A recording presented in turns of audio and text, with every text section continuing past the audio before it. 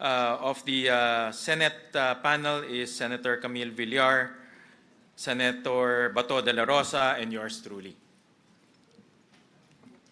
Thank you.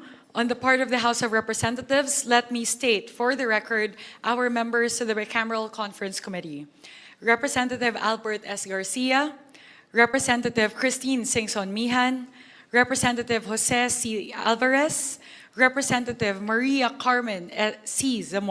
Zamora, Representative Rufus B. Rodriguez, Representative Jordin Jesus M. Romualdo, Representative Brian Raymond S. Yamsuan, Representative Javier Miguel L. Benitez, Representative Marcelino C. Libanan, Representative Alan U.T., and yours truly, Representative Micaela B. Swansing. Good afternoon, Your Honors.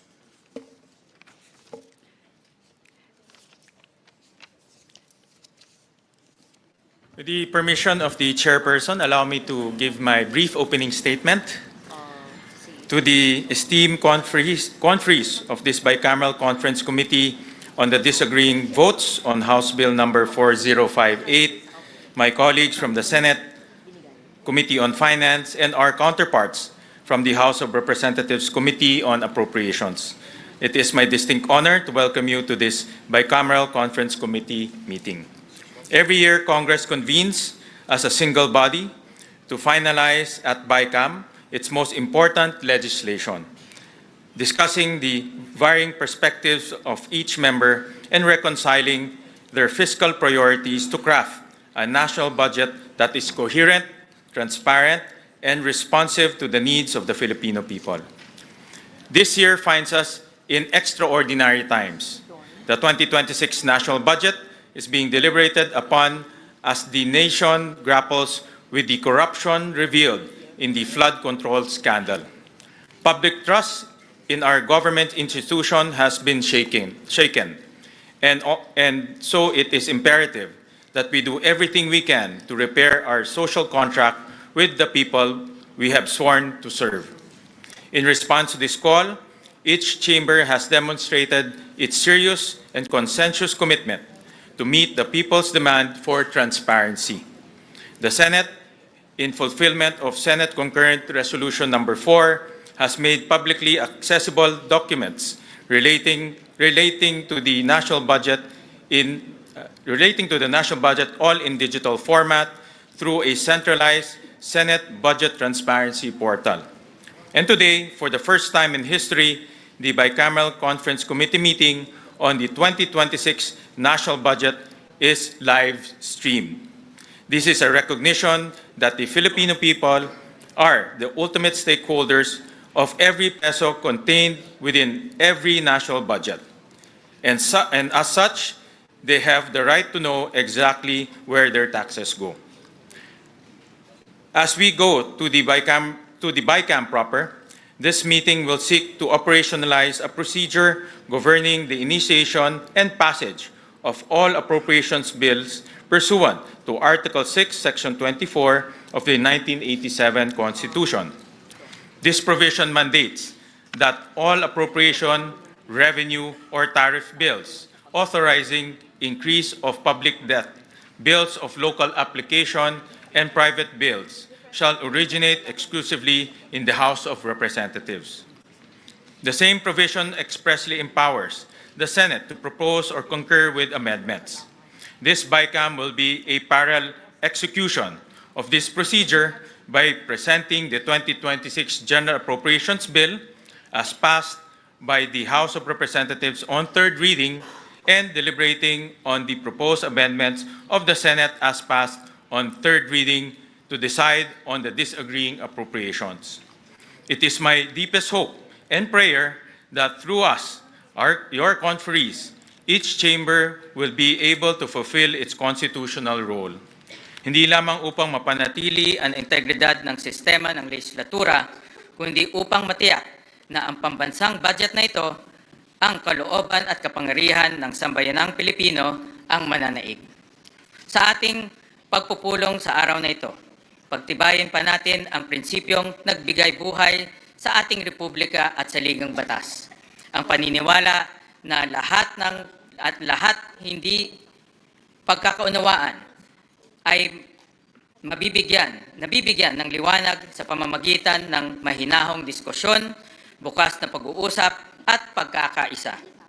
I know that as we review the varying fiscal and development priorities, we will be guided by the values of fairness, service, and justice. Pakinggan natin ang bawat pananaw ng may paggalang sa isa't isa. Alalahanin natin na ang budget na ating ipapasa ay huhubog sa buhay ng milyong-milyong mga Pilipino na sa susunod na taon. Panatilihin nating malawak ang ating pananaw lampas sa mga suliranin ng kasalukuyan tungo sa isang mapayapa at masaganang kinabukasan para sa ating mga kababayan. Siguraduhin natin na ang pambansang budget para sa taong 2026 ay magsisilbing daan sa pag-angat ng buhay ng bawat Pilipino. Ipakita natin sa kanila na hindi lang katang-isip ang isang gobyernong matino, bukas at kumikilos ng tama. Patunayan nating lahat na hindi natin pababayaan ang kanilang mga pangarap. Maraming salamat. Magandang hapon po.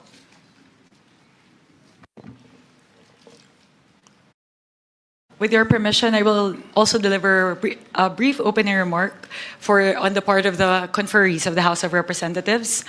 Honorable members of the House and Senate panels, distinguished colleagues in public service, members of the media who are with us here in PICC,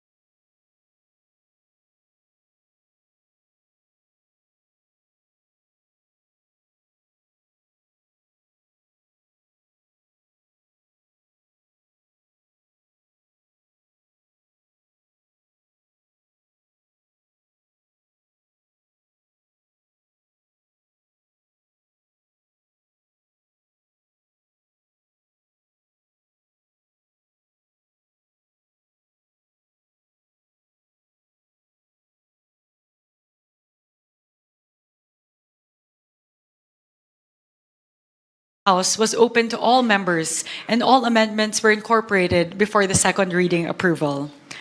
Ang makasaysayang araw na ito, ang pinakaunang araw sa kasaysayan na bubuksan sa publiko ang BICAM, ay sumasalamin po sa paninindigan ng Kongreso na tanggalin ang tabing sa usaping budget at talagang ipakita kung saan napupunta ang bawat piso ng buwis mula sa dugo at pawis ng bawat Pilipino.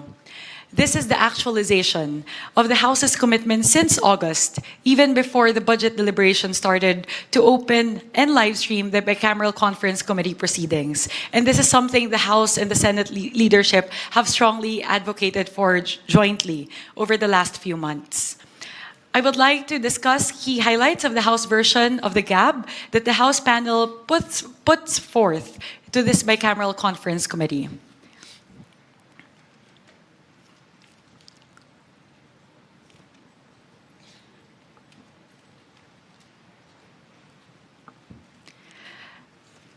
The 255 billion pesos from the removal of flood control projects under DPWH were reallocated mainly to the three key sectors identified by President Ferdinand Marcos Jr.: education, health, and agriculture. Specifically, 201.1 billion out of the 255 billion pesos, or 79%, went to the following: 56.6 billion towards education, 90.7 billion towards health, and 53.7 billion towards agriculture. The budget for fiscal year 2026 will contain the highest budget education in history.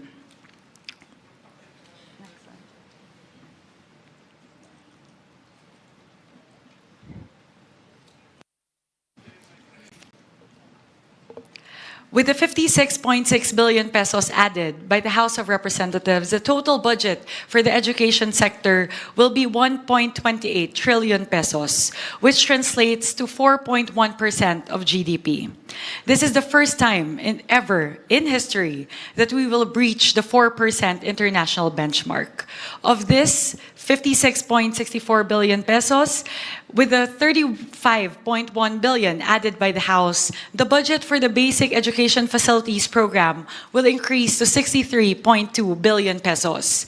This amount translates to around 25,200 new and rehabilitated classrooms in 2026, or 63% of the 40,000 classrooms envisioned by the President to be built and rehabilitated by 2028. Next, fiscal year 2026 will be the first year that we will be able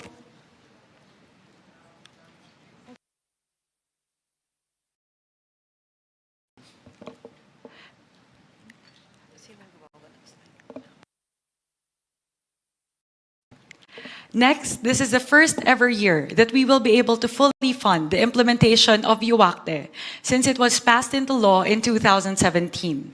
With the 4.48 billion pesos added by the House and the House special provision enabling the use of the 7.82 billion pesos from the Higher Education Development Fund, we will be able to fully fund the 12.3 billion peso deficiency to 113 SUCs in fiscal year 2026. This is something that the SUCs have been clamoring for the past 6 years. With a total funding of 52.2 billion pesos for UACTE, CHED-TES, CHED-TDP, TES the STEP, and TES the TWSP, we will be able to provide scholarships to 2.49 million learners. Next, under the health cluster, with the 90 billion pesos added by the House, the total health sector budget increased to 411.2 billion pesos. With the 60 billion pesos added by the House, the total subsidy for PhilHealth increases to 113 billion pesos, geared towards the improvement of benefits. With the 25 billion added by the House, the total for MAIFIP increases to 49.2 billion pesos to actualize the directive of President Ferdinand Marcos Jr. to provide zero balance billing for indigent patients in government hospitals. Next, under the agriculture cluster, with the 53.8 billion pesos added by the House, the total agriculture sector budget increased to 292.9 billion pesos. Of this, 10 billion pesos is provided for the presidential assistance for farmers and fisherfolk, expected to benefit 1.43 million farmers and fisherfolk. With the 35.5 billion pesos added by the House, a total of 74.5 billion pesos will be provided towards the construction and rehabilitation of farm-to-market roads and irrigation infrastructure. Moreover, 30 billion pesos is provided under RCEF towards the provision of farm mechanization and other inputs. The House also added 1 billion pesos for crop insurance, 2.4 billion pesos for the construction of deep water ports, and 200 million pesos for the implementation of the new Agrarian Emancipation Act. Lahat po ito ay para tulungan ang ating mga bayaning magsasaka na bumaba ang kanilang mga gastusin at mapataas ang kanilang ani at kita. To our colleagues in the Senate, our House panel looks forward to working with you in this Bicameral Conference Committee in crafting a final version of the budget for fiscal year 2026 that truly is responsive to the needs of the Filipino people in our country. I am very hopeful because as we look at the two versions, we both have the same priority areas, which is education, health, and agriculture. Sa atin pong mga kababayan, tinanggal na po ng inyong Kongreso ang tabing sa usaping budget.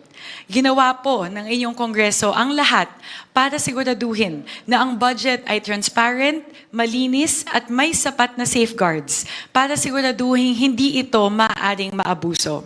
Pinapangako po ng inyong Kongreso na ang budget para sa taong 2026 ay mararamdaman ng bawat Pilipino, na ito ay tunay na tumutugon sa pangangailangan ng ating mga kababayan at ng ating bansa, na ito ay isang budget na inyong mapagkakatiwalaan. Maraming salamat po para sa Diyos at Bayan. Maraming salamat, Chairperson Mika, at natutuwa ho ako at kami dahil yung tema ng budget ng Senado ay halos kalintulad na rin o tingin ko parehong-pareho na rin sa tema rin ng budget ng House of Representatives. Kami rin po, binigyan ho namin ng malaking atensyon ang sektor ng edukasyon, malaking atensyon ang sektor ng public health at agriculture. At makikita ho natin mamaya sa mga detalye na itong tatlong sektor na ito ay nabibigyan ngayon ng malaking pahalaga para maramdaman ng ating mga kababayan ang tunay na serbisyo ng gobyerno. At ito talaga ang nakikita kong kailangan ng kailangan, mga basic necessities, basic services para po sa ating mga kababayan. Tama po yun, Mr. Chair. Yun po yung isa namin na nakita na talagang maganda at alam ko, I'm also very confident that we will be able to craft a version of the budget na talaga pong sumasalamin sa gusto pong mangyari ng ating mga kasamahan pareho po sa Kongreso at sa Senado. Dahil alam ko naman po, yun na rin po yung sinabi sa atin ng ating Pangulong Ferdinand Marcos Jr. noong SONA na sana mabigyan ng prioridad ang human capital development patungkol po sa edukasyon, agrikultura at kalusugan. Kaya makikita naman po natin pareho sa version ng House of Representatives at na Senado na ang pinakamalaki, ang bulto po na ang pondo ng ating gobyerno ay atin pong ilalaan para po sa tatlong mahahalagang sektor na ito. So, mamaya po, hihimayin po natin yan, Senwin. Alam po natin yan na hihimayin po natin lahat ng mga items patungkol po sa edukasyon, agrikultura at kalusugan. Salamat. In fact, I would like to ask kung meron pong gusto magbigay ng opening statement. We recognize Senator Kiko Pangilinan. Yes, maraming salamat, Mr. Chairman. Mr. Chairman, this is not so much an opening statement as a matter of putting on record that a statement was forwarded to us by the Roundtable for Inclusive Development, RFID, and the People's Budget Coalition, signed by Bishop of Caloocan, Pablo Virgilio Cardinal David, Ramon Del Rosario of the Roundtable for Inclusive Development, Kenneth Abante, co-convener of People's Budget Coalition, and Bendanya Hyacinth Nacario Bendanya, coordinator of the People's Budget Coalition. May we request the chairman of the Senate panel to provide all members of the Bicameral Conference Committee a copy of their statement, and that hopefully we will be guided and perhaps an initial response, because I forwarded this statement to the chairman of the Senate panel the other day. Maybe an initial response before we go into the actual proceedings and the debates, Mr. President. Mr. Chairman. Yeah, thank you, Senator Kiko Pangilinan. Yes, indeed, you forwarded to the committee a letter from the RFID group and the People's Budget Coalition. And in this letter, meron ho silang 7 items na recommendation ho sa Bicameral Conference Committee and both the Senate and the House of Representatives on how to improve transparency in the budget deliberation. And I made the checklist. Actually, I showed you the checklist. Out of the 7 recommendations, 4 have been fulfilled by the House of Representatives and also the Senate. For example po, all of the documents pertaining to the budget deliberations from the start, ibig sabihin ho, pag-submit pa lang sa Kongreso ng NEP, pag-approval ng GAB, at pati yung Senate version, lahat ho ito naka-upload na ho sa website. No? Dati ho hindi ginagawa yon, ngayon naka-upload ho sa website. So pwede na ho ng ating mga kababayan makita yan in real time. So 4 out of the 7 ay na-fulfill. The rest actually, yung 3 ho ay actually ay hindi natin ma-fulfill dahil yung isa, ang recommendation nila nandito yung mga ahensya. No?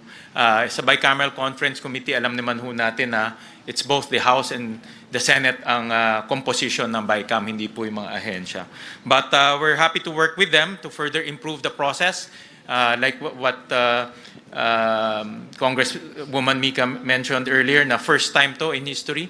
So marami pa ho tayong pwedeng gawin para ma-improve yung transparency process ng budget deliberation. And we're very open and we welcome suggestions, especially from our constituents. Thank you, Mr. Chairman. I just wanted to stress that napakahalaga ng people's participation, citizens' participation in our government deliberations and discussions. And that's why I placed this on record, and that's why I would like all members of the Bicameral Conference Committee to be given copies. Mas maganda at mas maayos ang transparency pagka ang mamamayan mismo ay we engage with citizens groups and organizations in the deliberation of the 2026 budget. Maraming salamat, Mr. Chairman. Maraming salamat, Senator Kiko, for that intervention. Mr. Chair, if we may, on the part of the House, Okay. thank you for acknowledging, Chair Win, with regard to the transparency measures that we've already done in the House. It's the same checklist po, right? The 7 items that were mentioned here. So as we mentioned, like all the amendments, we will make sure that it's very transparent as to who will advocate for them. We've done that during the Bar C, even during the period of amendments of the House. Ngayon din po makikita natin line by line lahat. So bukas po lahat ng mga amyenda.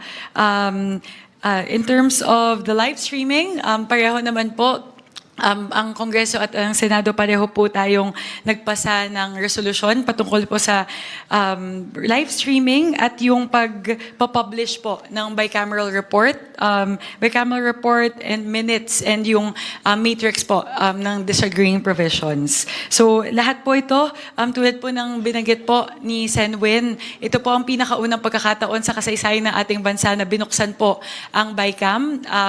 We are adopting as we go, and we hope to improve the process as we go along in the succeeding budget cycles. Pero nagpapasalamat po kami sa ating po mga kaibigan sa civil society organizations na ating pong naging katuwang sa paglilinang po, pagpapaganda lalo ng ating proseso sa kahabaan po ng budget deliberations.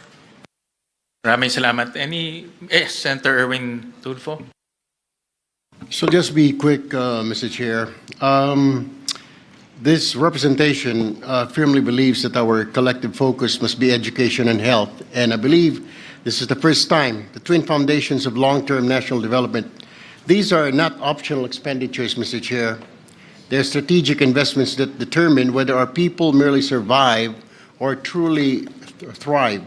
In education, for example, we are confronted with learning poverty, overcrowded classrooms, underpaid teachers, and a generation struggling to recover from years of disruption. Adequate funding for classrooms, teachers' welfare, digital learning tools, and student support is essential if we are serious about building a competitive, innovative, and resilient nation. In health, the lessons of recent years remain painfully clear, Mr. Chair. Our hospital remains overstretched, our health workers undersupported, and access to quality care remains unequal, especially in rural and far-flung communities. Strengthening primary care, public hospitals, disease prevention, and mental health service must be at the core of this budget if we are to protect both lives and livelihoods. At the same time, we must speak also, Mr. Chair and my fellow members, candidly about infrastructure spending, particularly in flood control projects. While infrastructure has a role in development, we cannot ignore the reality that some projects have failed to deliver protection to our communities and, worse, have been tainted by allegations of misuse and pocketing of public funds. Every peso lost to corruption is a classroom not built, hospital bed not provided, and a life put at risk. This bicameral conference is our opportunity to correct course, to realign resources towards sectors that directly uplift our people, to ensure transparency and accountability, and to restore public trust in the budgeting process. Let us be guided, dear colleagues, not by political convenience, but by conscience. Let us craft a 2026 national budget that places the Filipino learner and the Filipino patient at the center, and that proves this Congress is capable of choosing people over pork and progress over plunder. Thank you, Mr. Chair, and I look forward to a principled and productive deliberation.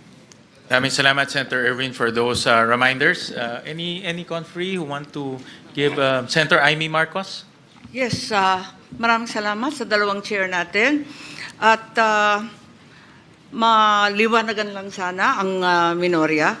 Pagkat wala po akong nakikitang budget ng DPWH at kung talagang transparency ang habol natin, bakit wala rito ang pinagmulan ng pagpopoot at kawalang kampiyansa ng taong bayan sa atin?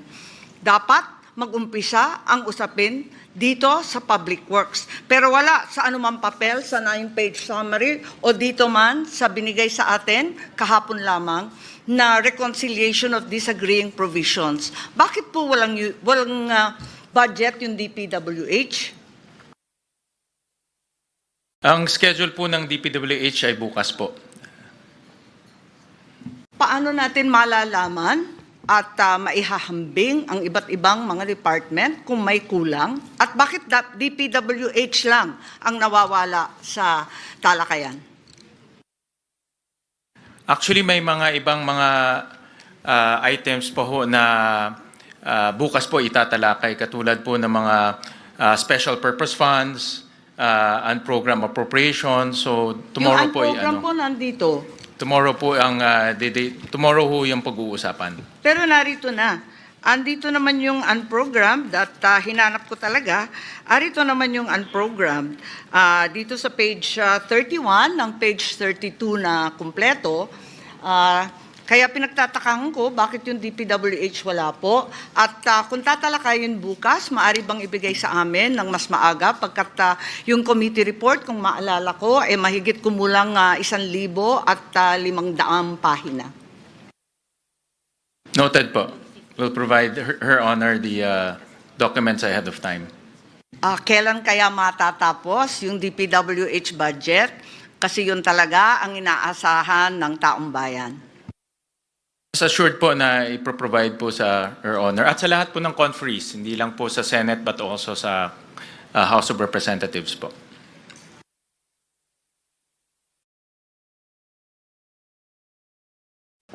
I would like to acknowledge on the part of the House, Representative Rufus Rodriguez for a manifestation. Thank you, Madam Chair. Chair Win Gatchalian of the Senate and all the distinguished senators who are here and my distinguished colleagues. Really, as stated by the chairman, Article 6, the Legislative Department, under Section 24, really gives the original exclusive jurisdiction on budgets, on appropriations to the House. But of course, the Senate has also the power to propose and concur with amendments. And doing our duty, as what the chair, Mika, has said, we 255.5 billion of flood control and budget of the DPWH, in the first instance, was distributed by the House of Representatives to first 90 billion to health, 56 billion to education, and 53 billion to agriculture. Practically 211 billion of the 255.5. So that is to follow the presidential directive that we have to focus, as stated by former Congressman of Senator Erwin here, Tulfo, that education, health, and also agriculture will be given priority. So therefore, we have taken the lead and we are very happy that the Senate has likewise studied the budget and has also made proposals to further enhance our support for education, health, and agriculture. Thank you very much, Madam Chair and Mr. Chairman. Mr. Chair, both chairs, please. Yes, with all due respect, and I am compelled to disagree without being disagreeable. It was mentioned that certain funds are not included in this submission, when in fact, both are in fact here. On page 31, as mentioned earlier, the unprogrammed funds are already listed quite adequately, and the special purpose fund that were supposedly not here are quite clearly denominated in page 29 as special purpose funds. So ang tanging kulang lamang ay yung mahiwagang DPWH. Yun lang po. Bukas po, hindi ho lahat ng mga items ho dito matatapos ho natin. Hopefully ho matapos, but from our estimate, baka hindi ho matapos. So bukas ho natin i-deliberate yung ibang mga agencies, kasama po special purpose funds, kasama na rin po yung mga ibang mga ahensya. Yes, maraming salamat po. Sana bigyan kami ng konting panahon para mabasa ng maigi at mapag-aralan yung lalo na yung DPWH. Maraming salamat po. Alright, maraming salamat po. Any more conferees who want to make an opening statement? Meron pa hong mga... Maybe I should. I wasn't going to. I just wanted to greet all our colleagues in the House of Representatives, both the first termers and those that I've worked with for a very long time.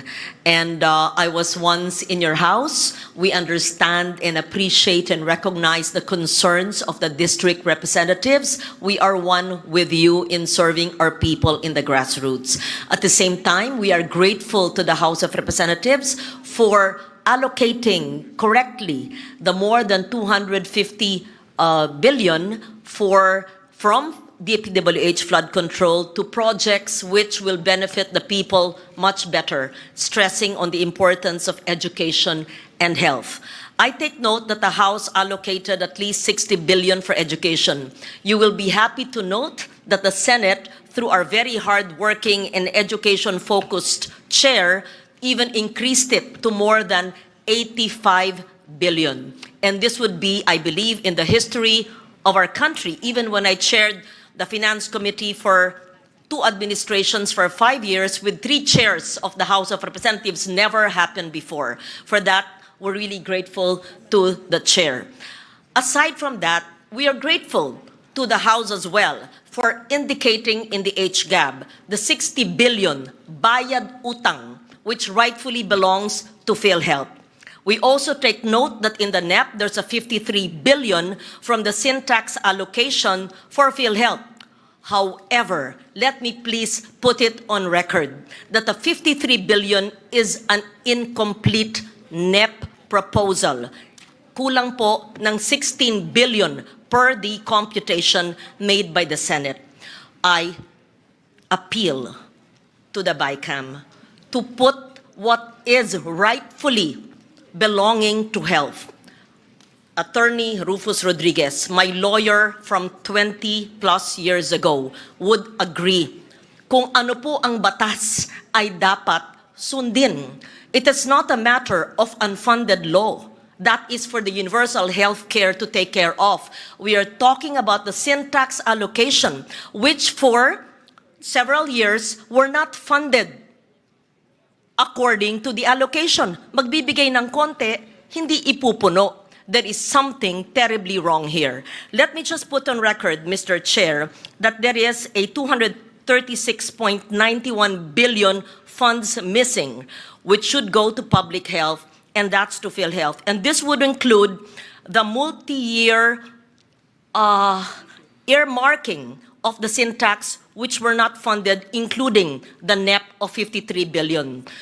We also take note that the 2025 GAA did not have the syntax allocation, which miraculously disappeared in the GAA. We, both houses of Congress, owe that to the Filipino people. Having said that, I will discuss this further when the Health Department is brought on the floor. But let me state our appreciation for restoring in the HGAB the bayad utang when the DOF took out the PhilHealth 60 billion and returned it. Let me just state also later when we discuss the PhilHealth and the health budget that it was returned in the HGAB and Congress was the one that enumerated the possible utilization of the funds.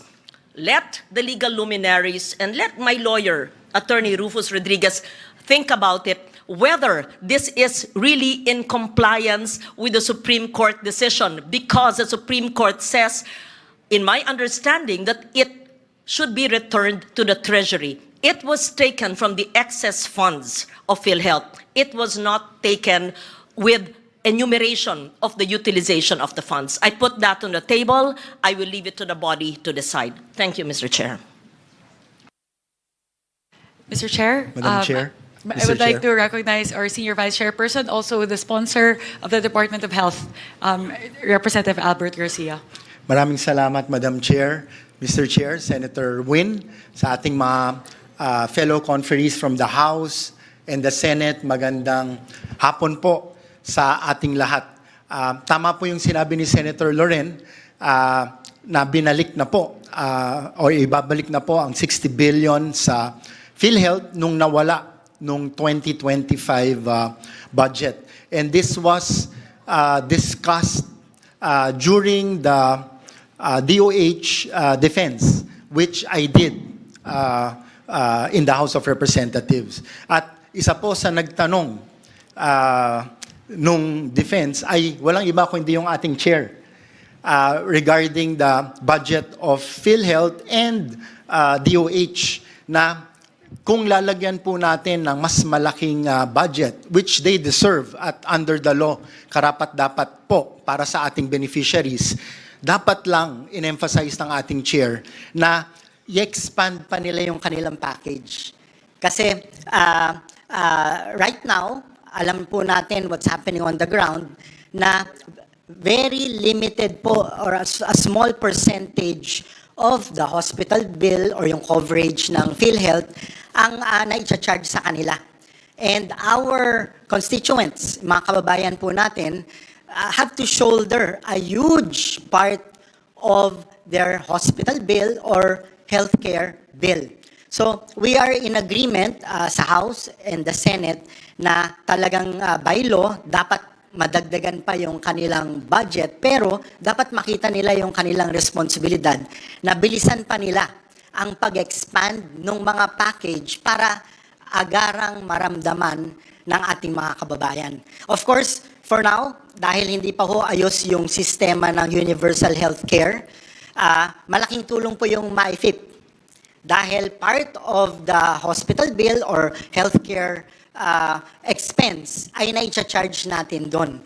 Pero with all these funds going to PhilHealth, I think our people deserve na maging institutionalized na po at malawakan na po kagad o madagdagan na po ang package para konting-konti na lang po yung out of pocket or konting-konti na lang po ang sasaluhin ng zero balance billing ng ating mga DOH and LGU hospitals. So itong responsibilidad na ito dapat ma-emphasize sa leadership ng PhilHealth at ng DOH nang sa ganon ay magawa naman po nila yung responsibilidad nila para sa ating mga membro ng PhilHealth. Maraming salamat, Madam Chair. Thank you very much, Mr. Chair.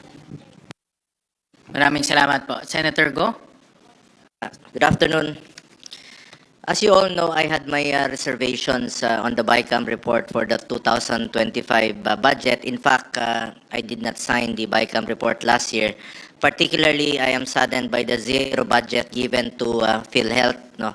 Kumbaga, double whammy po itong nangyari sa PhilHealth. Alam ko po yan dahil 2024 nagkaroon po ako ng 14 hearings including health emergency allowances ng mga healthcare workers. At doon natin nakita na kulang talaga yung counterpart ng PhilHealth sa kanilang mga pasyente. Tama yung sinabi mo kanina, napakaliit pa ng case rates nila.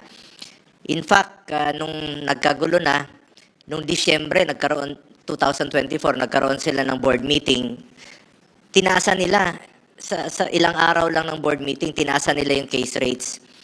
Kaya pala nilang taasan yung case rates sa ilang araw, Disyembre. Kung ginawa nila yun nung Enero pa lang, tinaasan yung case rates, wala sana silang excess funds na wawalisin ng National Treasury. Nung winalis ng National Treasury, nung July, doon tayo nagkaroon ng hearing, doon tayo na alarma, at may nag-file sa Supreme Court, salamat. At finally, na-desisyonan po na, sabi ko nga nung panahong yon, it might be legally acceptable then, but morally unacceptable dahil marami pong pasyenteng naghihirap na walang pambayad sa hospital. Kung kaya nilang taasan yung case rates noong Disyembre, wala silang excess funds, walang kukunin. Anyway, tapos na po yun. That's water under the bridge. Ang problema ngayon, nagdesisyon po ang Supreme Court ngayon na ibalik po yung pondo na 60 billion. Refund po ito. Ibig sabihin, dapat sana'y magamit ka agad ito. Ginawa pong appropriation na sa 2026. How about the 2025 na zero? Ilan po kayang mga pasyente ang na-deprive naman po doon sa zero budget po ng PhilHealth noong 2025. Kaya po, isa sa dahilan na hindi po ako pumirma noong 2025. Maybe ma-address po ito ng BICAM.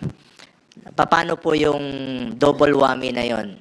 60 billion, ibabalik sa 2026. How about na zero noong 2025? At kung maaari, mabigay na po yung hindi na ibibigay. Dahil nasa syntax law po itong earmarking, about 200 billion pa po mahigit ang hindi nabibigay since 2023. Ilang pasyente po ang matutulungan nito, ilang buhay po ang masasalbar sa pondong ito na alam naman natin nung 2024 nung kinuha po yon yung 60 billion medyo nahalo-halo na kung saan ginamit. May nagsabi na ginamit po sa health emergency allowances, but the truth is it was pinulled po siya tapos ginamit po sa iba't ibang kaya isa po ito sa dahilan na hindi talaga ako pumirma nung 2025 dahil sakit na zero mo yung PhilHealth. Pinaglaban nga natin na wag kunin yung excess funds ng PhilHealth. Hindi naman excess yun eh. PhilHealth yun, klaro naman, health para sa Pilipino po yun. Hindi excess funds po yun. Sana po ma-address rin po ito ng BICAM. Salamat po. Madam Chair, if I may. I would like to recognize our minority leader, the Honorable Marcelino Libanan. Thank you, Madam Chair. Just for the record, yung HGAB ng House for 2025, hindi po binawasan ang PhilHealth. Iwan ko kung saan na po nabawasan yun. Maraming salamat po. Yun nga po yung sinasabi. Mabuti na lang po, no? I commend both houses na nagkaroon tayo ng transparency ngayon na bukas yung BICAM. Hindi katulad last year na pag bukas ng BICAM, pag hindi na namin alam, tinawag na lang kami, sasara na yung BICAM. So hindi kami pumirma. Ba't kami pipirma? Hindi nga namin alam anong pinag-usapan. Salamat. At ngayon maririnig na po ng taong bayan ang pinag-uusapan dito. It has been my call for a participative budget process. Dapat talaga involved ang ating mga kababayan sa bawat proseso. Pera po ng taong bayan ang pinag-uusapan dito, kaya dapat alam nila yung anong prosesong ginagawa. This is in line with Section 28, Article 2 of the 1987 Constitution, which declares that the state adopts and implements a policy of full public disclosure of all its transactions involving public interest. Napakahalaga po yan at Section 7, Article 3 of the Constitution provides that the right of the people to information on matters of public concern shall be recognized. Salamat po. Meron na tayong ino-observe na natin this year po yan. Last year, wala po. Tama po si Congressman Libanan. Sir, tama po kayo na last year may pondo paglabas sa BICAM na zero na po. Yun po ang ating ikinalulungkot dahil hindi po kami nakaparticipate po sa BICAM. Nag-opening hanggang pagsasara. Hindi po ako pumirma noon sa BICAM, for the record. Salamat po. All right. Any more opening statements? Kung wala naman po, pursuant to Article 6, Section 24 of the 1987 Constitution, which provides that all appropriations, revenue, or tax bills authorizing an increase of public debt, Bills of local application and private bills shall originate exclusively in the House of Representatives, but the Senate may propose or concur with amendments.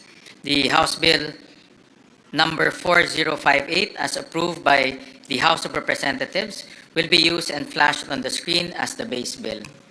Consistent with our observed practice and in accordance with this constitutional provision, the Senate made its amendments directly to the House bill. the House of Representatives have been provided with the amendments to House Bill number 4058 as approved by the Senate on third reading. Electronic copies were transmitted on December 9, 2025, and hard copies were delivered on December 11, 2025. To maintain an orderly Discussion, we will tackle the budget on a department/agency basis. We request that interventions be made at the appropriate time as each agency is called. And if may I suggest to Congresswoman Mika, I heard in her opening statement that the House had made significant improvements to the National Expenditure Program. It's good to highlight those improvements so that our constituents can see the efforts and the interventions that the House of Representatives made to the different departments in order to make the budget more efficient and also improve the delivery of services.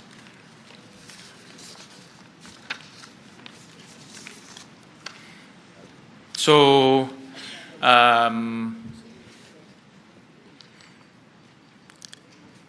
we will flash on the screen the General Appropriations Bill.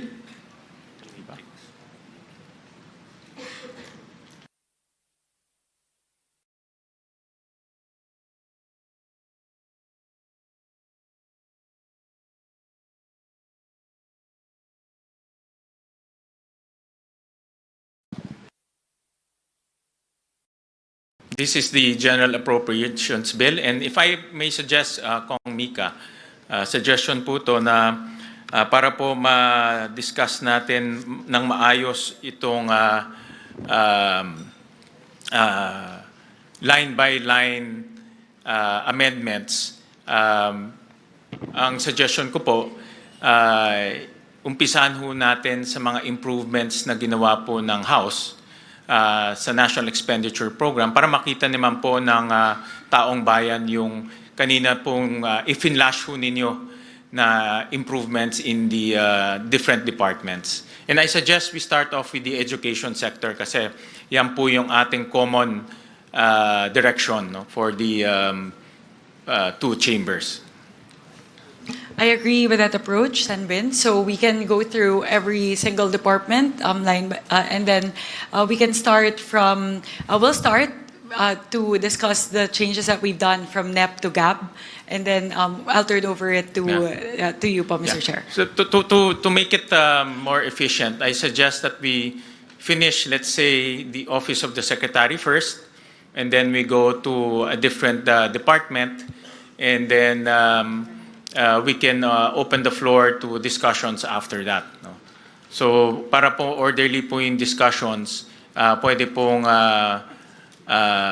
umpisahan ho natin sa mga iba't ibang departamento at iba't ibang opisina sa ilalim po ng departamento na yon. No? So unahin ho natin, I'll turn over first the floor to you, Congresswoman Mika, and after you, will propose the changes from the Senate.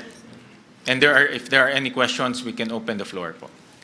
Sanbin, I'll just request for 1 minute to open my files. It seems like the internet connectivity in the room is a little bit slow, so I'm unable to open some of the files. I request for a quick 1 minute lang po, just to open the files.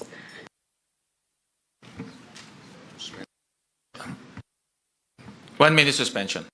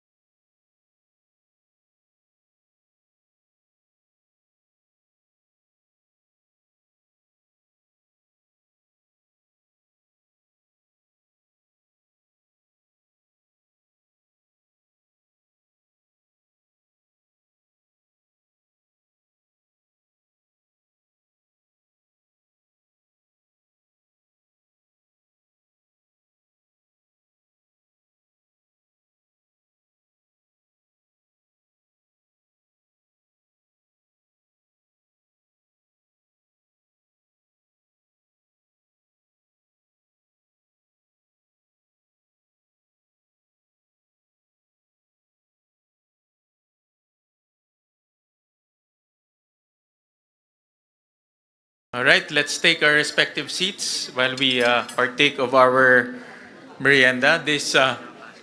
Let's resume our meeting. All right. So we recognize Chairperson Mika Swansing. Thank you very much, Mr. Chair. We would like to put forth the amendments proposed by the House of Representatives as reflected in the HGAB, particularly with regard to education. As we discussed, we'll first focus on the proposed amendments under the Office of the Secretary. In total, under the budget of DepEd, we are increasing the budget of the Department of Education from the current 874.5 billion pesos in the National Expenditure Program to 914.1 billion pesos. That is a total increase of 39.6 billion pesos to the Department of Education. What are the components of the increase? The first would be the under administration of personal benefits for overtime pay for teachers, honoraria for teaching overload, relocation allowance, terminal leave benefits. We increased it from the current 5.5 billion pesos in the NEP by 579.5 million pesos to a total of 6.11 billion pesos in the NEP, in the HGAB. Next, for learner support programs, the next item actually would be the basic education facilities program. That would pertain to the increase in the classrooms that would be built. We increased it from the 28.1 billion pesos in the NEP to an increase of 63.2 billion pesos. That is a total increase of 35.1 billion pesos towards the construction of classrooms, which, as mentioned earlier, will translate to 25,200 new and rehabilitated classrooms. Next would be the textbooks and other instructional materials. From the 11.2 billion pesos in the NEP, we propose to increase it by 50 million pesos to 11.2 billion pesos in the HGAB. Next would be under the basic education curriculum, and this pertains to improving services. This is actually in relation to ARAL, the tutoring program of ARAL. From the current 3.6 billion pesos in the NEP, we increase it by 984 million pesos to a total of 4.55 billion pesos. Under the flexible learning options, that being ADM, ALS, and EIE, we propose to increase it by 306 million pesos from 4.36 billion pesos in the NEP to 4.67 billion pesos in the HGAB. Next would be the Madrasa education program. We propose to increase it by 26.25 million pesos from the current 495 million to 521.7 million pesos. Under the school-based feeding program, from the current 11.78 billion pesos, we propose to increase it by 1.83 billion pesos, thereby putting school-based feeding program at 13.6 billion pesos. And lastly, this is pertaining to the Palarong Pambansa. We propose to increase the current allotment under the physical fitness and school sports from 481.6 billion pesos up to 531.6 million pesos. So in total, Mr. Chair, that would be an additional increase of 39.61 billion pesos towards the Office of the Secretary under the Department of Education. So the biggest increase, if I were to summarize lang po, Mr. Chair, ang pinakamalaki po nating ilalaan ay kadagdagang 35 billion pesos para po sa pagtatayo ng kadagdagang 25,000 na mga classrooms, 25,000 classrooms, at para po sa school-based feeding program. Magdadagdag po tayo ng 1.83 billion pesos para mas dumami po yung bilang ng araw na pwede po nating mapakain yung mga estudyante sa mga paaralan. Yun po, Mr. Chair, those are our main amendments pertaining to the Office of the Secretary. Maraming salamat, Congresswoman Mika. At maraming salamat po doon sa mga improvements at increases na ginawa ng House of Representatives sa National Expenditure Program. So on the part of the Senate, ito po yung mga proposals po ng Senate for the Department of Education, Office of the Secretary, to the amount of 958 billion pesos, and the composition of the Office of the Secretary is for administration of personal benefits, an amount of 8.4 billion pesos, learner support programs, an amount of 5,114 million pesos, Child Protection Program, 89 million pesos. Disaster Preparedness and Response, 3.772 billion pesos. Policy Research Program, 2.343 billion pesos. Basic Education Curriculum, 5.674 billion pesos. National Literacy Policy and Programs, 105 million pesos. Learning Tools and Equipment, 288 billion pesos. Textbooks and other instructional materials, 19.5 billion pesos. Basic Education Facilities, 85.3 billion pesos. Public Schools Infrastructure Program, 330 million pesos. Flexible Learning Options, 4.9 billion pesos. Madrasa Education Program, 521 million pesos. School-based feeding program, 25.6 billion pesos. Ito po, in-increase ho ng Senado para po ma-increase yung number of days from 120 days to 200 days for kindergarten and grade 1.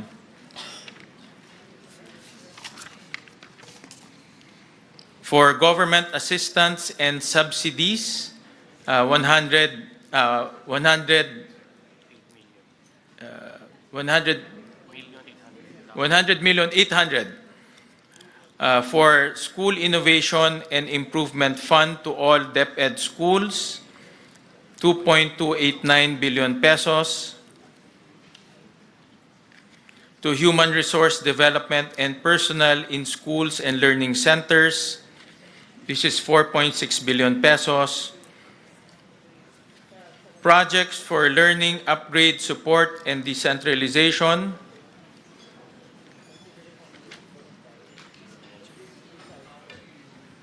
this is foreign assisted to ba?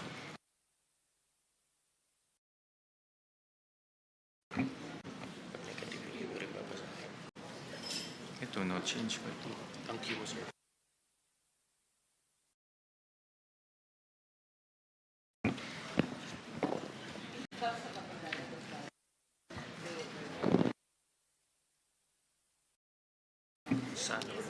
For project and learning upgrade support and project for learning upgrade support and decentralization, there's no change.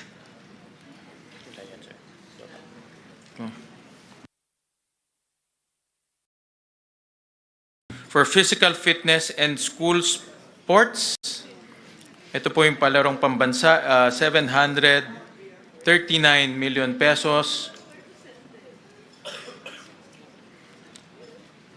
For operations of schools for elementary, kindergarten to grade 6, 358 million pesos.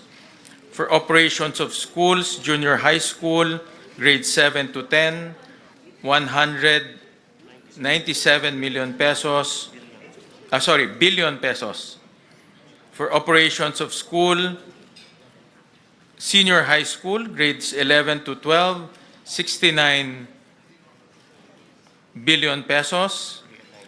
And then we realigned the last mile schools to the basic education facilities. So those are the proposals of the Senate. Thank you very much, Any comments? Mr. Chair. Yeah. We'd like to open the floor for comments from the body. Both proposals have been put forth. Maybe a request for any comments from the conferees. Mr. Chair, Madam Chair. Yes. Go ahead, I Senator. was just wondering, saan po dito nakasama, kasi sa mga classrooms po natin yung mga electric fan, mukhang wala po dito. Saan po ba dito sa item na ito, mga upuan, ng mga sira-sira? Because nung last election, Mr. Chair, dito lang sa Quezon City, 50 yung estudyante, yung electric fan na dalawa lang, sara pa yung apat. Napakainit, so mga estudyante hindi nakakapag-focus. Will that fall under basic education facilities, Mr. Chair? Tama po. Nasa loob po siya ng basic education facilities. I thought this is only for mga new classrooms. Kasama na rin po dyan yung mga accessories for classrooms. So, such as electric fans and then yung mga exhaust fans, Exhaust fans, desk, chairs. desk, ilaw, kasama na rin po dyan. Thank you, Mr. Chair. Opo. Nasa special provision ho siya ng BEF, Mr. President. Any comments? Any questions? Any motion? Hindi ba? Yes. By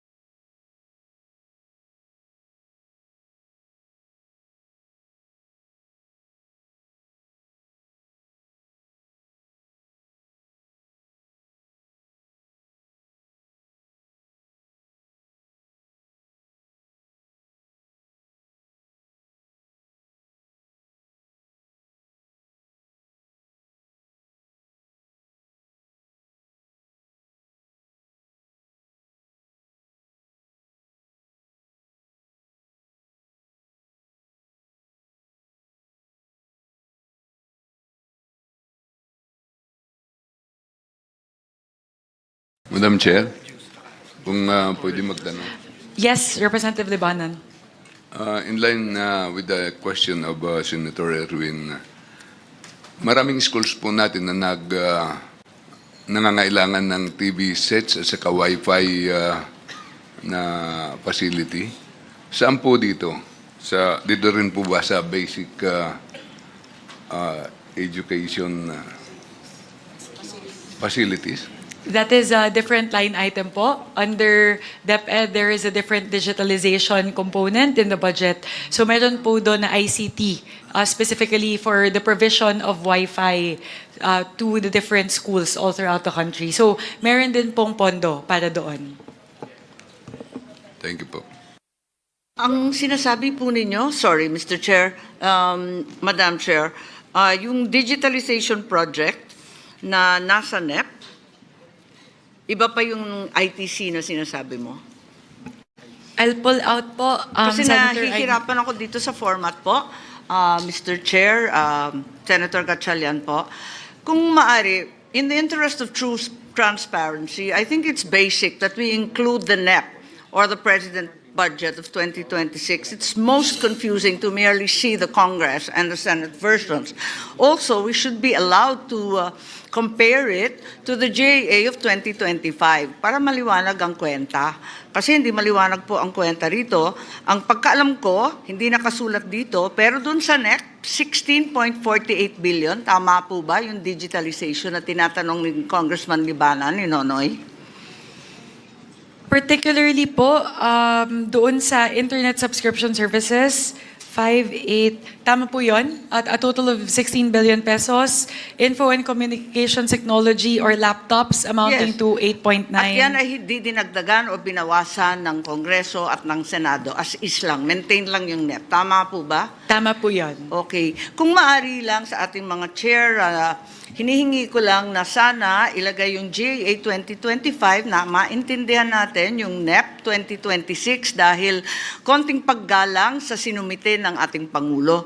At eto nga, yung basic education facilities, medyo ito ang mabigat ang galawan, ano?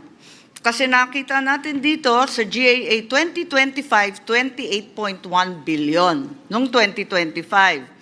Tapos, nung NEP, 28.056 ang linagay ng Pangulo at ng DBM, pagkat alam din natin na 22 lang ang classroom na ipatayo. At ang disbursement rate nila ay bagsak na bagsak sa 23%. Ngunit, dinagdagan ng Kongreso ng 63 billion mahigit at lumobo pa sa Senado ng 85 billion. Hindi ako tumututol sa pagdagdag ng classroom. Ang tinatanong ko lang, tama ba itong ginagawa natin? Hindi nagagastos, dagdag tayo ng dagdag, bilyon-bilyon nag-umpisa sa 28, di magastos, 23% lang ang accomplishment. Lumobo sa 63 at lumaki panlalo sa 85. Tanong lang po. Apa, go ahead. Actually, Senator Amy, ang backlog ho natin sa classrooms is about 165,000. At kailangan ho tayo mag-allocate ng about 400 billion pesos para lang makahabol. So ito ho ay hindi pa nga ho tayo nakakahabol ho dito. Ito ay para lang ma-decongest ho natin yung mga highly urbanized areas. Ang magiging method at mekanismo ng Department of Education ay papasok po sila sa number 1, PPP, number 2, counterparting with the LGUs, number 3, counterparting with the CSOs, number 4, counterparting with NGOs. So, ang kanilang strategy is sabay-sabay gagawa ngayon ng classrooms. So, ito po ay napag-usapan naman during the hearing, during the budget deliberation, at base po sa calculation ng DepEd, kaya naman ho nilang i-implement ho ito, basta sabay-sabay ho nilang i-implement. Yes, thank you very much, Mr. Chair. Ang akin lamang, kapag ganito kababa ang disbursement rate, klaro na hindi budget ang issue. Walang kakayahan ng DepEd magpatayo ng ganyang kadami at ang public works man. Sabihin na nga natin na iba-iba ang gagawin ng PPP, ng NGO, CSO at iba't iba pang tropa, LGU. Ang tanong ko po, wala namang maliwanag na plano. Kasi ang totoo, nagawa na po natin to. Hindi naman sa pagmamalaki, pero yung massive school building program po ng dekada 70, alalay po ako noon ng ama ko at nakita natin na new technology sa building ng prefab nung panahon na yon. Sa ngayon, wala naman tayong sinasaad na modular or ibang prefab na technology or smart technology na napakarami ng foam concrete at kung ano-ano pa. Wala naman nababanggit na ganon. At dyan tayo makakamura, alam natin yan. Ikalawa, wala namang prioritization, yung color-coded po ng DepEd. Kabisado po natin yan, galing tayo sa LGU, hindi naman ganun kaliwanag. Pagkatapos, wala namang kaakibat ito na programa para sa ating teachers. Hanggang ngayon, alam naman natin, teacher natin, ang baba-baba ng sahod. So, marami pong dahilan at ang paglalagay ng napakalaking budget, baka hindi ito ang tanging sagot lamang. Yun lang po, obserbasyon lamang. Ano ang absorption rate na totoo ng DepEd? Apakababa, nasa 23%. Actually, maraming salamat, Senator Amy. sa inyong mga komento. At actually, ang nangyari ho kasi, merong special provision na ibinibigay lang exclusively sa DPWH ang construction. No? So, for 2 years, almost 5 years, no? DPWH lang po ang nagko-construct ng classroom, farm-to-market roads, hospitals, yung health centers. So ngayon, under this budget, i-allow na ho natin ang mga iba't ibang ehensya na pumasok po sa counterparting with LGUs. No? Kung gusto ho nilang makipag-partner with LGUs, pwede ho sila mag-partner para ho mabilis yung construction dahil ang LGUs ho, alam naman ho natin, mas mabilis ho mag-construct. Before I continue, let me recognize the presence of Senator Mark Villar, one of our conferees. Mr. Chair. Yes, we appreciate the concerns of Senator Marcos, and as the chair mentioned, there are several options that Secretary Angara had mentioned in our hearings and in plenary, and that would be including letting the local governments implement the school building program, and we appreciate that. And in fact, Senator Aquino, I think, and Senator Pangilinan mentioned also about the possibility of CSOs and PPPs with accredited private sector partners. So, having said that, if there's no other question, Mr. Chair, I would like to move for the DepEd Office of the Secretary budget to be approved. Mr. Chair? Yes. Yes, I have Senator Tulfo. one quick question. Kanina ko pa po hinahanap dito sa Office of the Secretary. Ito po yung mga hinihingi lagi ng mga teacher, ng mga PTA sa mga estudyante sa public schools. Mga simple, walis, ting-ting, dustpan, pag naglinis ng classroom, basahan, tapos pag malapit ng graduation, mga dekorasyon sa mga stage. Hinihingi po ito sa mga estudyante. Ang dami na pong reklamo na ganito. Saan po banda rito kaya nakasama? Parang wala ho yata. Parang, Dito po sa MOOE, ito po yung operations of schools, elementary, junior high school, senior high school. doon po sa operation of schools. Yeah. Pasok MOE ho ito ng mga eskwelahan. Maraming salamat po, Mr. Chair. So there's a pending motion to approve the Office of the Secretary. Any second? On the part of the House, Madam Chair, Mr. Chair, we second the motion. Before that, since I'm the movant, I just want to make sure that we put on record before we finalize it, the HGAB number and the BICAM number that we are approving so that it's on the record. May we ask the chair to do that if you agree? Because many figures are being discussed, may we kindly put on record the HGAB figure and the BICAM figure that we are approving? But I so move. Yes. Thank you. Yeah, thank you. And there's a duly seconded, so the budget of the Office of the Secretary, Department of Education is hereby approved. Those summaries, Madam Chair, will be provided prior to the signing of the BICAM report. In fact, dito po sa BICAM, hindi ho natin isa-sign to kaagad. Ipiprint na muna po yung mga dokumento, ipiprint na po yung pre-enrolled copy, at iproprovide yun sa members para po makita ho nila bago ho tayo mag-sign. No? Thank you. All right? Mr. Chair, in response to the query of the Honorable Legarda, the current total under the Office of the Secretary would go from the current HGAP level of 912 to a total of 958.7 billion pesos. So that would be a total increase of 46.2 billion pesos.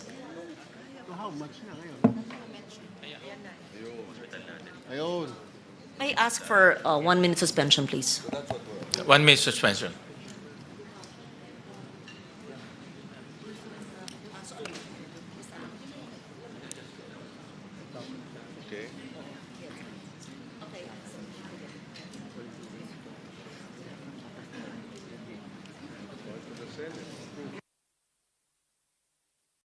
Thank you. So we resume our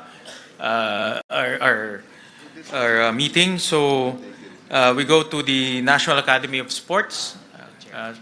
Chairperson Mika, do you want to highlight the improvements, if there are any? Thank you very much. For the National Academy of Sports, actually on the part of the House, Mr. Chair, we retained all the items from the NEP to the HGAB. So the current amounts for the two items mentioned here, promotion, development, and implementation, would be 128.8 million pesos, and for general management and supervision, 115.5 million pesos. So we retained the NEP levels for both of these items. Thank you very much, Chairperson Mika. On the part of the Senate, the budget proposal for the National Academy of Sports is 540 million pesos. And this is composed of promotions, development, and implementation of quality and enhanced sports integrated secondary program, general management, and supervision. Let me just dictate. For promotions and development is 344 million pesos. For general management and supervision, 194 million pesos. So any questions, any comments? Hearing none, any motion?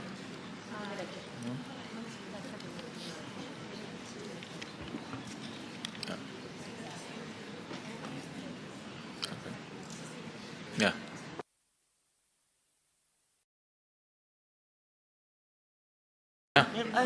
Any motion to approve National Academy of Sports?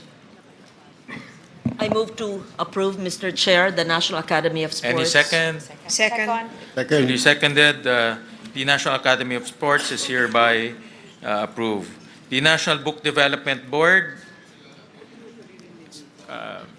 For the National Book Development Board, Mr. Chair, among the four items mentioned here, we propose an increase in the general management and supervision by 40.3 million pesos, which brings the total to that. So here for the National Book Development Board, the levels under the HGAB would be 40.3 for the general management and supervision, 7.5 million for the policy development, 91.6 million for capacity building, and 12.5 million for administration of awards.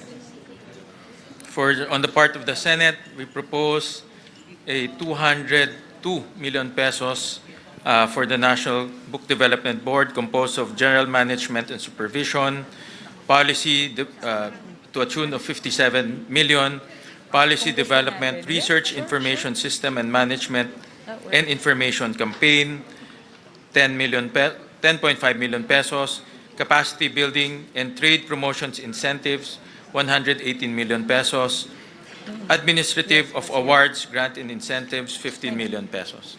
Any questions? Any questions po? Mr. Chairman. Yes, go ahead. Yeah, I move for approval of the proposed budget for the National Book Development Board to the tune of a total of 202 million, with a breakdown as stated by our chair, Wing Gatchalian. So move. Thank you. Any second? I second the motion. Mr. Second. Chair. Thank you. The duly seconded. The budget of the National Book Development Board is duly approved. And the motion of Congressman Rufus is perfect, being a former member or a former participant and advocate of the National Book Development Board. And the first, Mr. Chairman, the first legal counsel of first legal NBDB, counsel pala. because I was a lawyer and I was the lawyer of the Publishers Association of the Philippines, and we drafted the bill. Thank you. Alam po, malapit po sa puso ho ninyo ang book development, book publishing industry. Next will be the National Council for Children's Television. On the part of the National Council for Children's Television, the House proposes the retention of the items stated herein in the HGAB from the NEP. For general management and supervision, 21.9 million, and for child-friendly television development services at 49.3 million. The Senate proposes a 116 million budget for the National Council for Children's Television, composed of General Management and Supervision, 26 million. Child-friendly television development services, 89 million. Any questions? I move, Mr. Chair, that we approve the National Council for Children's Television budget. Any second? Second. Duly seconded. The National Council for Children's Television budget is hereby approved. Next will be the National Museum, an organization very close to the heart of Senator Lawrence. So, Congressman Mika, any?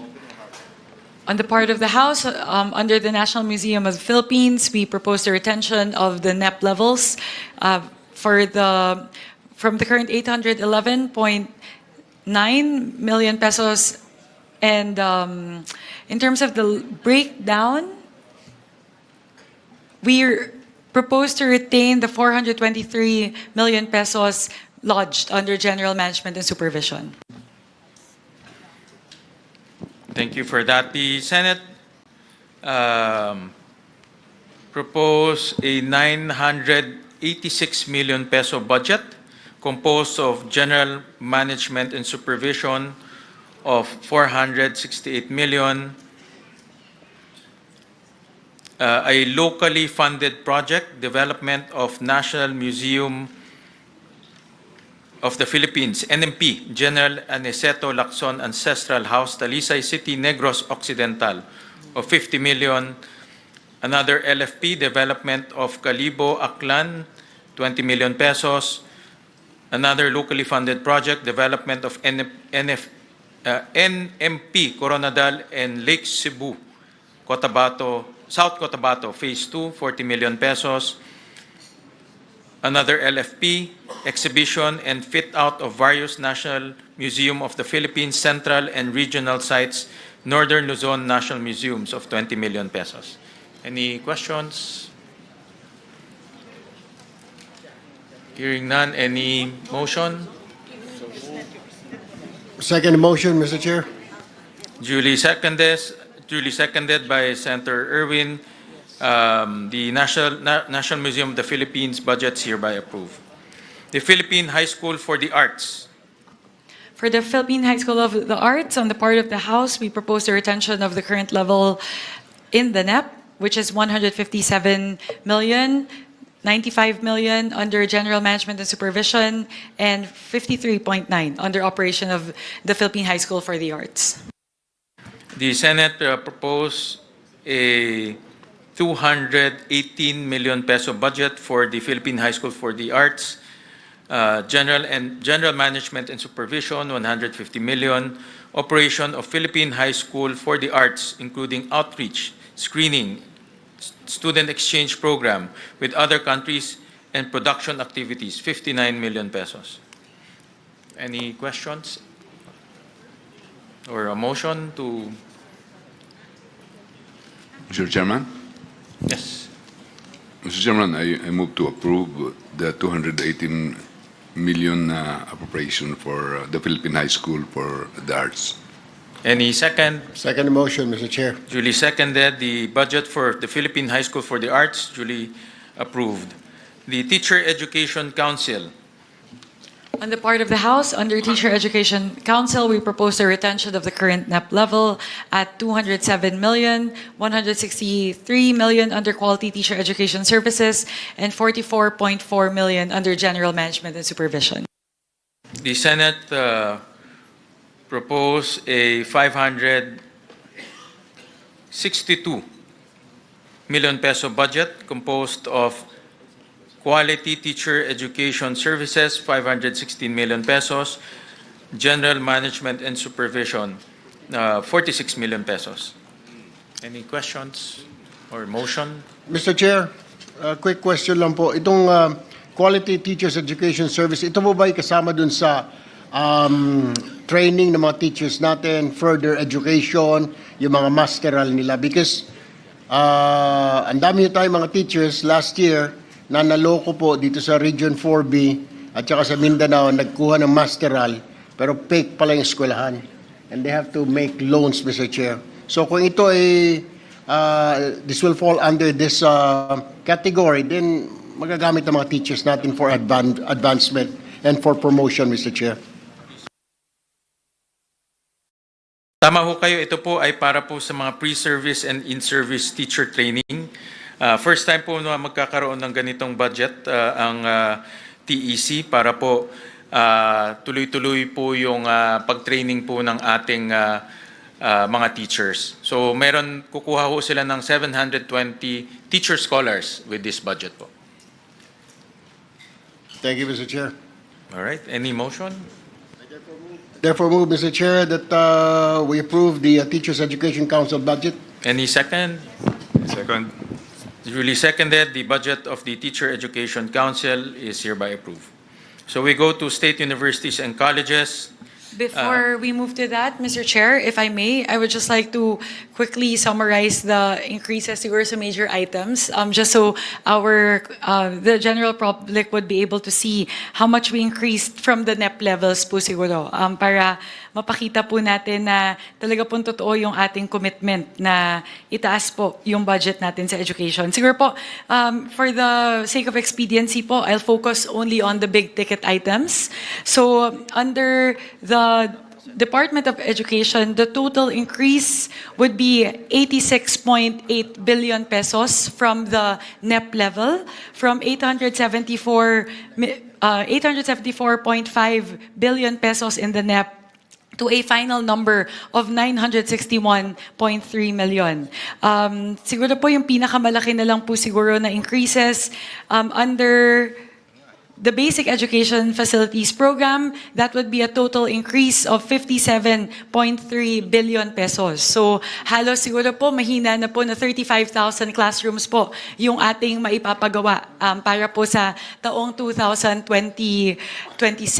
Maganda po yun kung maaalala po natin ang binanggit po ng ating Pangulo nung kanyang SONA ay 40,000 pesos po yung target na maipatayo na classrooms by 2026. So dahil po sa atin pong inilaan na pondo para sa Basic Education Facilities Program para sa 2026. Halos kaya na po natin yung punan. Konti na lang po. Matatamaan na po natin yung target natin na supposedly sa 2028 pa.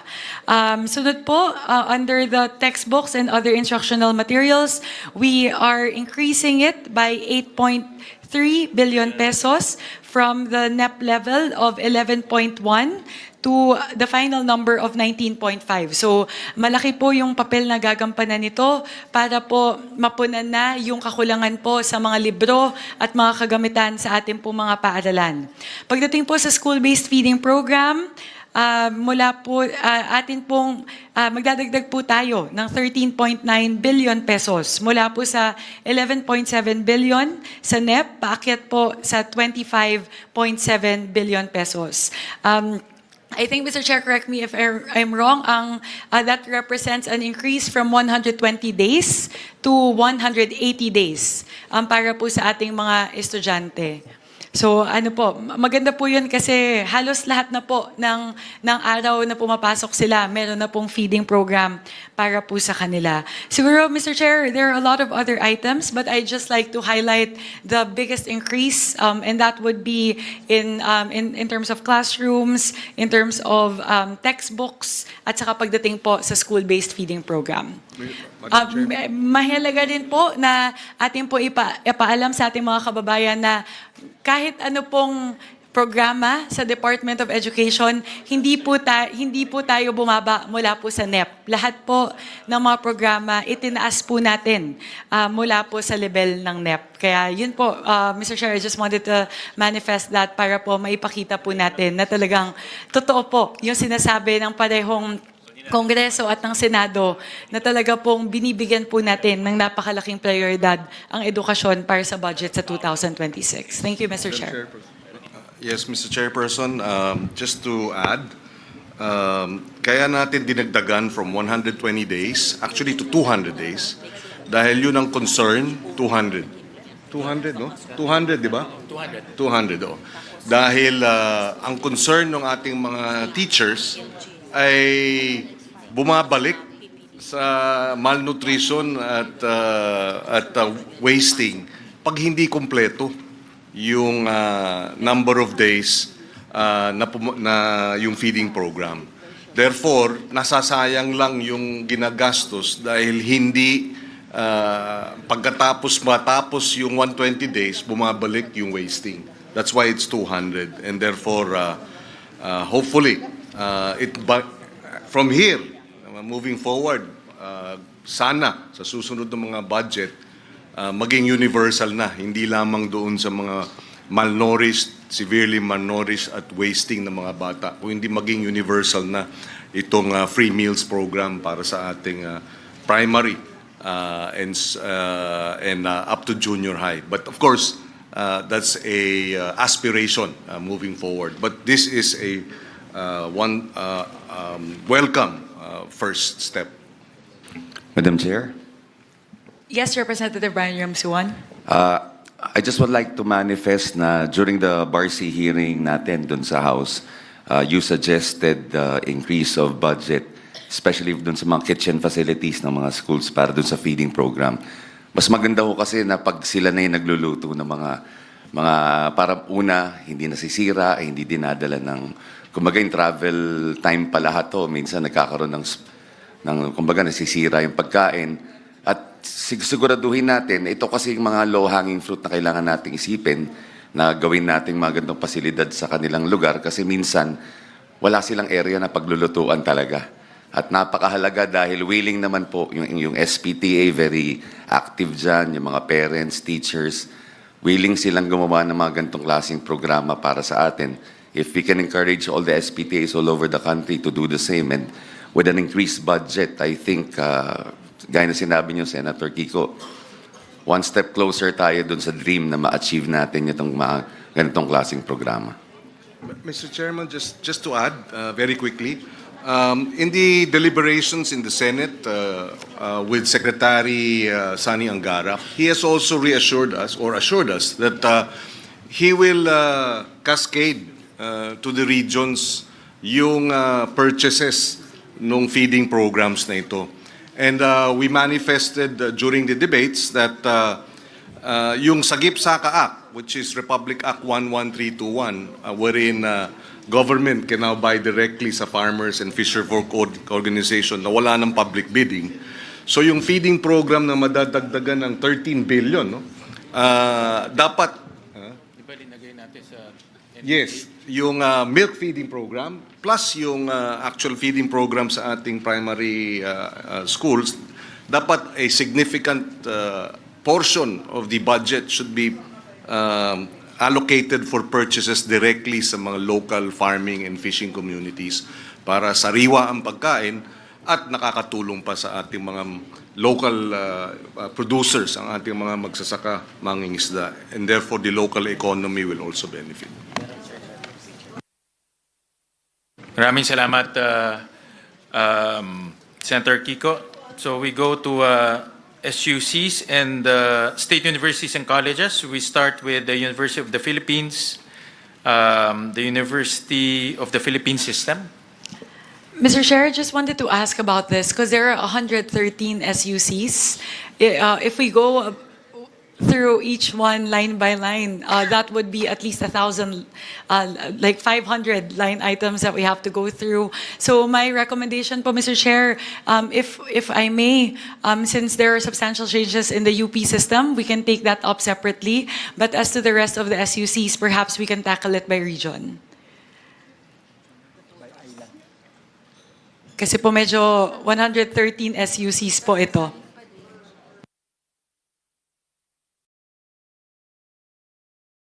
Just, Kong Mika, if, I think para rin marinig rin ng ating mga constituents yung mga SUC, I suggest we can go through each SUC. Kung, no.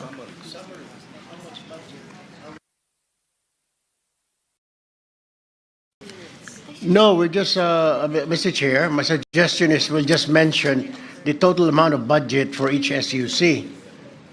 Actually, ang per SUC will have about 2 or 3 locally funded project. No, so I think it's manageable if you ako ang tingin ko But manageable. I just based off the quick estimate of Sen. Lauren, that would be 2 hours just on the discussion of the SUCs if we go line by line. But if we take the suggestion of Sen. Erwin po, we'll do, if we can do just the totals for the SUCs instead of going through every single line item under each SUC. If I that's- suggest we can go, the House can go through one pass with all SUCs, and then we go one pass with all SUCs instead of approving it one SUC per Yes. SUC. Kung mapagod yung chair, pwede si Kong Christine, pwede si Kong Maricar, pwedeng si Attorney Rufus, ayun, sige, per region. No, pwede nga, then we just approve it after. Yes, Para yes. tuloy-tuloy If there are yung any mabasa. questions, then we can ask, we can take questions after the SUCs. Babasahin lang. Sige po. Let's do that. So we'll do one quick pass on all the SUCs. First would be the University of the Philippines system. We propose to add an additional 1 billion pesos for Project NOAA. And this one po actually, while it's lodged under the UP system, so I'll ask for permission just to elaborate on this point a little bit because it's very important for both houses. For Project NOAA, while the funding is lodged within the UP system, we actually increased the funding for Project NOAA for the benefit of the whole country and all the agencies, primarily the DPWH. Ang hinihingi po natin sa Project NOAA, kapag binigay na po natin yung pondo na to, is for them to work more closely with the DPWH in terms of refining the way that flood control projects are designed and monitored. Ang pangako po ng Project NOAA sa atin, alam ko po binanggit din po nila sa hearing nila sa Senado, ay kapag nabigyan po sila ng sapat na pondo, they can actually help DPWH design the flood control project. So, hindi na po magkakaroon ng pagkakataon na makakapaglagay po ng flood control project sa lugar na hindi naman talaga kailangang lagyan. They will be able to simulate a particular area and pinpoint exactly up to the coordinates level where a flood control structure should be placed. Aside from that po, they will be able to simulate the height that is required to actually mitigate the flooding in that area. So yun po yung pinakahinihingi natin sa Project NOAA na sana po sa pamamagitan ng 1 bilyong piso na ating pong ibibigay sa kanila sa susunod na taon po sa taong 2027, mas maganda na po yung pagdisenyo ng mga flood control at flood mitigation systems. So that would be our amendment under the UP system, under Philippine Energy Research and Policy Institute. Actually, we don't have amendments in that. For the National Capital Region. Mr. Chair. Yes, Madam go ahead Chair, po. may I intervene? What the good chairwoman is mentioning is actually under the UP Resilience Institute, yes. And this was actually initiated way back in 2012, and we're only funding it in 2025. But during the time of Congressman Salceda, he and I had a budgetary amendment, not insertion, for the building of the UPRI. I'm not certain if it's up already, but it was 3 presidents ago that the UPRI in 2012, the president who became DTI Secretary, Pascual. Yes, Fred and I were discussing this in 2012, the creation of the UP Institute, Resilience Institute. So thank you for mentioning Project NOAA of Mahar Lagmay, who was with DOST before. And I'm just putting a historical perspective because people might say, grabe, ang laki, 1 bilyon.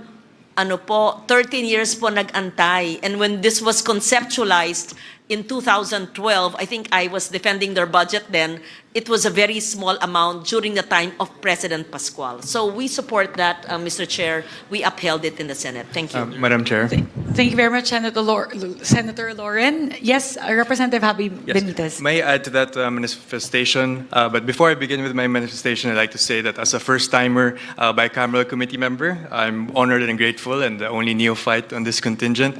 I expect to listen intently, work collaboratively, and to pass a fair and impactful budget for the Filipino people. But I do want to share that it was House Bill number 2577 that I filed in Congress for the 20th Congress, supporting the National Resilience Institute to make it a national, the UP Resilience Institute in the UP system to become a National Resilience Institute. And I do want to share and to add that the UP RI, which was powered by Project NOAA, has made accurate and real-time, high-quality hazard maps. No, and it has been used by a lot of local government units. And ever since nangyayari po sa atin yung mga climate disasters po sa atin, there's been, since it was updated in 2023, the website has had 35 million searches online. And during peak times, 2.6 million searches a day. Now, so it's very important that we can identify for flood mitigation efforts. And so, albeit this is seemingly large, 1 billion, but they need to update the hazard maps for the entire country, and last that has been updated was 2012. So I commend the Chair, Chair Mika, and of course Barsi, as well as the Senate for putting the 1 billion to Project NOAA. Thank you. Thank you very much. Just to marry the manifestation of Senator Legarda and Representative Benitez, actually, yung point po ni Senator Lauren, tama po yun. Kasi in the last few years, I think, bumaba po sila from having over 500 billion in allocations down to only 36 million a year. So, and despite the huge budget cut, they were still able to create all of these accurate hazard maps, which a lot of our kababayans really rely on, especially in times of flooding and rains. Ang maganda po dito, pagdating po sa Project NOAA, they're able to pinpoint exactly what color each zone is in terms of flooding hazard. So there's red zone, orange, and yellow. So ang pinag-uusapan po sa DPWH ay pwede pong pagbasihan yung hazard maps ng Project NOAA para po malaman kung saan lang pwede maglagay ng flood control structures sa mga susunod na taon. So just to marry po, send with the manifestations of Representative Legarda and Senator Legarda and Representative Benitez. Moving on, Mr. Chair, after the UP system, we go to the schools under the National Capital Region. On the part of the House, we propose an increase to the Polytechnic University of the Philippines of an increase of 55 million pesos from the current 3.623 million in the NEP to 3.67 million. Where's the other third? I'm missing. For the under the Ilocos region, we propose an increase of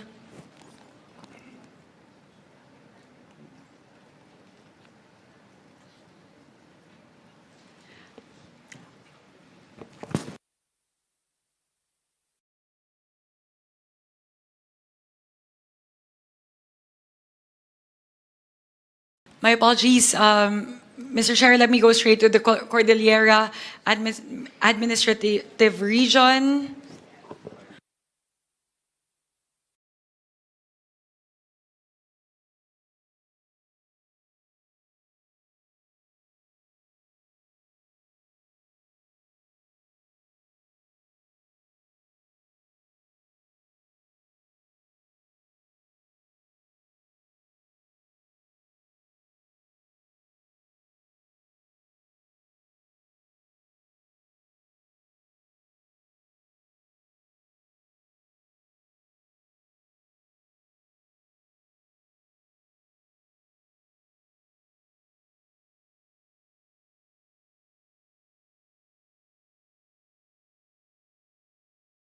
Mr. Chair, may I request for a minute suspension?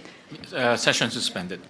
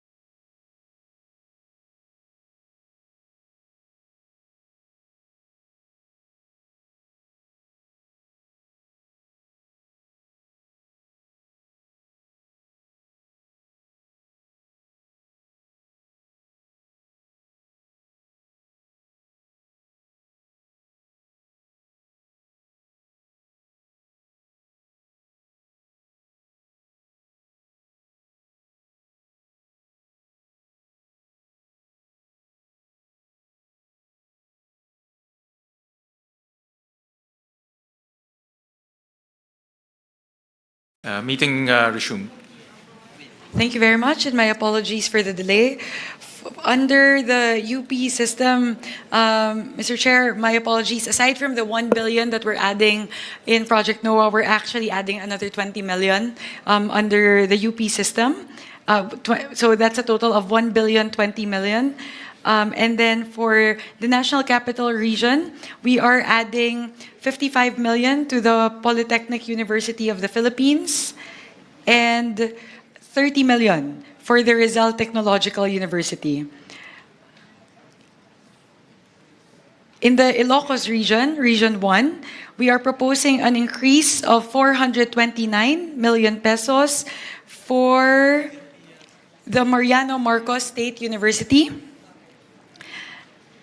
And under the Cordillera Administrative Region, we propose an increase of 20 million to the Ifugao State University. Under the Cagayan Valley, we propose an increase of 332 million pesos for the Isabela State University. Under Region 3, we propose a 95 million increase to the Aurora State College of Technology and a 100 million increase to the Bulacan State University. Under Region 4, we propose an increase of 50 million pesos for Southern Tagalog and Palawan. We propose an increase of 10 million pesos for Region 4 under Laguna State Polytechnic University. An increase of 40 million pesos to the Occidental Mindoro State College. An increase of 35 million pesos under the Catanduanes State University. An increase of 8.803 million for the Carlos C. Helado Memorial State College in the Negros Island region. An increase of 80 million pesos under Region 7, Cebu Technological University.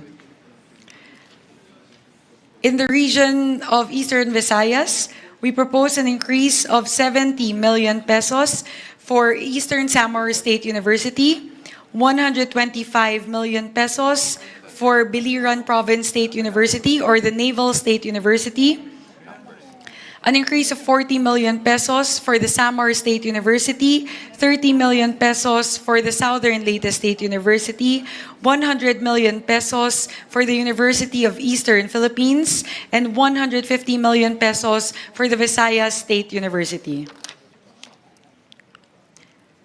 In Soxargen, Region 12, we propose an increase of 30 million pesos for the South Cotabato State College, an increase of 14 million pesos in the Bangsamoro Autonomous Region for the Mindanao State University. So, Mr. Chair, those are all of our proposed increases for state universities and colleges, totaling 2.859 billion pesos.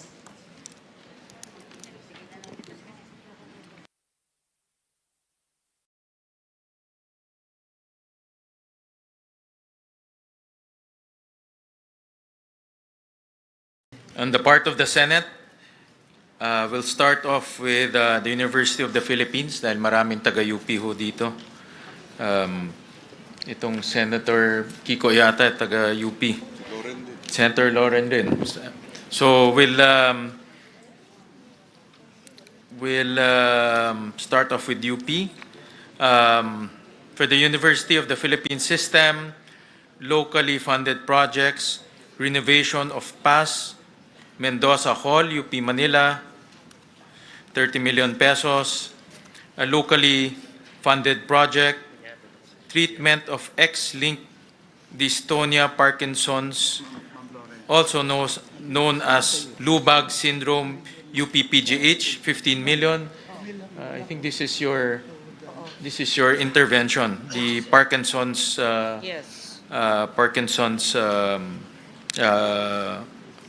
project. It's a very unique, it's a rare disease only found in the island of Panay in Region 6. Yun ang request ni Dr. Gap Legaspi. This Yeah. is under PGH or UP? PGH. PGH, no? Because PGH. PGH under UP. Yes. Okay. Thank you. Locally funded projects, digitalization of oral narratives, UP Visayas, 12 million pesos. Locally funded projects, scholarship programs for professional masters in tropical marine ecosystem management and professional masters in operations oceanography, PMMO, Marine Science Institute, UP Diliman, 10.9 million pesos. Locally funded projects, development and implementation of the Philippine Secondary Levers Assessment 2026 to 2027, 200 million pesos. Hospital Services Program,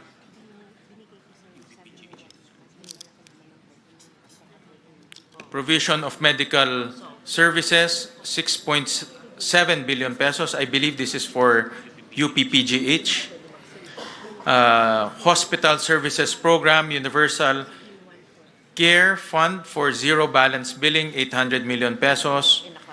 UP Philippine Eye Research Institute, UP PERI, 81 million pesos.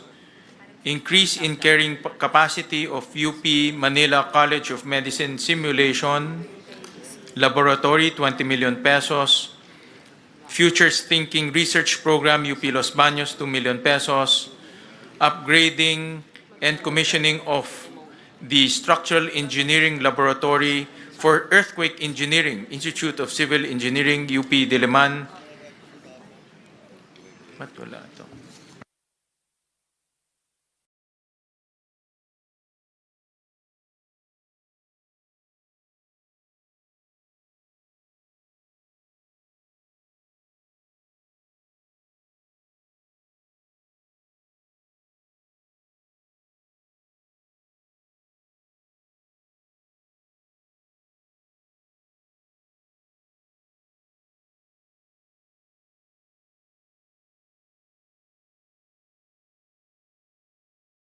Sorry, the completion and commissioning of the wind tunnel facility for typhoon studies, Institute of Civil Engineering, UP Diliman, 250 million pesos. Establishments of Governance Reform, Innovation and Transformation Laboratory, GRIT Labs, UP National College of Public Administration and Governance, UP Diliman, 30 million pesos. Student Athletes Training and Competition Assistance Program, 30 million pesos. Implementation of the National Vision Screening Program, UP Manila, 10 million pesos. Integrated Mentoring and Mental Wellness Program, UP College of Medicine, Manila, 5 million pesos. Construction, rehabilitation of audiovisual room, South Road Properties Campus, UP Cebu, 21 million pesos. Construction, completion of dormitory for graduate students, UP Los Baños, 21.4 million pesos. Establishment of Health Innovation Hub, UP Mindanao, 18 million pesos. Development of the UP Artificial Intelligence Research Tool, UP System, 5.4 million pesos. Digital Futures Research Hub, empowering doctoral graduates through a collaborative mentoring system, UP Open University, 12 million pesos. Heritage Digitization and Publication Project, National Institute of Islamic Studies and Civilizations, UP Institute of Islamic Studies, UP Diliman, 5.5 million pesos. Smart Library, National Institute of Islamic Studies and Civilizations, UP Institute of Islamic Studies, UP Diliman, 4.5 million pesos. Repair and Rehabilitation of Atienza Hall, Department of Military Science, UP Diliman, 10 million pesos. And we go to the Philippine Energy Research and Policy Institute. The proposal is to the amount of 72 million pesos. and it's composed of the following: General and Administration and Support, 30 million pesos. Research and Development and Policy Utilization Program, provision of research services and policy development, 23 million pesos. Operation Technical Advisory Extension Program, provision of extension services, 18.7 million pesos. Now for the other SUCs in the National Capital Region, the Eulogio Amang Rodriguez Institute of Science and Technology, the proposal is 530 million pesos, composed of repainting of Iris building and replacement of old roofing in Apilado and Nudas building, 10 million pesos. Marikina Polytechnic College to the tune of 332 million pesos, composed of rehabilitation and repair of teacher education building and laboratories, 15 million pesos. To the Philippine Normal University, 1.5 billion pesos, composed of construction of a 3-story graduate school building, PNU Mindanao Campus, 30 million pesos. Philippine State College of Aeronautics, 526 million pesos, composed of design and construction of academic building including physics and chemistry laboratory facilities, 12 million pesos. To the Polytechnic University of the Philippines, 3.7 billion pesos, composed of construction of multipurpose building, PUP Lopez Quezon Campus, 50 million pesos, construction of academic building, Phase 3, PUP Taguig, 15 million pesos, construction of multipurpose building, College of Engineering Extension building, PUP Santa Mesa, 50 million pesos. To the Technological University of the Philippines, 1.5 billion pesos. Construction and completion of multipurpose building, Barangay Western Bikutan, Taguig City, 40 million pesos. Now we go to Region 1, Ilocos. Don Mariano Marcos Memorial State University, 1.8 billion pesos, composed of construction of veterinary medicine building and animal hospital, 45 million pesos. Ilocos Sur Polytechnic State College, 551 million pesos, composed of completion of academic building, Tagudin Campus, 45 million pesos. Pangasinan State University, 1.7 billion pesos, composed of construction of 3-story education building, Urdaneta Campus, 30 million pesos. University of Northern Philippines, 1 billion pesos, composed of construction of the College of Nursing Academic Building 3, Phase 1, 45 million pesos. Now we go to the Cordillera Administrative Region. Abra State Institute of Science and Technology, 394 million pesos, composed of upgrading of the Agricultural, Academic, and Laboratory Building Main Campus, 30 million pesos. Apayao State College, 349 million pesos, composed of construction of 3-story Criminology Building, 30 million pesos. Benguet State University, 1 billion pesos, composed of completion of College of Medicine Building Phase 2, 30 million pesos. Kalinga State University, 505 million pesos, composed of construction of Criminology Academic Facility Phase 1, Bulanao Campus, 30 million pesos. Mountain Province State University, 525 million pesos, composed of completion of 7-story Engineering and Technology Building, Tadian Campus, 30 million pesos. We go to Region 2, Batanes State College, 195 million pesos, composed of construction, upgrading of academic building, Bachelor of Industrial Technology, Phase 1, 12 million pesos. Cagayan State University, 1.5 billion pesos, composed of construction of University Academic Building, 45 million pesos, Futures Thinking Research Program, 2 million pesos. Nueva Vizcaya State University, 864 million pesos, composed of construction of 3-story academic building, College of Teacher Education, Bayombong Campus, 20 million pesos. Quirino State University, 429 million pesos, construction of Office Administration Academic Building, Difun Campus, 20 million pesos. For Region 3, Central Luzon, Aurora State College of Technology, 363 million pesos, composed of Futures Thinking Research Program, 2 million pesos, Tulong Dulong Program, 1.1 billion pesos. Bataan Peninsula State University, 1 billion pesos, composed of renovation of training facilities to Food Laboratory Building, Abukay. Sorry, that's I read the wrong item. Rehabilitation of and extension of 2-story academic building, Balanga, Bataan, 35 million pesos. Tulong Dulong Program, 1.1 billion pesos. Bulacan Agricultural State College, 344 million pesos, composed of construction of multipurpose academic building with solar panel and rainwater harvesting facility, 33 million pesos, Tulong Dulong Program, 1.1 billion pesos. Bulacan State University, construction of Gender and Development Building at Campus 2, Malolos, Bulacan, 60 million pesos, Tulong Dulong Program, 1.1 billion pesos.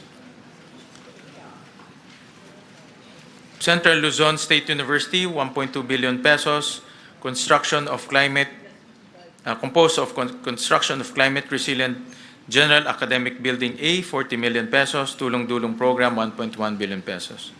Nueva Ecija University of Science and Technology, 1.4 billion pesos, composed of construction of academic building and training center, Phase 2, San Isidro Tabon Campus, 15 million pesos, then Tulong Dulong Program, 1.1 billion pesos. Pampanga State Agricultural University, 631 million pesos, construction of composed of construction of 2-story College of Business, Economics, and Entrepreneurship Building, 30 million pesos. Composed of Tulong Dulong Program, 1.1 billion pesos. Pampanga State University, 1.2 billion pesos. Completion of 12 Classroom 3 Academic Building with Site Development Porac Campus, 25 million pesos. Tulong Dulong Program, 1.1 billion pesos.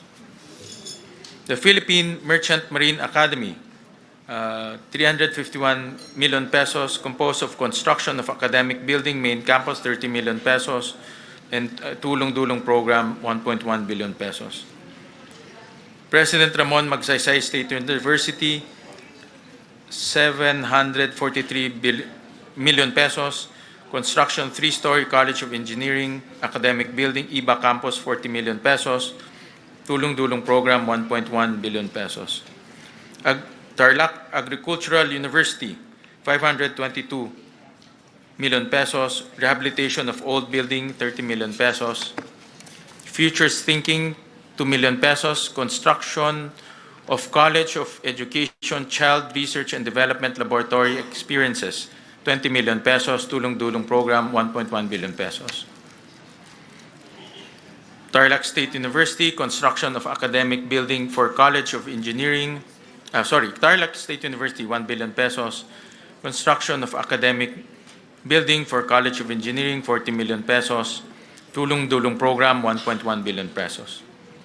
Now for Region 4, Southern Tagalog and Palawan.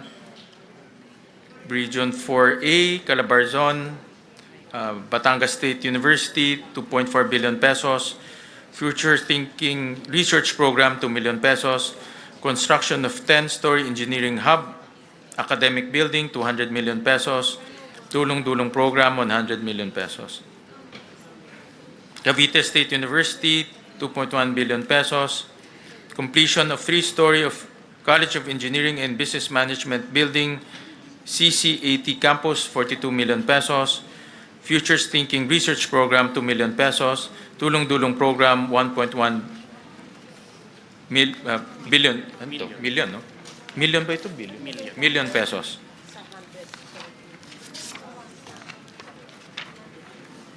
Laguna State Polytechnic College, 1.1 billion pesos. Construction of 4-story, 24 classroom academic building, 36 million pesos. Replacement of gymnasium roofing system, including sea-pouring repairs and insulation, 6 million pesos. Tulong-dulong program, 1.1 million pesos.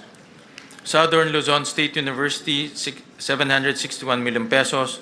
Tulong-dulong program, 1.1 billion pesos. 1.1 million. University of Rizal System, 934 million pesos. Rehabilitation of ISR Academic Building, Morong Campus, 12 million pesos. Tulong-dulong program, 1.1 million pesos. Marinduque State University, 418 million pesos. Futures Thinking Program, 2 million pesos. Construction of academic building for College of Arts and Sciences, 12 million pesos. Tulong-dulong Program, 1.1 million pesos. Mindoro State University, 487 million pesos. Establishment of Industrial Technology Education Laboratory, Phase 2, 30 million pesos. Tulong-dulong Program, 1.1 million pesos. Occidental Mindoro State College, 684 million pesos. Tulong-dulong Program, 1.1 million pesos. Palawan State University, 1 billion pesos. Construction of 1-story academic and laboratory building, 3 classrooms at PSU Main Campus, Puerto Princesa City, 15 million pesos. Tulong-dulong Program, 1.1 million pesos. Romblon State University, 615 million pesos. Composed of construction of academic building in RSU San Agustin Campus, 40 million pesos. Futures Thinking Research Program, 2 million pesos. Tulong-dulong Program, 1.1 million pesos. Western Philippines University, 590 million pesos. Rehabilitation of Higher Education Building, Main Campus, 30 million pesos. Futures Thinking Research Program, 2 million pesos. Tulong-dulong, 1.1 million pesos. To Region 5, Bicol Region, Bicol State College of Applied Sciences and Technology, 318 million pesos. Construction of 5-story academic building 2, Phase 4, 15 million pesos. Bicol University, 1.1 billion pesos. Completion of BU College of Medicine Building Extension, 30 million pesos. Future Thinking Research Program, 2 million pesos. Construction of Bicol University Health Sciences Building, Legazpi City, Albay, Phase 1, 50 million pesos. Camarines Norte State College, 584 million pesos.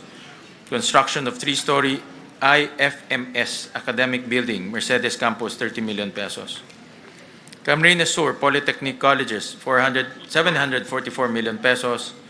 Construction of 4-story academic building, College of Health Sciences, Academic Building 4, Nabua Campus, 40 million pesos. Catanduana State University, 793 million pesos. Completion of Student Convention Center with Amphitheater, 25 million pesos.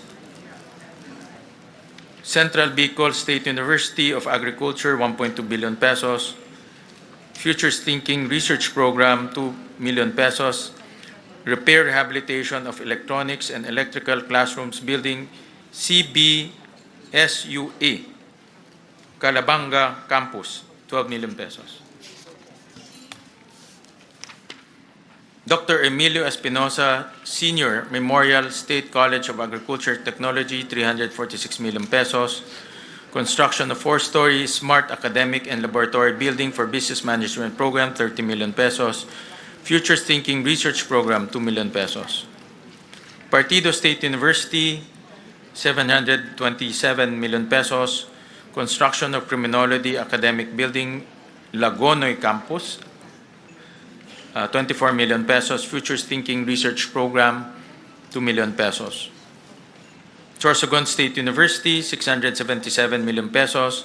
Construction of Integrated Academic Laboratory and Library Building, 36 million pesos.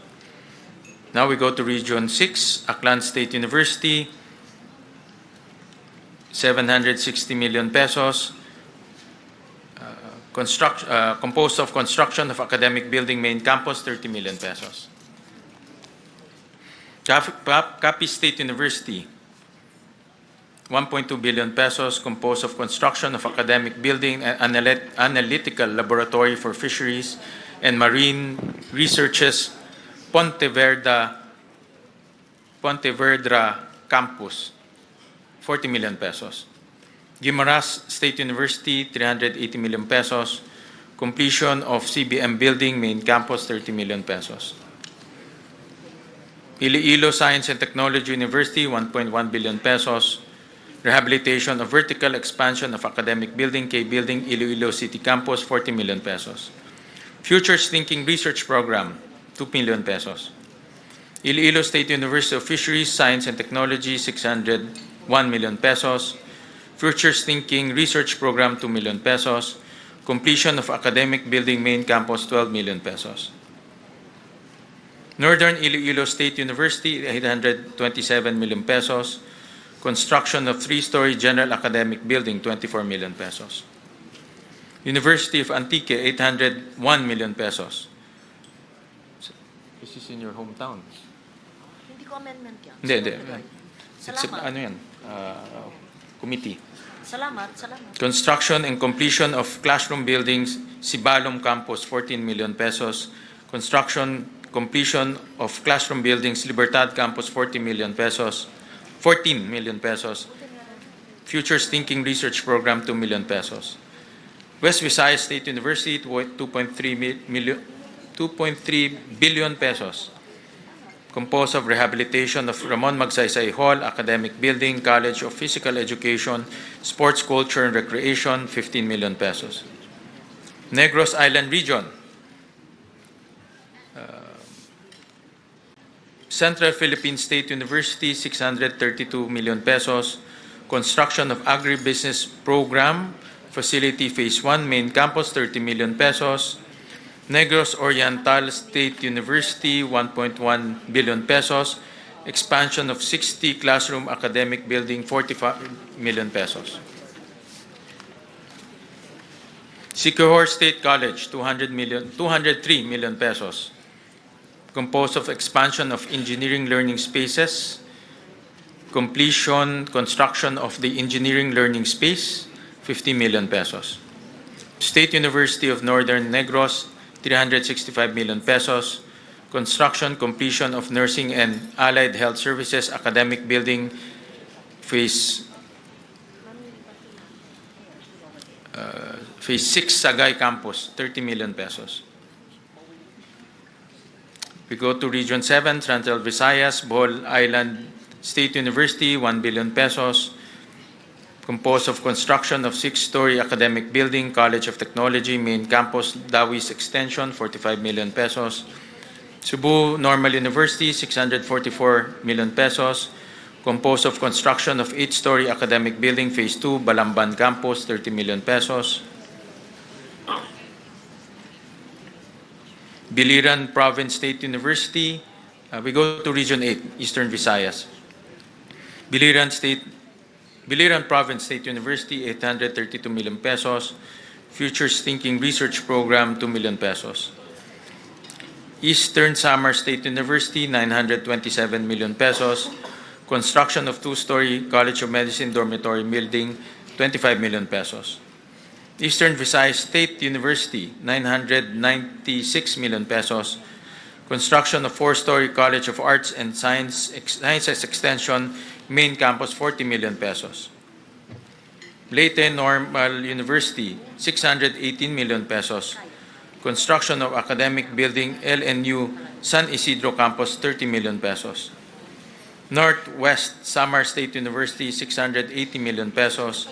Construction of nursing building, Phase 1, 30 million pesos. And then another Futures Thinking research program, 2 million pesos. Palompon Institute of Technology, 460 million pesos. Construction of engineering building, Phase 2, 30 million pesos. We go to Region 9, Zamboanga Peninsula, Basilan State College, 315 million pesos. Composed of Futures Thinking Program, 2 million pesos. Construction of academic building, including Animal Science Laboratory, 12 million pesos. Srila State College, 640 million pesos. 604 million pesos. Composed of construction of academic building with laboratories and library. Biswangan Lakewood Campus, 30 million pesos. Construction of academic building, main campus, 30 million pesos. Construction of student center building, Caridad Tumingag Campus, 34 million pesos. Jose Rizal Memorial State University, 938 million pesos. Composed of construction of 2-story, 10-classroom building with facilities, School of Engineering, 18 million pesos. Repair, rehabilitation of track and field oval, main campus, 20 million pesos. Western Mindanao State University, 1.3 billion pesos. Construction of 3-story College of Agriculture academic building, San Ramon Campus, 30 million pesos. Zamboanga Peninsula Polytechnic State University, 719 million pesos. Construction of Technology Building Phase 1, College of Engineering and Technology, 18 million pesos. Zamboanga State College, Marine Sciences and Technology, 342 million pesos. Construction of Academic Building 2, Phase 1, 18 million pesos. We go to Region 10, Northern Mindanao.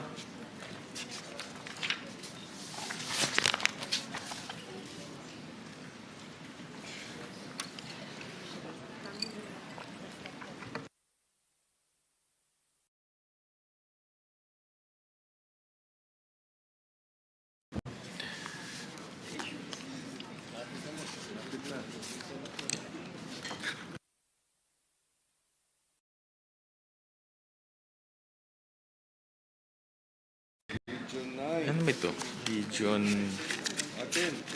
Region 10. Bukidnon State University, 1.1 billion pesos.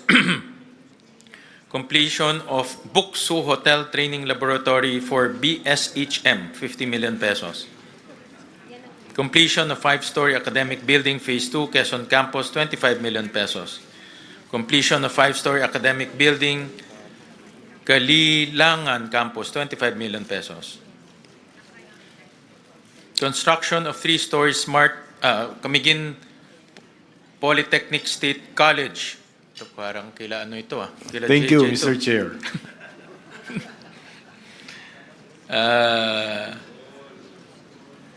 Nawala tuloy ako, Jay. 286 million pesos. That includes construction of 3-story Smart Institute of Technology building, main campus, 30 million pesos. Central Mindanao University, 1.1 billion pesos. Construction of academic building, College of Education, 45 million pesos. Construction of covered court, main campus, 10 million pesos. MSU Iligan Institute of Technology, 1.6 billion pesos. Composed of repair of various academic building structures, 12 million pesos. Northern Bukidnon State College, 295 million pesos. Composed of completion and equipping of 4-story IT building Phase 4, 25 million pesos. Northern Mindanao State College of Science and Technology, 500 million pesos. Construction of Agriculture and Environmental Science building, 50 million pesos. University of Science and Technology of Southern Philippines, 1.7 billion pesos. Establishment of 3-story Smart Computing Academic Building, Phase 1, Orqueta Campus, 42 million pesos. University of Science and Technology, Southern Philippines, Cagayan de Oro Campus. Ano ba ito? Mayroon, I think that was in part of the, ano ito?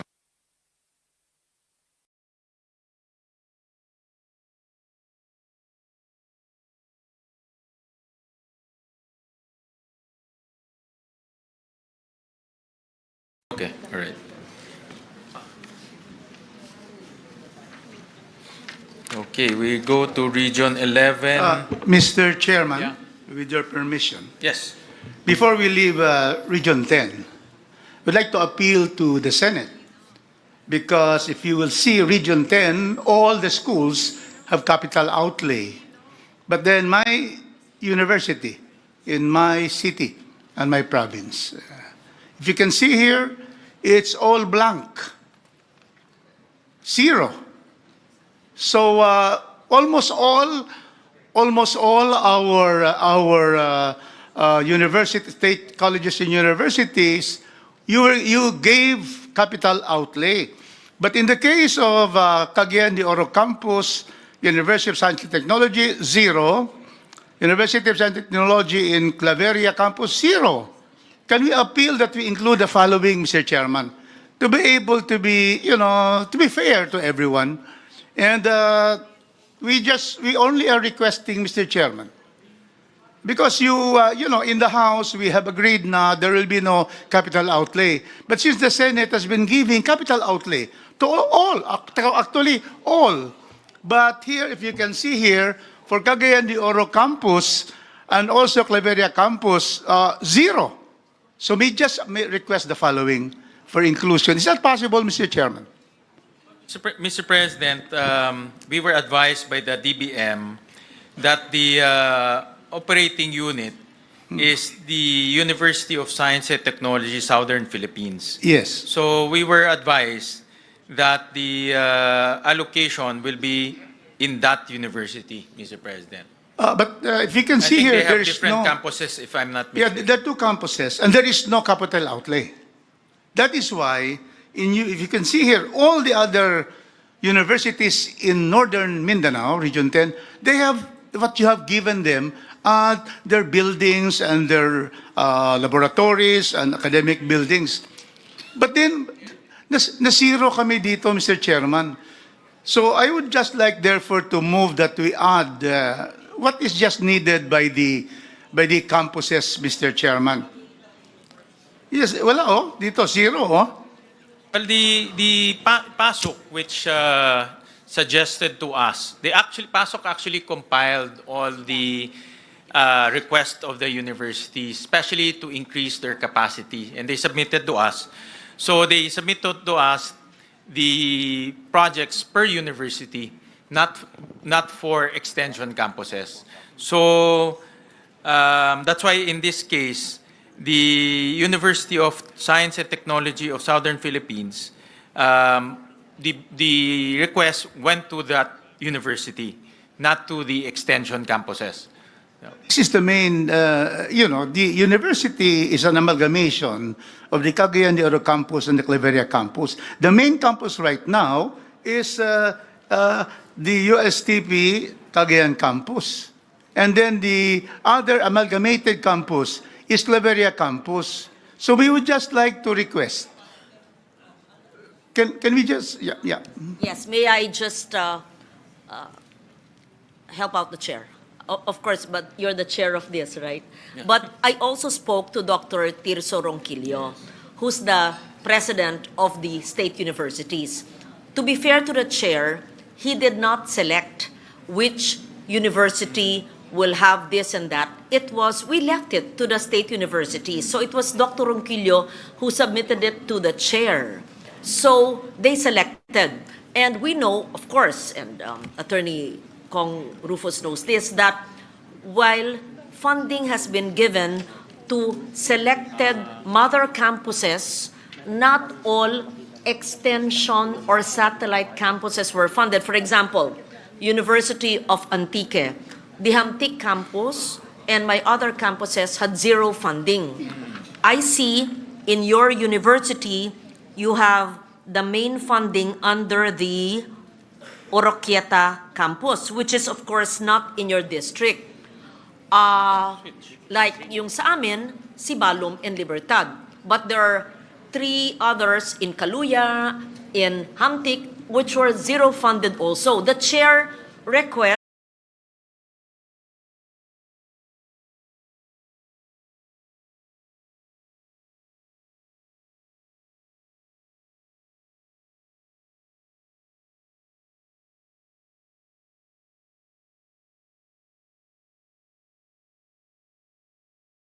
million. So they're asking 300 million, which is really, so big in this BICAM hearing. I'm only asking for 50 and 50, 100. That is for the Cagayan de Oro campus. The other main campus in the amalgamated USTP is Claveria. And they're asking, Mr. Chairman, they're asking for the auditorium and multipurpose training center. They're asking 110 million. I'm only asking for 50 million for Claveria, a total of 150 million. Otherwise, we can see here all from Region 1 to Region 16, all of them receive capital outlay. But then my university, and I sit there as the USTP direct board of trustees because I was designated by Chairman Jude Asidre. Mr. Chairman, it will be difficult for me not to be able to appeal to you because you have been giving capital outlay to everyone. And then, dito, kami lang, in this page and the other pages, ang zero dito, ito lang dalawang campuses na ito. So that is what we'd like to ask, Mr. Chairman, that you be able to, at least be able to give Cagayan de Oro. It is the seat of, in Region 10, this is the seat of education. Can we have that, Mr. Chairman? May I request for a minute suspension, Chairperson Mika? Meeting suspended.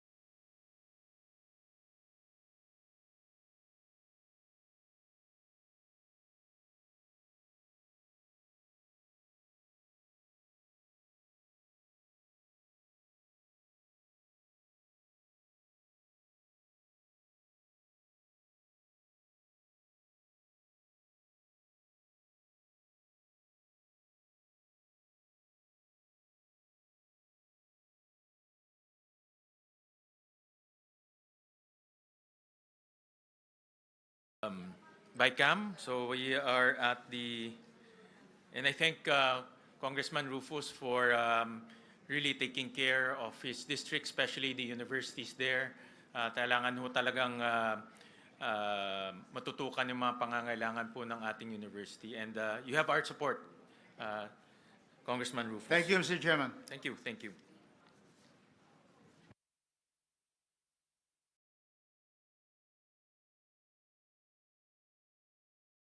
All right. Parang nag-ground trip to the Philippines na ho tayo. So, Region 11, Davao. So, Davao de Oro State College, 439 million.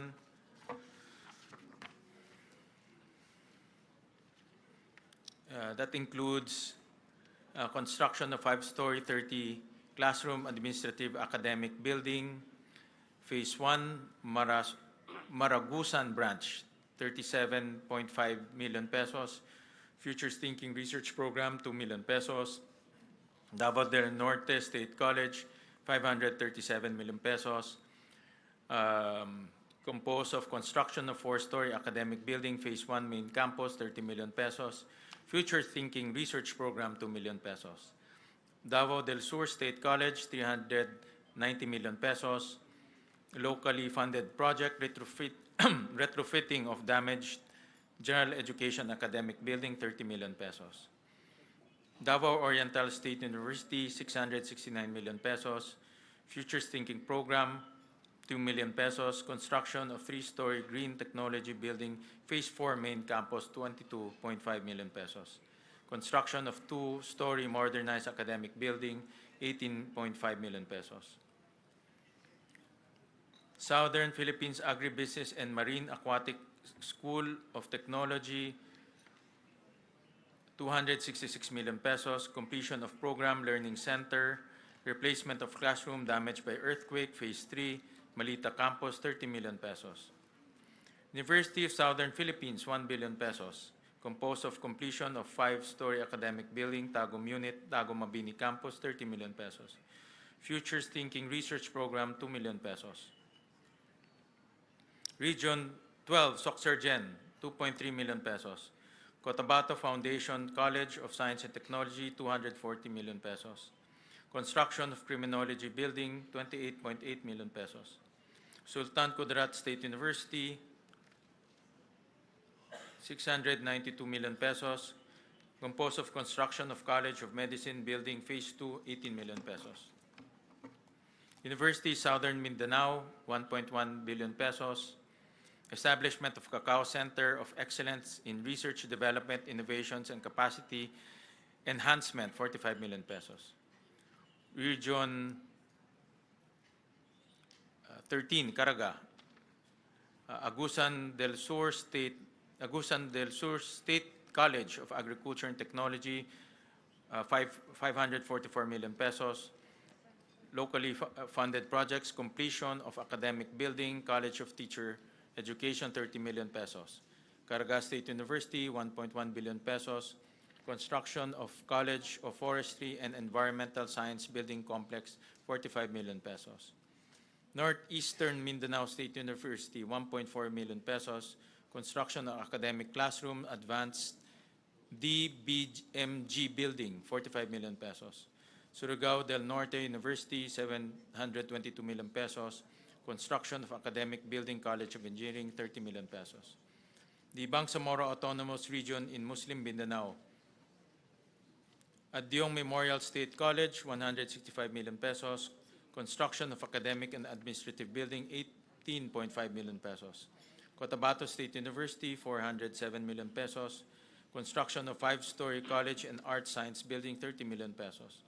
Mindanao State University, 6.2 billion pesos. Improvement and upgrading of academic building, College of Engineering and Computing Sciences, MSU Maguindanao, 72 million pesos. Construction of academic facility for Peace, Culture, and Arts, MSU General Santos, 35 million pesos. MSU Tawi-Tawi College of Technology and Oceanography, 1 billion pesos. Repair of academic structures, 30 million pesos. Futures Thinking Program, 2 million pesos. Sulu State College, 476 million pesos. Construction of completion of 4-story academic building, 28.5 million pesos. Futures Thinking, 2 million pesos. Construction, completion of information communication technology building, 42 million pesos. Tawi-Tawi Regional Agricultural College, 279 million pesos. Construction of academic building, Tarawakan Campus, 24 million pesos. May, ano ito? Nakalimutan ko. I think I missed one university, Tarlac State University. Ito ba yun? This one? Center for Peace, Center for Peace, Indigenous Peoples Resources and Development, CPIRD, 700,000. So any questions? I think that completes the SUCs. So any question, comments, motions? Mr. Chair? Sir Chair. Yeah. Ikaw na Madam Chair. Madam Chair.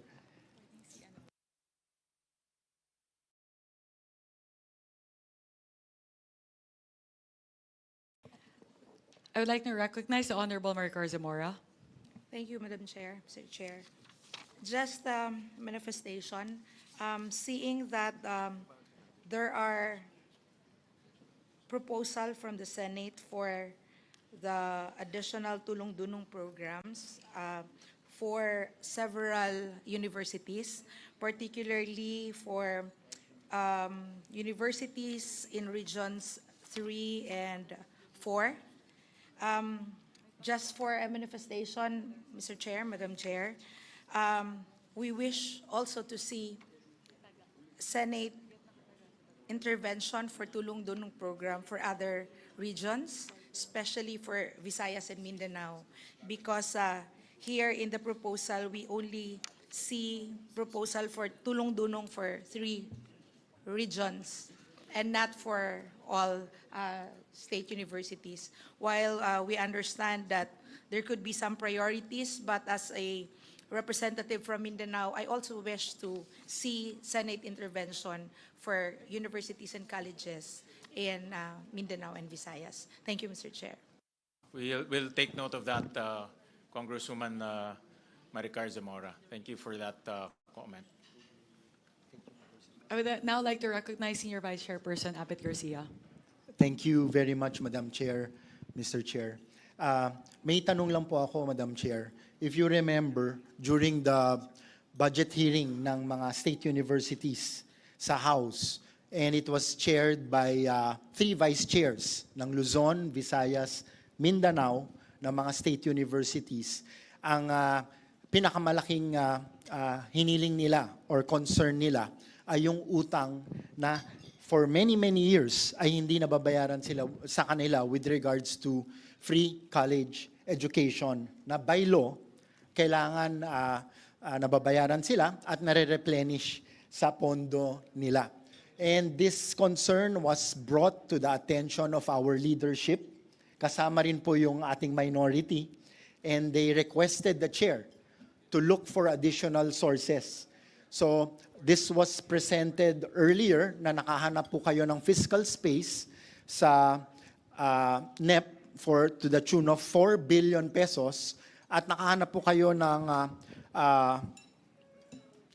idle funds sa Higher Education Development Fund to the tune of 7 plus billion pesos to complete the 12 billion peso na utang. So I just want to make sure, Mr. Chair, na dito sa aproba natin, yung mga state universities totaling to around 114 who in the version of the House are bent to receive a windfall amount. I just want to make sure na dito sa final version ay matutuloy ito dahil ito yung matagal nang iniintay ng ating mga state universities at ng ating mga estudyante. Madam Chair, Mr. Chair. Thank you, SVC. So, ano po, the assurance that we can give is intact po yun. So dalawang bagay po yun. As mentioned earlier, we already gave an additional 2.8 billion pesos for the state university. So yun po talaga allocation nila for their different locally funded projects. On top of that, we will be giving them the windfall amount that would result to the payment of deficiencies to SUCs. So ito pong yung 12.31 billion pesos to be exact na ibabayad po sa mga SUCs dun po sa kakulangan sa implementasyon ng UACTE ay idadagdag pa po dun sa idinagdag po ng Kongreso at ng Senado para po sa 114 na mga state universities and colleges. So in effect po, I believe, Senwin, may I ask po what would be the total increase to the 114 state universities and colleges?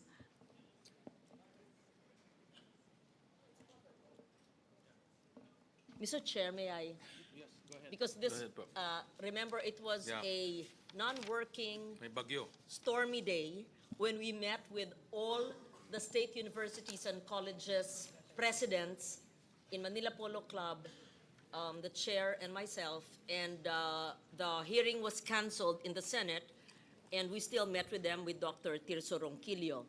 And they brought up the subject matter of what Congressman, my dear friend Abet Garcia mentioned, and of course, we told them that no matter what, we will ensure that in the GAA and in forthcoming years, the budget for the free quality tertiary education would be based on the current enrollment, not on a computed number which was wrong. I don't want to blame an agency of government.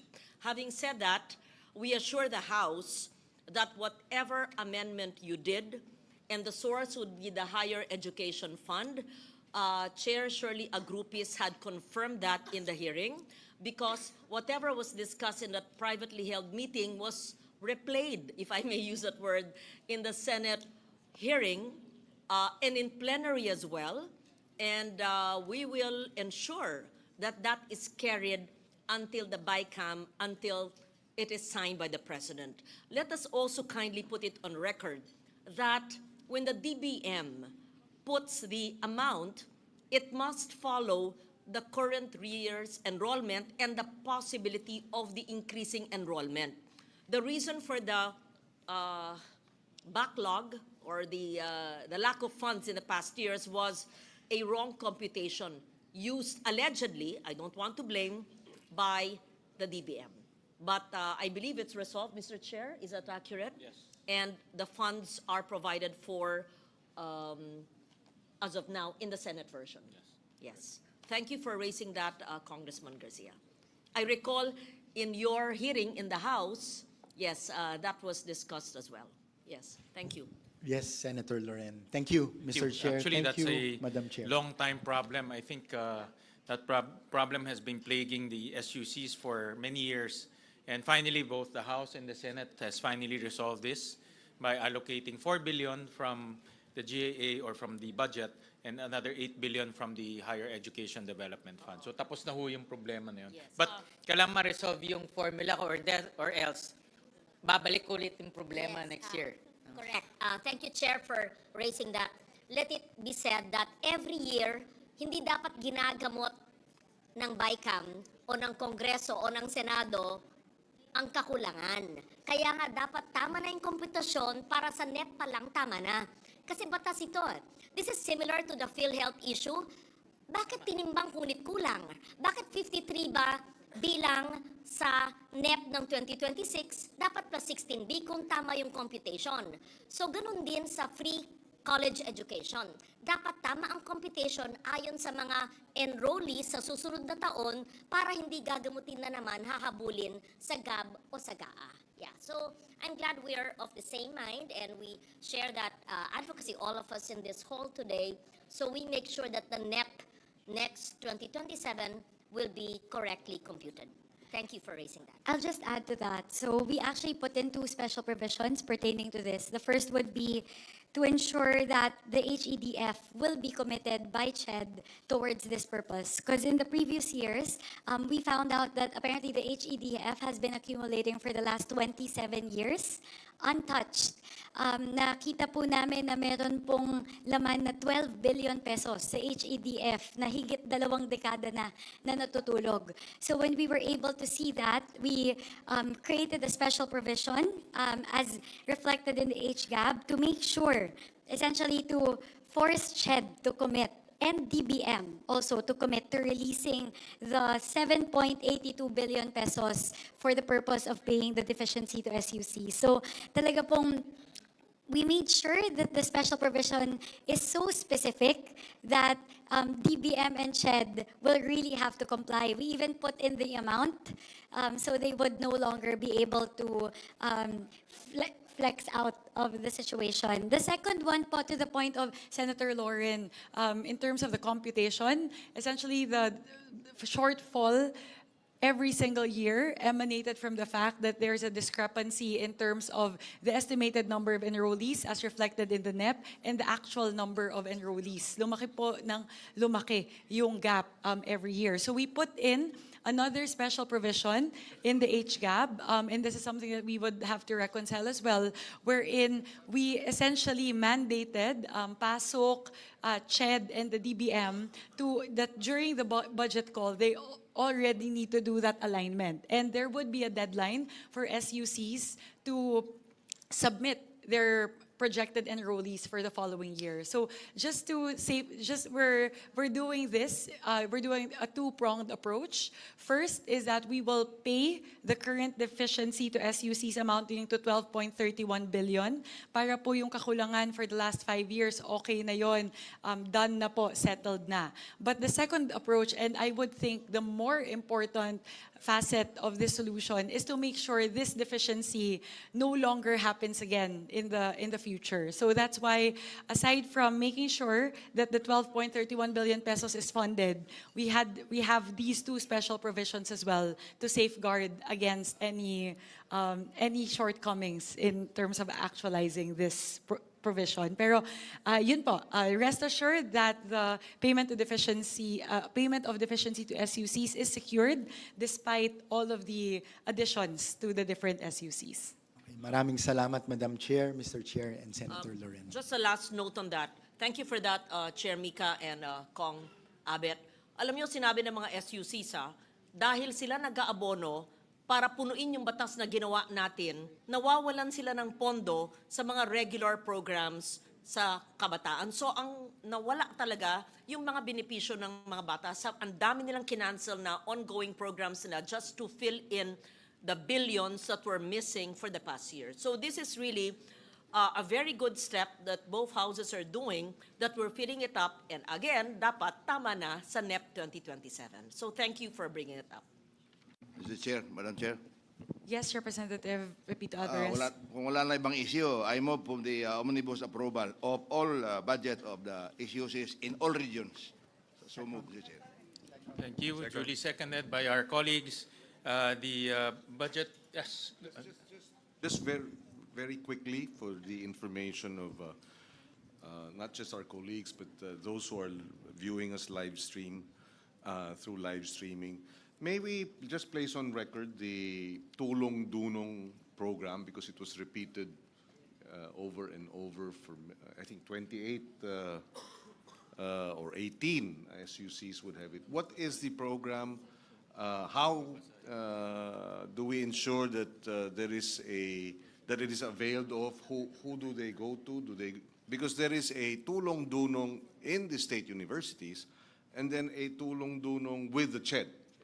In fact, with CHED, it's about a little over 2 billion. So how does this work? Just for the record, Mr. Chairman. So since this is downloaded directly to the state universities will implement that scholarship program in particular. So iba po yung sa CHED, iba po yung sa mga state universities. So that's how you operationalize the ones in the state universities. And this is administered by the state universities? Yes, administered by state universities. But they also follow the CHED guidelines as to income, as to qualifications, as to minimum grades. How does that work in tandem with the free universal tertiary level education? From what I see on the ground, so free higher education, wala silang tuition fee, but in poorest of the poor, they give additional stipend so that they can buy books, they can buy materials for their subjects or for their course. So that's how they extend help to those who need extra help, even though it's already free in terms of tuition fees. Thank you, Mr. Chairman. All right, so Mr. Chair, sorry, that's a very actually valid question. I think that was a point of Representative Zamora earlier. Given that you've already downloaded the Tulong Dunong straight to the SUCs, does SCHED have internal guidelines to make sure that the Tulong Dunong program downloaded straight to SUCs follow the same guidelines as those funds downloaded in the TDP program lodged within CHED Central Office? Yun po siguro yung may mechanism ba? Is there a mechanism currently that allows that? Because actually this is the first time personally that I've heard of Tulong Dunong funds being lodged directly in the funds of SUCs. From what I understand, they follow the CHED guidelines. No? For example, in terms of who can avail, in terms of minimum grades, all of those. So they follow the CHED guidelines. Kasi, Mr. Chair, if I may, I've noticed, Mr. Chair, in some of the state universities, like here in Cordillera, they don't have that Tulong Dunong. Also in Cagayan Valley, I see Tulong Dunong dito lang po sa Central Luzon and other regions, pero doon po sa CAR and then sa Ilocos region, maging dito po sa NCR, wala po tayong Tulong Dunong. So parang may mga lugar na may Tulong Dunong, pero may mga state universities na wala naman po. It depends on kung meron pong mga requests from the state universities. So kung meron silang mga requests, nagpapadala ho sila ng mga request letters sa Senate at doon naman po rin-rationalize kung sino po ang makakatanggap. And also, Mr. Chair, siguro we have to inform the school itself, the management, to inform the students. Kasi may mga students po, Mr. Chair, na hindi nila alam na there's such thing as a scholarship or funding for their board and lodging, etc. May mga estudyante pong hindi alam. So, kailangan talaga siguro yung information dissemination within the school campus na meron pong available na tulong-dulong mula sa pamahalaan. Thank you for that. Actually, there's a pending motion. I'll rule on that first. Chairman, my apologies. I am on the phone with Chairperson Shirley Agrupis right now. So let me just quickly clarify this point.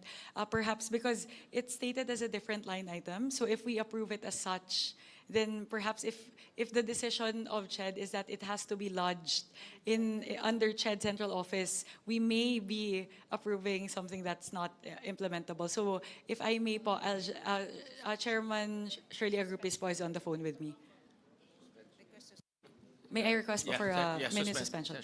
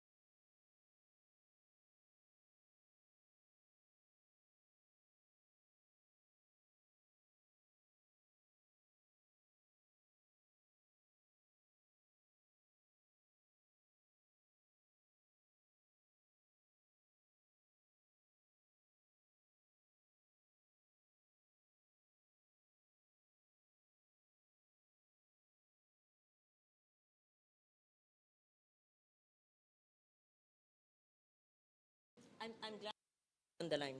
I remember when Shirley was a SUC president, she used to request for scholarships.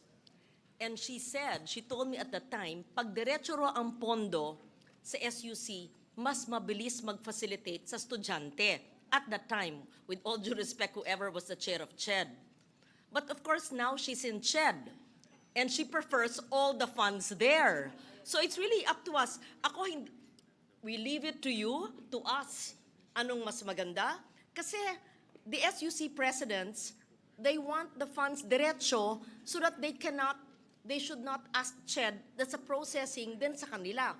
Pag diretso, then they decide the 4P scholars, poorest of the poor, whoever. So, but now that she's the chair, if she wants it all under her watch, it's really okay. But I used to give her scholarships, everywhere, and she would say, maganda pag diretso.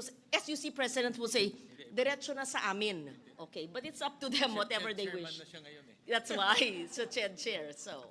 For the record po, Sen. Lauren, Senwin, upon conferring with Chairperson Agrupis, so there's actually no procedural or legal impediments to lodging it in the SUC. So at least that's clear. So it's really up to the BICAM as to whether we want to centralize all the Tulong Dunong funds to CHED Central Office or keep them there. So, in Mr. the Chair, SUCs. Madam Chair, so what's the decision? Do we have to leave it to the I to suggest- CHED or go directly to the SUCs? Okay. We'll download it to SUCs.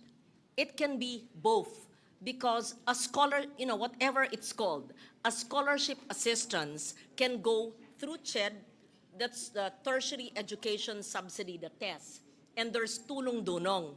But a scholarship assistance can also be an amendment to a specific SUC. For example, yung SUC ni attorney ko.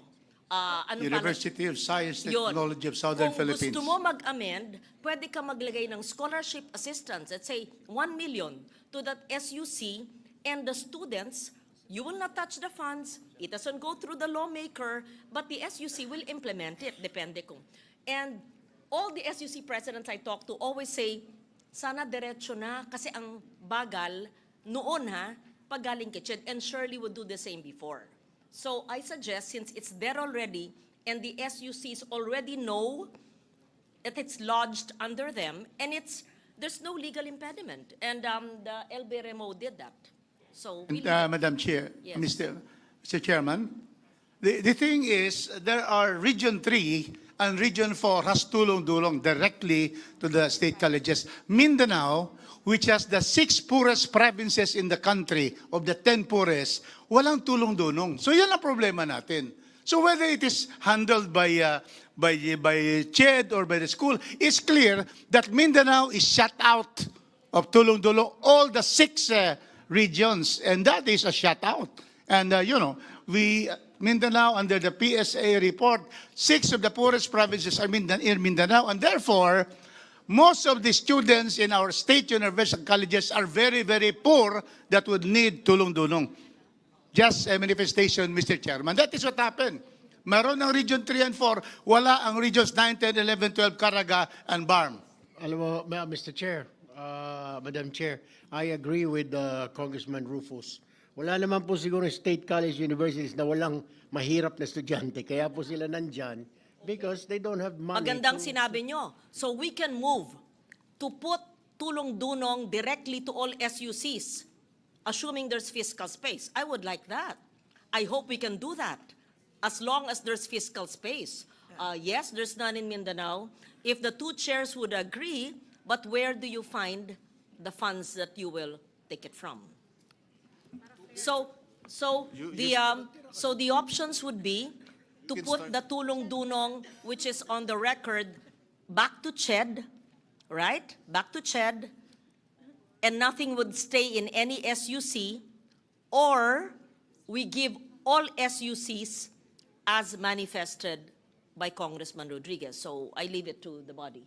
Mr. Chairman, well, with the permission of the Chairman, as it is, CHED has 2 billion of the tulong-dunong, and therefore maybe a special provision to provide that such amounts should be allocated to state universities where the tulong-dunong budget or is not available or something like that, Mr. President. Or we can start, pero maliit yung 2 billion. Yeah, I think we can, Mr. Chair, Madam Chair, I think we can start doing that. Spread out this 2 billion or kahit na mga 2.5, magtira ka na lang sa CHED na mga 200 million or 500 million, then 2.2 will go to the state universities and colleges. It will be easier and quicker for the students to ask for assistance rather than magre-request pang SUC sa CHED and then babalik pa. It will take some time. Baka tapos na yung klase, tsaka palang dumarating yung tulong-dunong. The only, I'm okay with both options. The only impediment I'm seeing in the other option, which is to lodge it into the different SUCs, is that we relied on the information from Chairperson Agrupis as to the estimate of how much tulong-dunong they would need for the following year. And I don't know how granular her data is. Does she already know how much each of the SUCs would need? I think that's the only impediment that I'm seeing, given the time constraint also that the BICAM would need to come up with a report and then we would need to have it ready as soon as possible. So given that, just looking at the time constraint on having to put together the BICAM report at the soonest possible time, the option I'm leaning towards is to centralize all tulong-dunong to CHED, central office. So I think there's a meeting of the minds to centralize it. So there's a pending motion to approve it. May I have, will you amend the motion? The tulong-dunong in the universities that were mentioned will now be under the CHED tulong-dunong. Yes, I move. All right. Second the motion. That's the case. The budget of the SUCs, including the University of the Philippines, is now approved. And the tulong-dulong program that were mentioned in each universities will be transferred to the CHED. Mr. Chairman? All right. Yes, just say, I did the math. No? I was listening to the amounts that were allocated earlier. 1 million, 2 million per SUC, no? But if my math is correct, if it's 2 billion and there are 113 state universities, that's about 17 million each. So, in other words, yung maliliit na 1 million can actually get 17 million if it is divided equally among the different. But of course, we leave that to CHED, no? Because different state universities will have different considerations and population and needs, etc. Mr. Chairman, the tulong-dulong that I have learned, have known Representative about. Rodriguez, my Yes. apologies. Please kindly wait to be recognized. I would first like to recognize Representative Pepito Alvarez and then Representative Rufus Rodriguez. Yes, thank you, Madam Chair, Mr. Chair. Yung tulong-dunong, hindi lang naman yun sa mahirap. Kung mahirap lang lahat ang bigyan, wala tayong talagang pera na ganyan karami. Pagkatapos, meron yung criteria, dapat deserving. Mahirap nga siya, bigyan mo ng pera, hindi naman siya deserving, hindi na mag-aaral yun. So that's my point. Kailangan deserving, kailangan may grado rin. Kaya mabuti, centralize mo na lang sa CHED kasi I'm so afraid also in the state universities, marami rin corruption. And that is true. Palawan State University is number 1 corrupt also. Wala akong magawa. They're not under me, so I do not suggest that we put the money in the SUCs. I'm sorry, but it's true. Thank you. Thank you, Representative Rodriguez. Yes, Madam Chair, Mr. Chair. The tulong-dulong originally, and should be, is to the private schools, private universities. Because our SUCs, free tuition na sila. And that is why I'm surprised now we are putting money to state universities because I have been having that for the past 15 years, except the last 3 years, na wala ng tulong-dunong, binalik ngayon. It's really for those studying in private universities to be able to help them, being in the private school system. Because actually, the private tertiary system is complementary to the state system. So yun talaga eh. So that is why tulong-dulong has always been given. Kasi for the past, wala talaga yung SUCs. Because free tuition na sila and fees. Dito, sa nangangailangan from the private sector. Private universities, that those who are very poor, as stated by Chairman Peter Alvarez. Yes. Thank you. Yes, so with that, we already voted. So we just want to seek the assurance of Chairperson Agrupias. Please make sure that the Tulong Dunong program is implemented a lot quicker than it used to be in the previous years. Kasi po dati, graduate na yung estudyante, hindi pa lumalabas yung scholarship grant nila. So hopefully with the funding that we're giving them for fiscal year 2026, the implementation of the Tulong Dunong program will also be improved. Gusto ko lang pahabol, Madam Chair, Mr. Chair. I mean, point of clarification. Tulong Dunong is not only for like tuition fees. Rather, it is also being used by poor students in the SUCs, particularly in provinces. Board and lodging, transportation, food, and allowances. Kaya doon nga sila sa SUCs. Kaya nga, that's just why they need that. That's my point of view, Mr. Chair, Madam Chair. Thank you.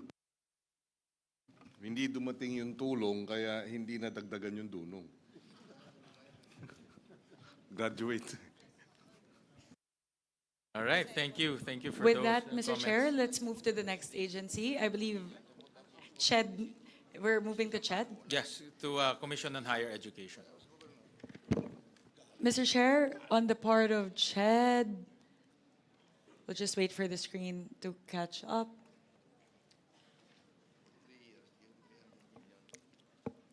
For CHED,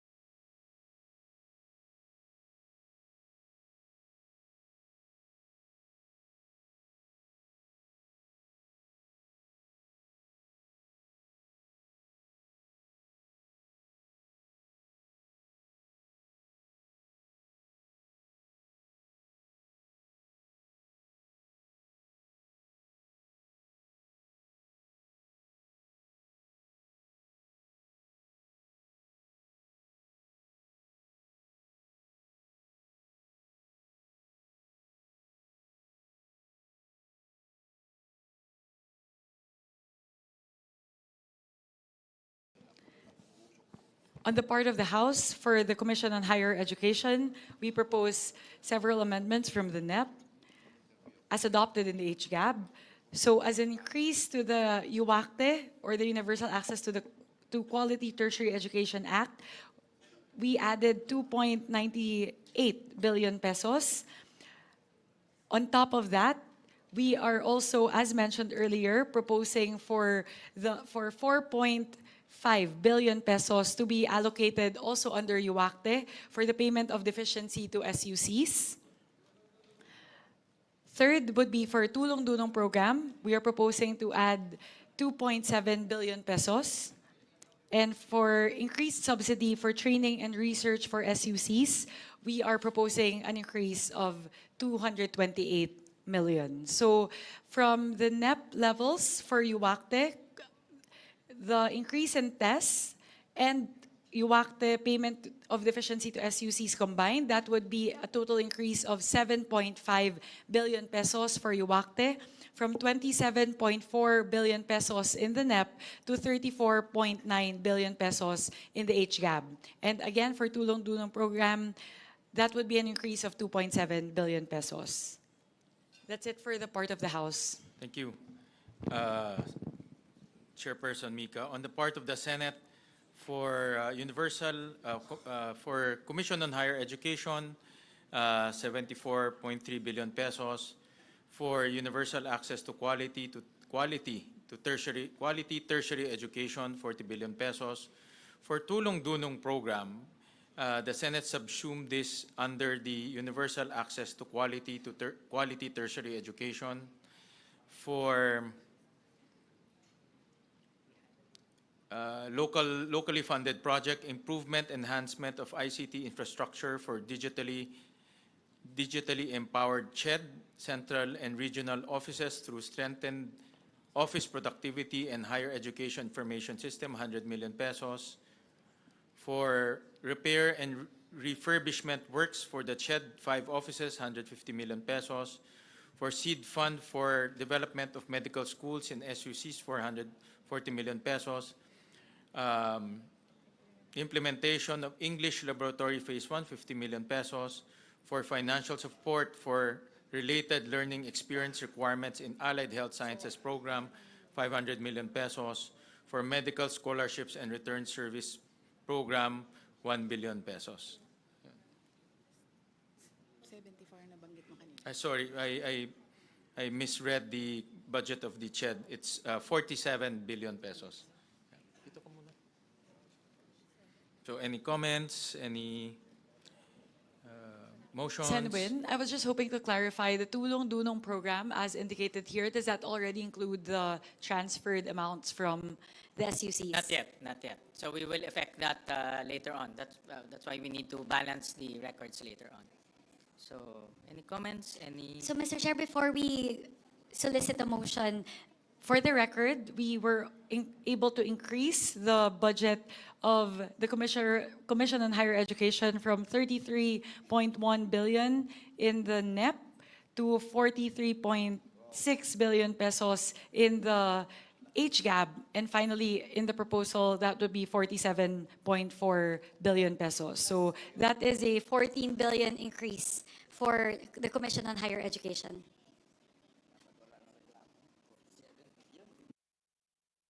Any motion, any questions?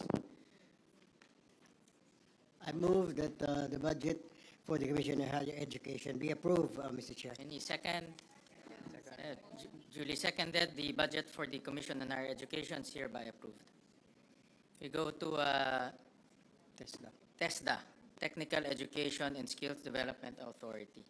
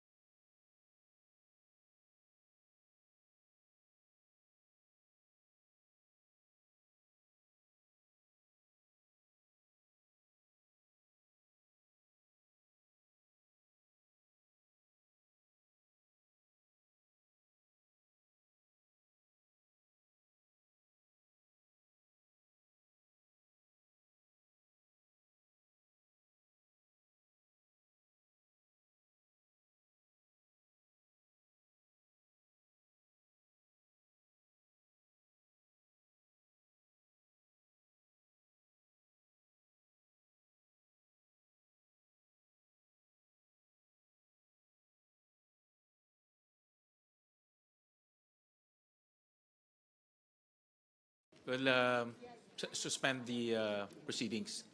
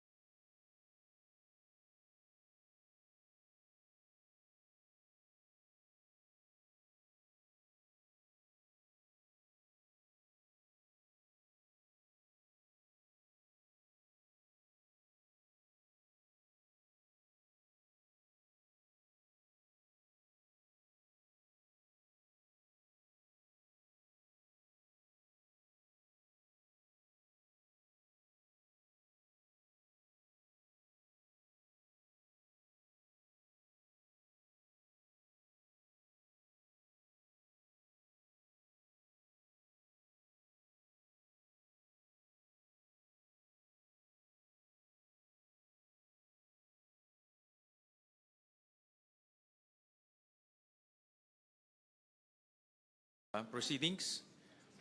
Thank you, Senwin, and to the BICAM conferees for indulging the few minutes. I called Sec Kiko Benitez just to clear something about the special provision indicated under TWSP. So before I get to that, so I'll first note the amounts that we added for under the Technical Education and Skills Development Authority from a four-step. We propose to add 2.09 billion pesos, bringing it from 12.6 billion in the NEP to 14.7 billion in the HGAB. Subsequently, for the TWSP, we propose to add 1.54 billion pesos to change it from 5.3 billion pesos in the NEP up to 6.8 billion pesos in the HGAB. So, Senwin, just wanted to clarify on one point because one of the disagreeing points between the HGAB and the Senate version pertaining to the special provision of TWSP is that upon the request of Secretary Kiko Benitez, the amount as indicated in the TWSP would have to be broken down into different courses with amounts specified for each type of course. We conferred with Sec Kiko Benitez kasi po medyo nawawalan po ng flexibility if the amounts are indicated specifically for each of the different courses. So ideally, or the preference would be to give Sec Kiko the flexibility to be able to move around the funds within TWSP to essentially respond to whichever programs are more in demand either by the students or by the private sector in compliance with the law of the tripartite approach to education and labor. So yun po siguro yung aming masasabi lang. I think in terms of the amounts, these are the amounts that we're advocating for, but we're hoping for us to reach an agreement as to the version of the special provision because upon conferring with Sec Kiko Benitez, he gave his concurrence that he's okay if we take out the amounts as specified under the different courses. So that would also give TESDA the flexibility to be more responsive and adaptive. So that's it on our part, Senwin. Thank you for that. And indeed, special provision came from the agency. Yes. And I believe also that the agency received that from the Private Sector Advisory Council, the PSAC. Yes. So, and that is to make sure that we have amounts allocated to emerging skills like artificial intelligence, healthcare, and information technology. But we're very aware that it might be restrictive, so we can work with the House in making it more flexible. Thank you. Thank you, Senwin. I think at least for the comfort of the BICAM conferees, Sec Kiko Benitez also gave his concurrence that he's okay if we take out the amounts as indicated in the special provision. Thank you. We'll just work on harmonizing the special provision. So on the part of the Senate, we proposed for Technical Education Skills Development Authority, 26 billion, composed of promotion, development, and implementation of quality education and skills development programs, 15 billion, promotion, development, implementation, monitoring, and evaluation, technical education skills development scholarship and student assistance program, 9 billion. So, any comments or motion? Mr. Chair, Representative Alvarez. no more comments. Motion to approve. Any second? Second. Duly seconded. The budget of TESDA is now approved. Thank you, Senwin. Sorry for the record. Sorry, naging trabaho ko siya sa Yes, BICAM. go ahead. I just want to appraise the public as to the increases that we are giving the different agencies, especially since this pertains to the education sector. So from the NEP, for TESDA, the NEP is at 19.9 billion pesos. For the HGAP, we increased it to 23.58 billion.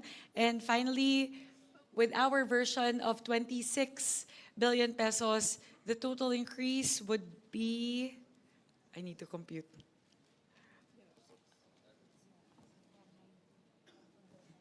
From the NEP, that would be a 6 billion pesos increase from the NEP. So we are giving 6 billion additional to TESDA. Thank you. Thank you for that. We now go to the Department of Science and Technology, Philippine Science High School System, your alma mater.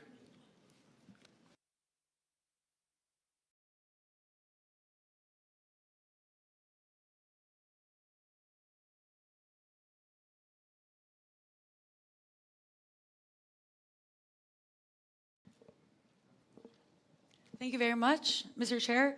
First of all, we are giving 19.49 million pesos additional for the implementation of the SNT scholarship. So this would allow students in the Philippines, this would allow Philippine Science High School to create another tier for the most indigent students, thereby increasing their stipends from 4,000 pesos to 8,000 pesos.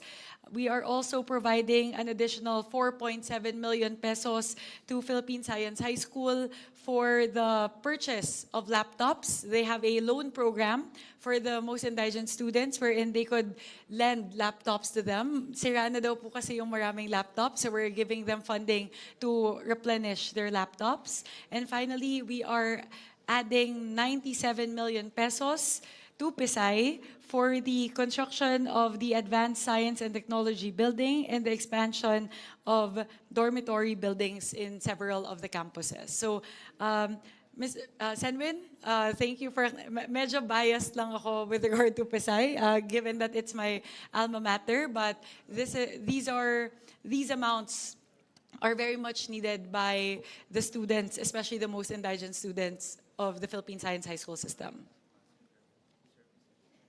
So in total, we are giving Philippine Science High School an additional 121 million pesos. Thank you, Congresswoman Mika. For the part of the Senate, we propose for the Philippine Science High School system 3.4 billion pesos, composed of general management and supervision 520 million pesos.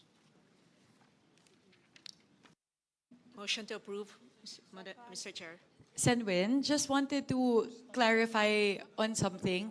Yung 520 po, because Pisay also gave us a request with that figure.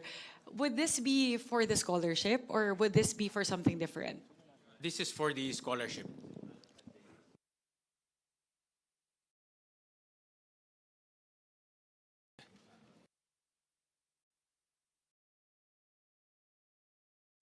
I think this is something that the BICAM po can discuss because there are two versions of the scholarship, the scheme that we can take a look at, and the price difference is around 400 million pesos. So perhaps this is something that we should scrutinize. Yung original proposal po kasi ng Pisay was to, currently po kasi there's a socialized subsidy program for Pisay, wherein the highest income students get 500 pesos, the most indigent students get 4,000 pesos each. So, yung original proposal po kasi ng Pisay is to essentially condense this socialized scheme into only two. So instead of 500 to 4,000, maging 4,000 or 8,000 pesos na lang po. So something that we would want to take a look in the new proposal, the new scheme from Pisay, ang mangyayari po, even the highest income students would also get 4,000 pesos. So in the other scheme, which I proposed to Philippine Science High School, we would still maintain the socialized scheme, 500 to 4,000, but this time, the most indigent students would now be able to get 8,000 pesos. So parang we're essentially just adding one new tier in the socialized scheme. So yun po siguro yung price difference, cost difference rather, nung dalawang proposals po. I understand from their proposal is, you're right, from 4 schemes, they'll make it into 2 schemes. And it's been, I think, quite a while since they. Yeah. When was the last time? The last time they increased it, I mean, I think you should know, no, much better than I do. But the last time they increased the stipend is or scholarship is 10 years ago. So they requested from us to increase it, and then also reduce it from 4 tiers to 2 tiers. And the budget that they requested is Additional 430. 13 million. Yeah. Additional request of 413 million.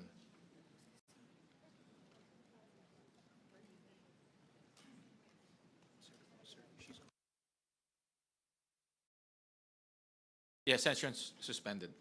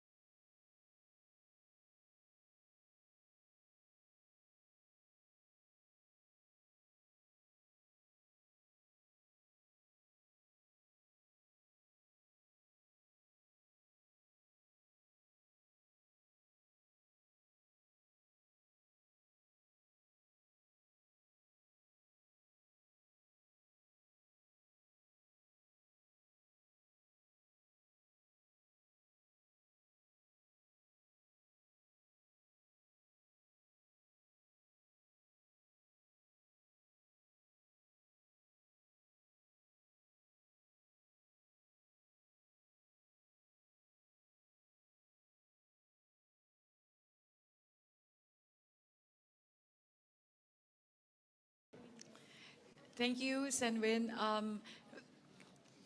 To give time to the technical staff to work out the figures for Philippine Science High School, may we move to a different agency? Yes, we'll do that since we are going to include that already in our discussion, so it's better to have those details.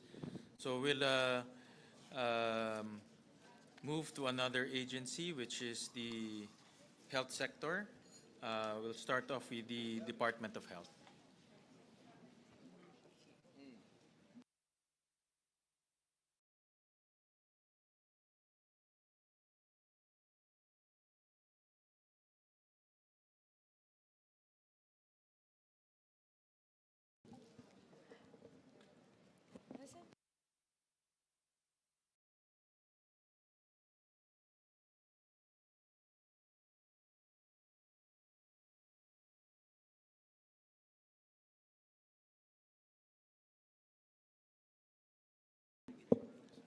On the part of the House, under the Department of Health, we would like to propose an increase of 2.4 million pesos for HFEP, a billion pesos. I'll disaggregate this po. But the total for HFEP rather is an increase of 5.79 billion pesos. 2.4 billion pesos of that would go towards the completion of legacy hospitals, such as NKTI, Philippine Cancer Center, Philippine Children's Medical Center, Mariano Marcos Memorial Hospital and Medical Center, West Visayas State University Medical Center, and other hospitals. On top of that, there would be 3.39 billion pesos allocated towards the other health facilities. There is also an additional proposed increase of 150 million pesos towards the Philippine Children's Medical Center for different items such as MOE allocation, provision of essential cancer medicines, diagnostics, strengthening of multidisciplinary care teams, and expansion of the patient support program.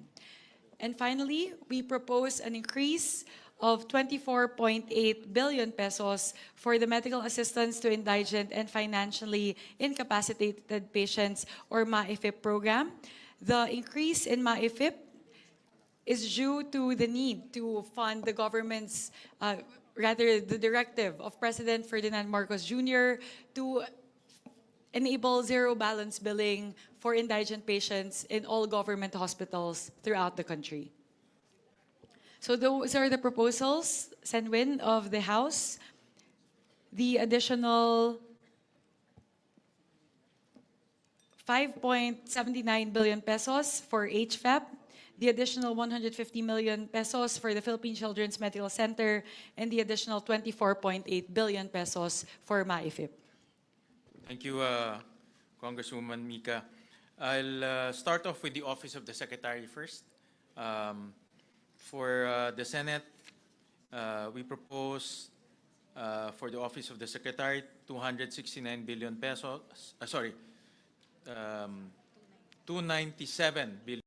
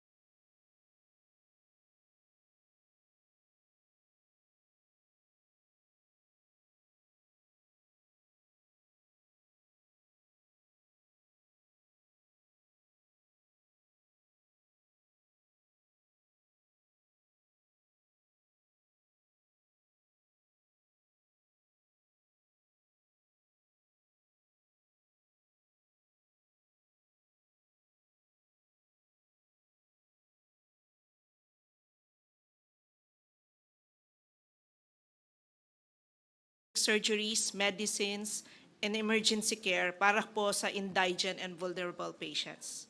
Increasing or retaining funds ensures that life-threatening cases are not delayed due to inability to pay. Number 2, it protects low-income families from catastrophic health expenses. Many Filipino families fall into debt or poverty because of sudden medical bills. MAIP absorbs a significant portion of these costs, preventing financial collapse and preserving household stability. Addresses high demand for public hospital services. Public hospitals continue to experience rising patient volumes due to economic pressures and limited access to private care. Adequate MAIP funding ensures hospitals can respond to this growing demand without compromising service delivery. Number 4, strengthens universal health care implementation. MAIP fills critical gaps where insurance coverage, example, PhilHealth, is insufficient or unavailable. Maintaining strong MAIP funding supports UHC by ensuring no patient is denied care due to cost. 5, reduces administrative burden on hospitals. With sufficient MAIP resources, hospitals can streamline patient processing, minimize unpaid bills, and improve overall operations. Minsan kasi yung hospital ginagamit na yung sarili nilang funds kung kulang yung MAIP funding nila. This allows facilities to allocate resources to service improvements rather than debt management. Number 6, supports the most vulnerable sectors. Beneficiaries often include senior citizens, PWDs, solo parents, minimum wage earners, and unemployed patients. Sustaining MAIP ensures these groups have reliable, equitable access to essential medical treatment. Number 7, strengthens public health emergency response. MAIP funding becomes especially critical during disease outbreaks, disasters, and public health crises. Increased funding allows DH facilities to respond quickly without resource constraints. Number 8, promotes healthy equity across regions. Many isolated and disadvantaged areas rely heavily on government-funded medical assistance. Retained or increased MAIP funding prevents further widening of health disparities between rural and urban populations. Number 9, prevents service interruptions in DOH hospitals. Inadequate MAIP budgets could lead to delayed treatments, supply shortages, or limitations on who can receive assistance. Stable funding ensures continuous uninterrupted patient care. And number 10, delivers high social and economic return on investment. Healthy individuals are more productive, less dependent on long-term government aid, and able to contribute to the economy. Investing in medical assistance yields long-term benefits that far outweigh the program's costs. And I think some of my colleagues wants to share some experiences with their MAIP funding of their district, their constituents. Representative Pepito Alvarez. Yeah, Mr. Chair, Madam Chair, I may have in support of what the Esmihan is saying, nakikiusap kami dahil habang hindi buo yung universal health care, lalo na yung PhilHealth, hindi pa nag-i-increase yung kanilang mga case rates. Ito po yung pangtakip. More open than not, kailangan na kailangan talaga ito. Hindi lang sa mga members of the House na napupuntahan ng mga pasyente, kundi pati na rin mga senador. I mean, we have to consider na hindi pa perfect yung ating healthcare. Hindi pa libre talaga. Wala pang insurance sa mga tao natin. So, we'd like to request the Senate panel to kindly consider kasi this is good for everyone. And walang funding dito na dumadaan sa kamay ng politician. Diretso ito from the DOH regional office, diretso binabayad dito sa mga hospitals when the bills are forwarded to them. So, Mr. Chair, Madam Chair, I'd like to request to have this approved. Thank you. Madam Chair. Madam Chair. Madam Chair. First, Minority Leader Marcelino Lebanan, then Representative Mark Zamora. Madam Chair. Maraming salamat, Madam Chair. Then Congressman J.J. Romualdo, Representative Brian Yamsuan, those four. Thank you. Kami po ay, in behalf of Four Peace Party List, nakikiusap po kami na i-reconsider po itong maipip natin. na 49 billion dahil napakalaking tulong po ito sa ating mga taong bayan, lalo na yung mga mahihirap. Ito po yung inaasahan ng napakarami po sa atin.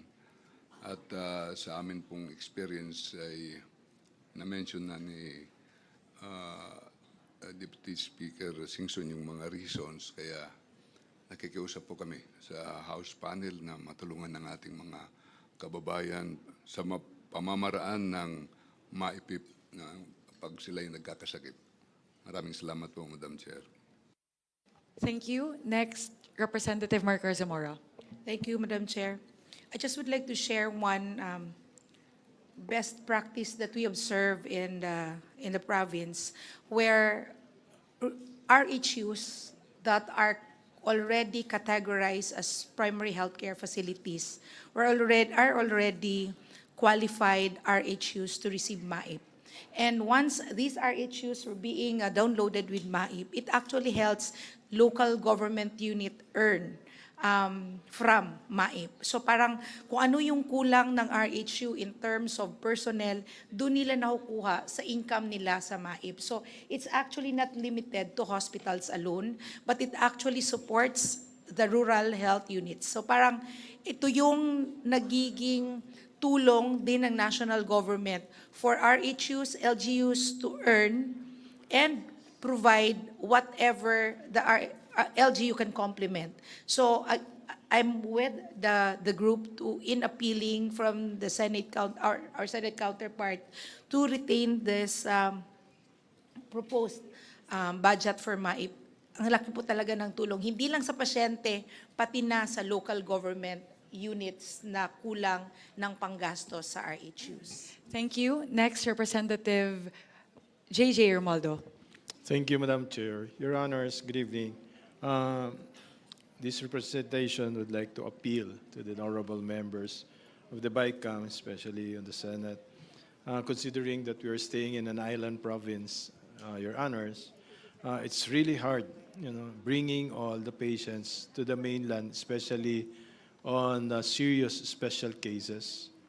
MAIF really is the catalyst or makatulong talaga pagdating doon, lalo na pag serious cases na hindi magampanan namin sa hospital.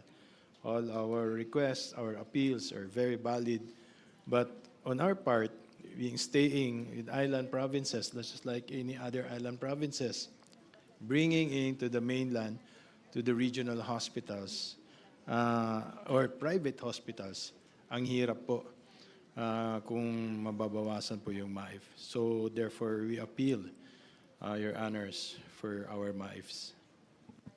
Thank you, Representative Brian Suwan. Brian Yam Suwan. Thank you po at I'm in support of all of my colleagues in the House of Representatives to ask for your help to approve this MAIP program because it's talagang essential ho siya. Malaking tulong ho and sa akin lang one good experience sa amin yung ating mga nakatira sa mission area, especially sa amin sa 2nd District ng Parañaque.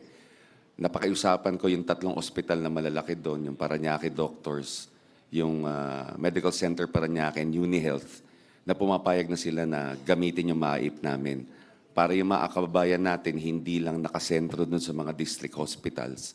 So nabibigyan ho namin sila ng sapat na medical attention na hindi na sila kinakabahan na puro district hospital lang pinupuntahan. So yun ho yung use ng ating MAIP sa atin at ako I'm in support of my colleagues, so I hope that our senators will also consider kasi nagagamit naman ho siya para sa ating mga kababayan.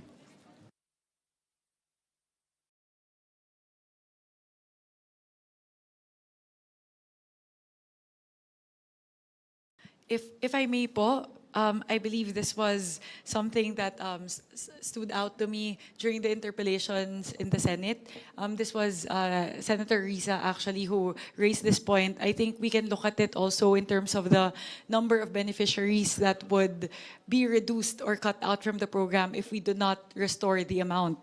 In 2025 po, the number of beneficiaries given the the GAA amount of 41.2 billion pesos was 3.3 million beneficiaries. And with the cut, if the House version is not adopted, that would reduce the number of beneficiaries by 1.1 million. So, ganun po katindi yung potential impact that you would have, bababa po yung bilang ng mga pasyente na masaserbisyohan natin mula 3.2 million ng 2025, pababa ng 1.1 million lang ng 2026. And as we know, tumataas pa rin naman po yung bilang ng mga kaso na mga pasyente na kailangan po nating i-cater. And again, in 2025, wala pa po yung pangangailangan para sa full implementation ng zero balance billing. So hence, with that, I appeal to our colleagues in the Senate to please consider adopting the House version of MAIFIP, which is at 49.2 49,203. But if you add the Senate, if you add the requirements of the Senate, that would come to around 51 billion pesos. Kong Mika, just to pick on your point earlier, how many beneficiaries you said for 2025? Given the current levels of MAIFIP in the 2025 General Appropriations Act, which is 41.2 billion pesos, the number of beneficiaries serviced in 2025, actually, hindi pa po nagtatapos yung taon, so this can actually be a little bit higher. It's 3.3 million patients. And then if in the Senate version, the one we approved, how many patients is that equivalent? In the Senate version, if we don't adopt the additional 20, Because you said the 2025 is how much already? 41.2. 41. Yes. So Ngayon with kasi in Senate is 29. 29. So yung 28. Yeah. so with the 28, that would be Kukunti yung pasyente. yes po, 1.1 million patients po yung mawawalan. Di mawawalan. Opo. So from 3 million magiging 2.1 million na lang po. 2.1 million ang hindi bibigyan ng MAIP. Opo, ganun po kadami. And as we all know, ang natutulungan po talaga ng MAIFIP ay yung pinaka-indigent natin ng mga kababayan. So I think it's important to contextualize it in that, looking at it in that viewpoint, which is that's 1.1 million of the most indigent patients losing access to MAIFIP. Yes, Senator Lauren. Mr. Chair, I see the point of the House because under the universal health care, and if PhilHealth is able to increase its case rates and to be more efficient, in a perfect world, as we were discussing earlier, dapat pagpasok ng mahirap sa isang pampublikong ospital, makikater na ang kanyang pangangailangan. Dapat ganun. Hindi kailangan yung kilala yung mayor, congressman, senador. Sana ganun. At dapat ganun. At kausap ko po yung Health Coalition, sila Dr. Dance, kausap yung Senator Pia, Senator Risa, and Dr. Lichon. Ganun sana ang mungkahin nila, na ang PhilHealth lahat. That is in a perfect world. Hindi pa po naaabot yung perfect world. In the meantime, paano po ang mga congressman po, frontliners, ang mga mayors, frontliners, naging congressman po tayo, representante, most of us here. Nakita po natin yung pangangailangan ng mga tao at ang MAIFIP, dati MAIP lang tawag dyan ay hindi lang yung DOH retained, district, sa pagkaintindi ko pati sa mga polyclinic, LGU hospitals, na talagang walang access, walang pupuntahan. Diba? So, paano naman po? Pero, dapat, after we pass this, sabihin natin sa PhilHealth, ayusin na nyo, and maybe we should put the funds lang in one agency. PhilHealth, dapat, punuin na natin lahat ng NEP nila ng ayos para, at damihan din nila ang coverage nila para mangyari na yung adikain natin sa universal healthcare. Until such time that the UHC law is really completely, properly implemented, and PhilHealth is able to handle all of this, I believe that we must provide for the poorest of the poor in the most far-flung islands and the highest uplands and in many GIDA areas. So I respectfully recommend. I know in a BICAM we should uphold the Senate version, but I see the importance, the urgency of the requests of our colleagues. So I think it's very more than reasonable. Pero wag natin sanayin na ayon sa patronage. At dapat naman, hindi yung mga may kaya, kasi may nagsabi na ayon sa PSA o sa ibang mga reports, may kaya o mayayaman daw. Hindi naman. O, kasi sa karanasan ko rin, hanggang ngayon, maski hindi na ako representante, pero yun, lumalapit doon. Pero it's really up to DOH how to implement this. But I see the point that DOH retained hospitals and up to polyclinics and what you call the small hospitals, the district hospitals ba yun? Oo. RHUs, yes, RHUs, which don't have funding on their own, can use the MAIP. That's my view, Mr. Chair. Thank you. Thank you very much, and Lauren. Just to add po, ang kagandahan po ng MAIFIP, kasi hindi lang siya government hospitals. May ganong flexibility po kasi ang dami po na magtatanong ka bakit pumupunta sa private hospital kahit po indigent. It just so happens that there are certain treatments, halimbawa po radiation or neuro cases na wala po sa mga accessible government hospitals, nandun lang sa mga private hospitals, or in case of, for example, motorcycle accidents, you rush the patient to the nearest hospital. So yun po siguro yung kagandahan ng MAIFIP. Binibigyan po tayo ng flexibility na tumugon talaga kung saan po kailangan nung ating indigent na kababayan ng tulong natin. Thank you for bringing it up, Chair. Dapat damihan ng DOH ang kanilang MOA sa private hospitals. At saka ganito ang sitwasyon kung government hospitals lang, punong-puno, sino nagsabi kanina, 300% mag-aantay ng ilang buwan, paano pag emergency? Pangalawa, papasok ko sa pampublikong ospital, wala naman sapat na gamit o kulang ng tao. How do you address the needs of the poorest of the poor? So, dapat may MOA sa lahat ng mga pribadong ospital sa lugar na yun.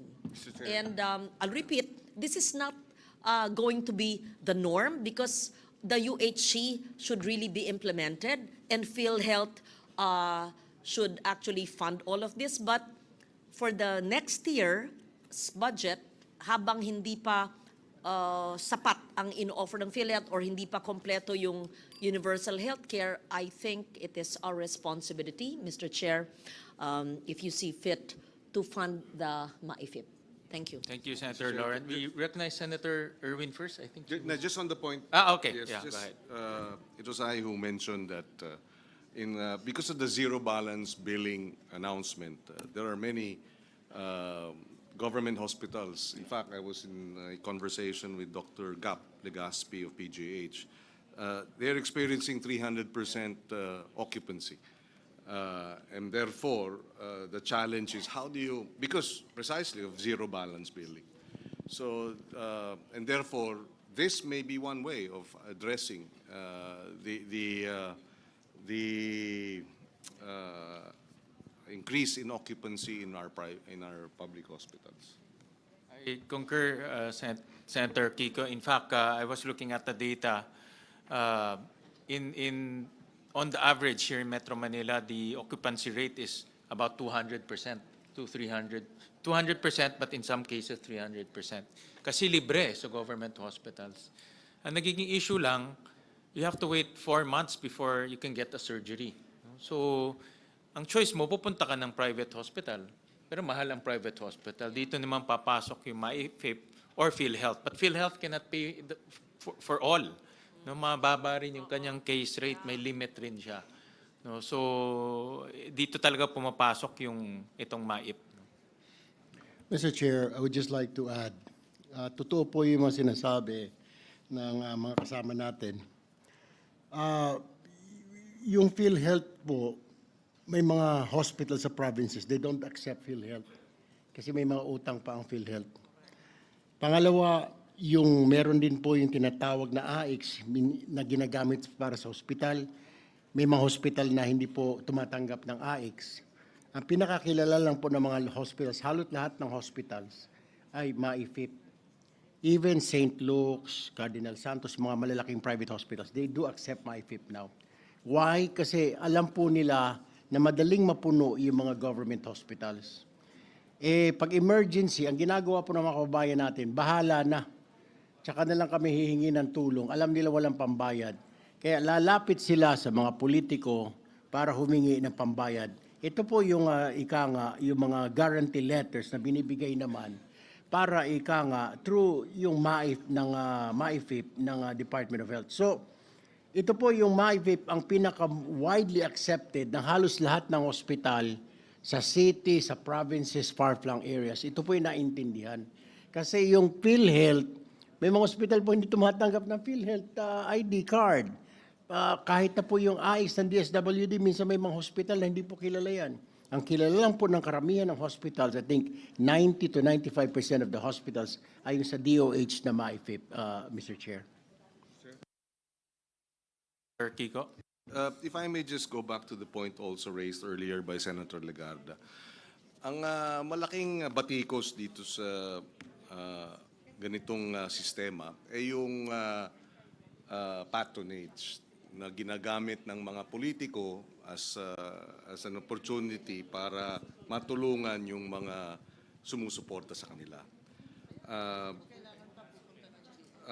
But I think what we need to perhaps to prevent that is to have some safeguards by way of maybe a special provision as to how it should be implemented, number one. Number two, so that's one point, no? How to address this issue of being patronage politics being perpetuated. So let's put in place safeguards to prevent that, so that the system in place will insulate, no, the program from politicking, number one. Number two, maybe the concern also is that dahil sa NEP, 24 billion ang President's budget. No? Pero dinagdagan natin ng more than double. Halos more than double. It should have been 48, but it's 49. Of course, the fiscal space is a challenge. But ang Senate version naman, if you will look at the screen, we allocated 1 billion for DOH Universal Health Care Fund for zero balance billing in local government unit hospitals. So perhaps maybe that is one way kasi nabanggit ng chairman ng House panel na this is also to address the zero balance billing. So maybe a portion of the 49 billion we can put dun sa LGU hospitals for zero balance billing, which we've already we've already put 1 billion. Baka pwedeng dagdagan din yun. No? O yung 49, may portion of that, dagdagan dun sa LGU hospitals for the zero balance billing to be implemented in the LGU hospitals. So I'm trying to find a happy compromise in this regard, Mr. Chairman. Thank you, Senator Kiko. In fact, the different agencies have issued several circulars na bawal na talagang ipoliticize yung mga tulong sa tao. For example, yung mga AIX, TUPAD, MAIP, but even scholarship. So meron na silang directive or circular. And on top of that, meron din tayong special provision na bawal rin ipoliticize. No? So that is another safeguard na hindi mapapoliticize itong mga tulong sa tao. No? Yung importante lang naman dito ay matulungan yung tao. No? That's the most important. Yes, Senator Amy? Yes, maraming salamat Mr. Chair and Madam Chair. Wala naman sigurong tututol sa pangangailangan ng MAIP. Talagang kailangan na kailangan yun. Ang problema lang, sa totoo lang, ako, naaasiwa ako pag hinihingan ako ng GL, ng mahiwagang guarantee letter, hindi karapat-dapat na ang Pilipino ay naninikluhod sa iba't ibang politiko para lamang magamot. Ang tingin ko, kung bibigyan yung iba't ibang mga ospital, hindi ba maaari na physician's priority na ang gawin? Huwag na tayo nakikialam doon, kundi yung mga doktor ang magsasabi kung sino talaga pero talagang awang-awa talaga ako sa ating mga kababayan na talagang pumipila pa sa atin at nagmamakaawa. Hindi po dapat yun. Madam Chair. Yes, Representative Javi Benitez. So I agree that we should also move from a patronage-based type of system to an institutional-based system. No, I think that's what we have done in implementing the free college for example. I think yung gusto ng kababayan natin ay sana sa health naman. Lagayin po natin sa health ang ating maging ideal world, sinasabi po ni Sen. Lauren, na pagpunta sa isang ospital, hindi na kailangan magmakaawa sa isang politiko or mag-isip na kailangan pang bayaran ito. And when I spoke to ang DOH at that time, they were saying that the number is actually 70 billion. Naglabas po sila ng zero balance billing, that is option 3, which is a claims-based na simple, is 70 billion what's needed. And the reason why there is patronage or pagpili is because it's limited resources. No? So if we give it a number na maka-free ang lahat, then they will never need to go to a politician because their needs are already met. And that number is 70 billion. So I'd just like to say that I want to support the increase of the MyFIP. If the House version, of course, with this bicameral committee is approved, but sana in the future, maging totoong zero balance billing, and from our universal health care that was law in 2019, ma-fully realized soon. Yun lang po. Thank you. Madam Chair. Yes, Representative Maricor Zamora. Yes, because there was a mention earlier about the proposal of Senate for the DOH Universal Healthcare Fund for zero balance billing in local government. May I just know, Madam Chair, Mr. Chair, what would be the mechanism of this proposed program? And what is the difference between this program and the MAIFIP? This is a pilot program. In fact, I just got a text from Senator Pia. She's coming over. Because ang DOH hospital, zero balance na. No? Ang LGU gusto mag-zero balance. Pero hirap sila, I'm sure alam ni Abet to. Most LGUs, si Marica rin, you were a governor before. I was a mayor before. Talagang kinakain ng budget. As Governor Alvarez, no? Kinakain talaga kinakain ng hospital bills or hospital operation yung budget ng LGU. So we allocated 1 billion to help the LGUs achieve zero balance billing. This is just ang idea dito, this is just a trial fund because wala pa talaga ang DOH mechanism to download this. But we want them to already help the LGUs in achieving zero balance billing. No? So, ano ito, parang trial lang, no? Kasi wala pa silang guidelines on this. Okay. Madam Chair. In fact, we introduced a special provision na dapat mag-coordinate in DOH LGUs para to create that guideline. Madam Chair, Mr. Chair. Go ahead, Kong Marcar. Because based on how MAIF is being implemented now, there are already LGU hospitals that are already availing MAIF, and they're actually implementing zero balance billing dahil nada-download si MAIF directly to the LGU, utilizing the MAIF sa provincial hospital. So, hindi ba po siya magiging duplication itong item na to sa MAIF where it's already implemented now na pwede nang direkta sa LGU? ang conversation namin dito, itong DOH Universal Healthcare for Zero Balance Billing in Local Government Units, para siyang subsidy. No, para siyang subsidy for your hospital. So for example, sa Bataan may hospital kayo, pwede niyang i-subsidize. Kami sa Valenzuela, pwede niyang i-subsidize. Or sa Ilocos Norte, pwede niyang diretso i-subsidize. So that's the mechanism there. No? Yeah. So, Yan yung idea. But they have to come up with guidelines to operationalize. Mr. it. Chair. Well, Kaya po Wala ng nag-worry. GL po? Yes. Yun ang yung Ako, pangkailangan. sang-ayon po ako doon. Kailangan, Talagang ayokong lumuluhod yung ating mga kababayan But para lang but admittedly wala pa kasing guidelines to, no. So that's why we included in the special provision to consult with the LGUs.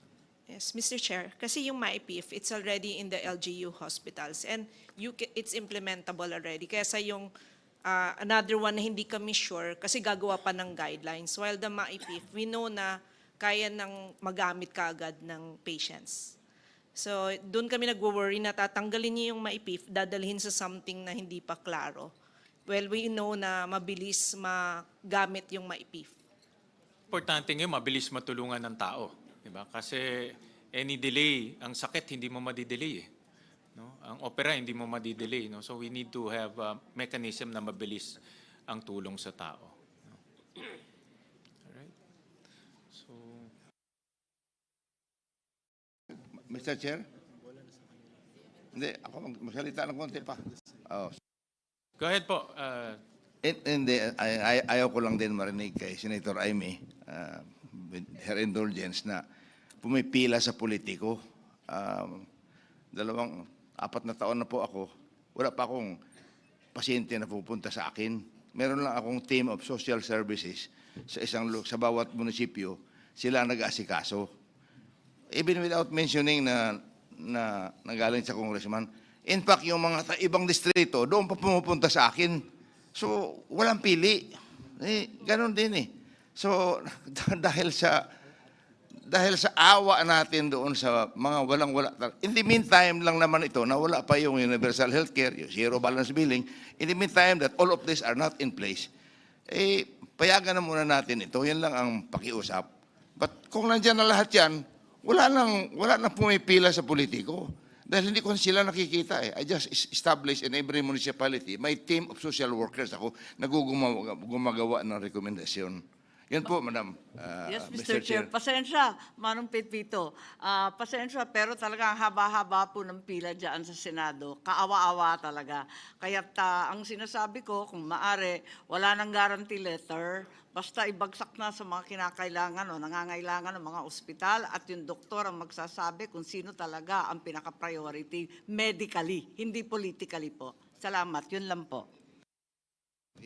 Mr. Chair, Madam Chair, to add to what's being discussed regarding yung pumipila at yung patronage, yung ibang districts, and I'm sure sa Valenzuela, very efficient, at nabanggit naman ni Kong Alvarez, gumagawa na ho ng one-stop shop para hindi na po kailangan pumila. And in the case of Bataan, nandun po yung PCSO, PhilHealth, nandun yung DSWD, nandun yung social worker, nandun yung MyFIP, para isa na lang ho yung pupuntahan under one roof. Hindi na ho kailangan makita yung mga public servants in that locality. Diretso na po sila. So these are some innovations being done by our district representatives in our local government units para ma-ensure na nababawasan or halos wala nang pumipila yung dignidad ng kawawang pasyente, lalo na kung mahirap, ay na-maintain at hindi nababawasan dahil one-stop shop parang professionally being managed by our social workers, Madam Chair. I just wanted to add that in the discussion. Maraming salamat po.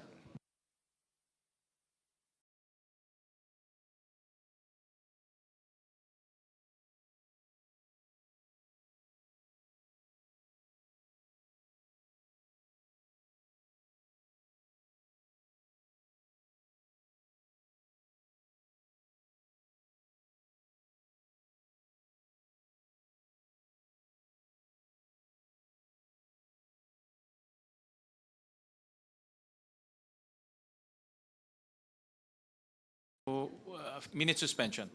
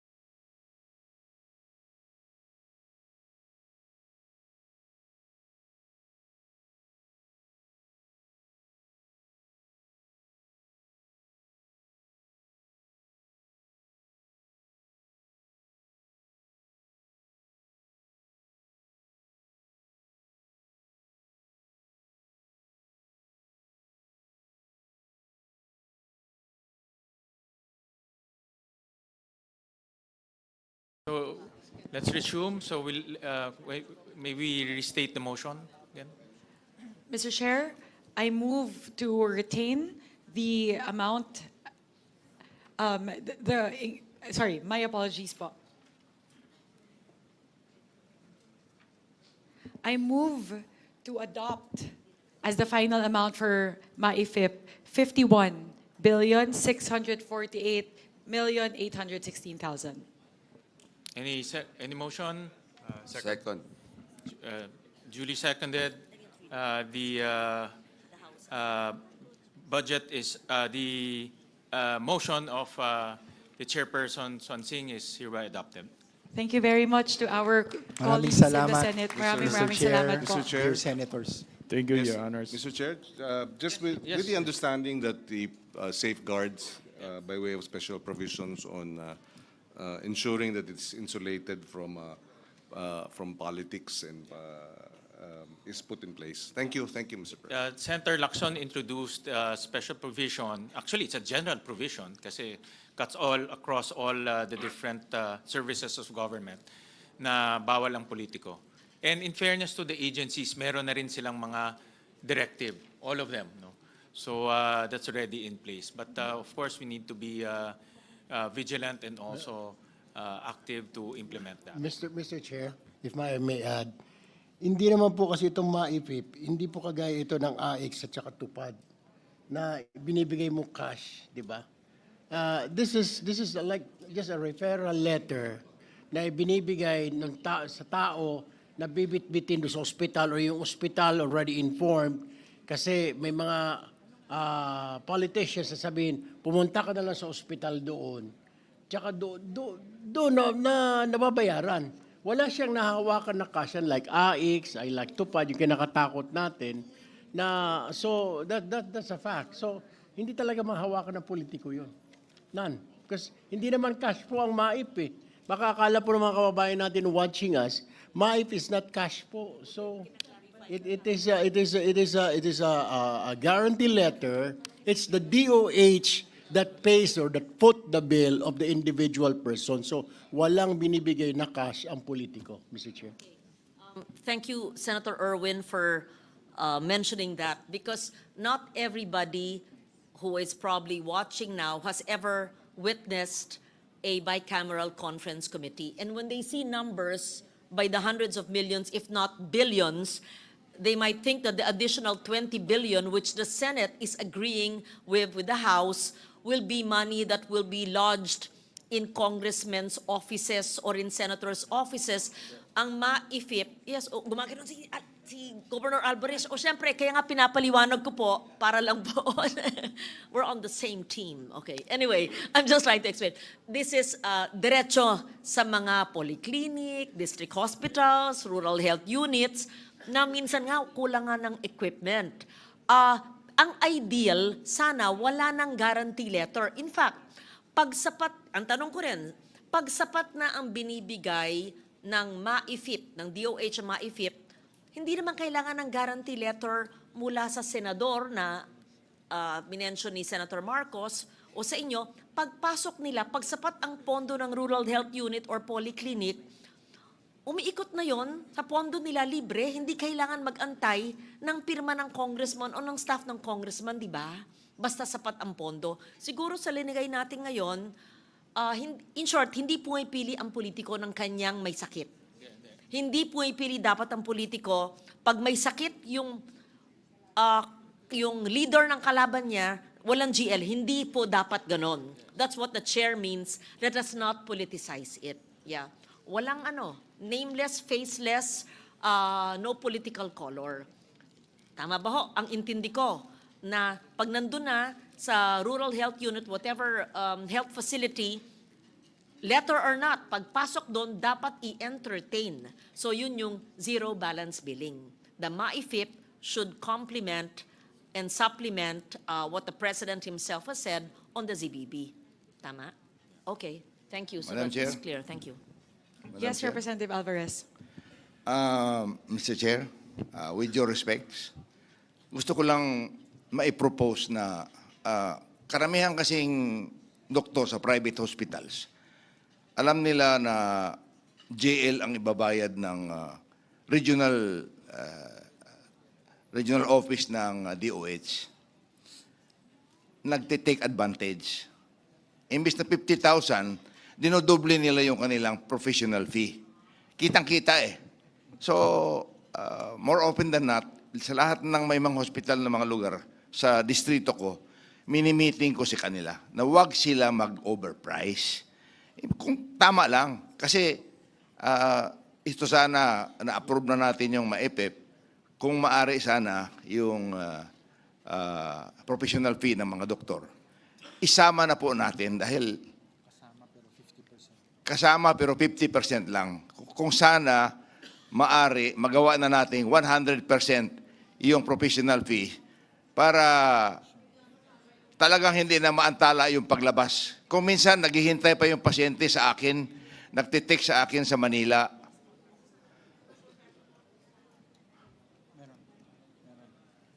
Professional fees now, they accept 50%.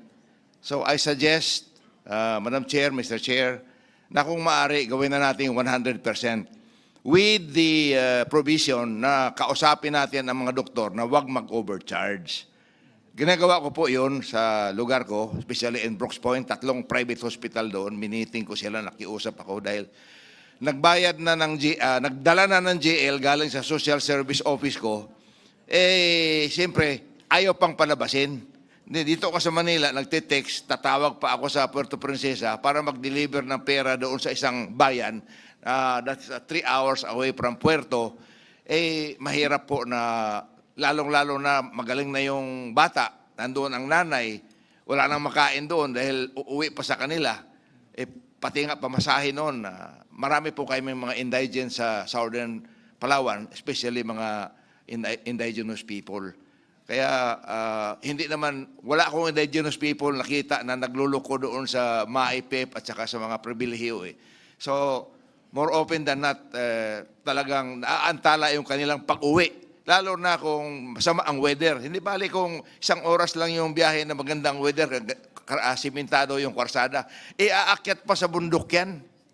Kaya kung maaari, propose ko na yun na bayaran na natin 100% ang professional fee, tanggapin na natin na 100% mababayad. Thank you, Madam Chair, Mr. Chair. Senator Aimee. Yes, thank you very much, Mr. Chairman and Madam Chair. I'd just like to bring our attention to the general provision referred to earlier by Chairman Gatchalian. It's on IB 683 page between lines 52 and 53. And this refers to the prohibition on political involvement in cash distribution. So, nakikita ko naman na talaga naman maganda ang mithiin nito. Subalit, sa kabila niyan, kinakailangan basahin natin ng maigi. Unang-una, wag natin limitahan sa cash. Kasi yung MAIP nga tulad ng pinaliwanag ni Senator Erwin, talagang hindi naman cash. Pero dapat sakop pa rin ito. Pero medyo mabigat rin ang wording kasi walang politikong present to participate in, to influence, or otherwise take part. Medyo mabigat kasi alam naman natin ang trabaho natin, taga-endorse, taga-recommend, lahat ng request natin sa tambak, siguro naman hindi mamasamain. Kaya gusto ko sana na i-review sana itong general provision, palawakin siya kasi magandang mithiin na hindi lang cash assistance, kundi lahat ng assistance. Tapos, wag naman sakop lahat na halos may penalty pa. Kapag ando ng politiko, parang mabigat-bigat naman yata to. Higit sa lahat, I do believe that legally this is actually surplusage when in fact we already have the DAP ruling, which is very clear that politicians should not meddle in any way in the implementation of projects. Once the budget is passed, it's hands off to all legislators. Yun lang po, mere observation and perhaps an invitation to review this general provision. Mr. Chair, Senator may Erwin. I also manifest to a provision kasi po the professional fee is not included and hindi po tumatanggap ang mga doktor karamihan sa kanila ng MAIP. So if we can put a special provision na i-incorporate na ng hospital doon sa bill ng pasyente yung professional fee. Kasi usually po dapat isama na po ng hospital. Bahala na muna yung hospital magbayad sa doktor because ito po ang problem. Bayad po yung bill, hindi pa rin po makalabas ang pasyente because hindi pa bayad yung professional fee. So tumatakbo na naman, nadadagdagan yung per araw, everyday na he overstays in the hospital.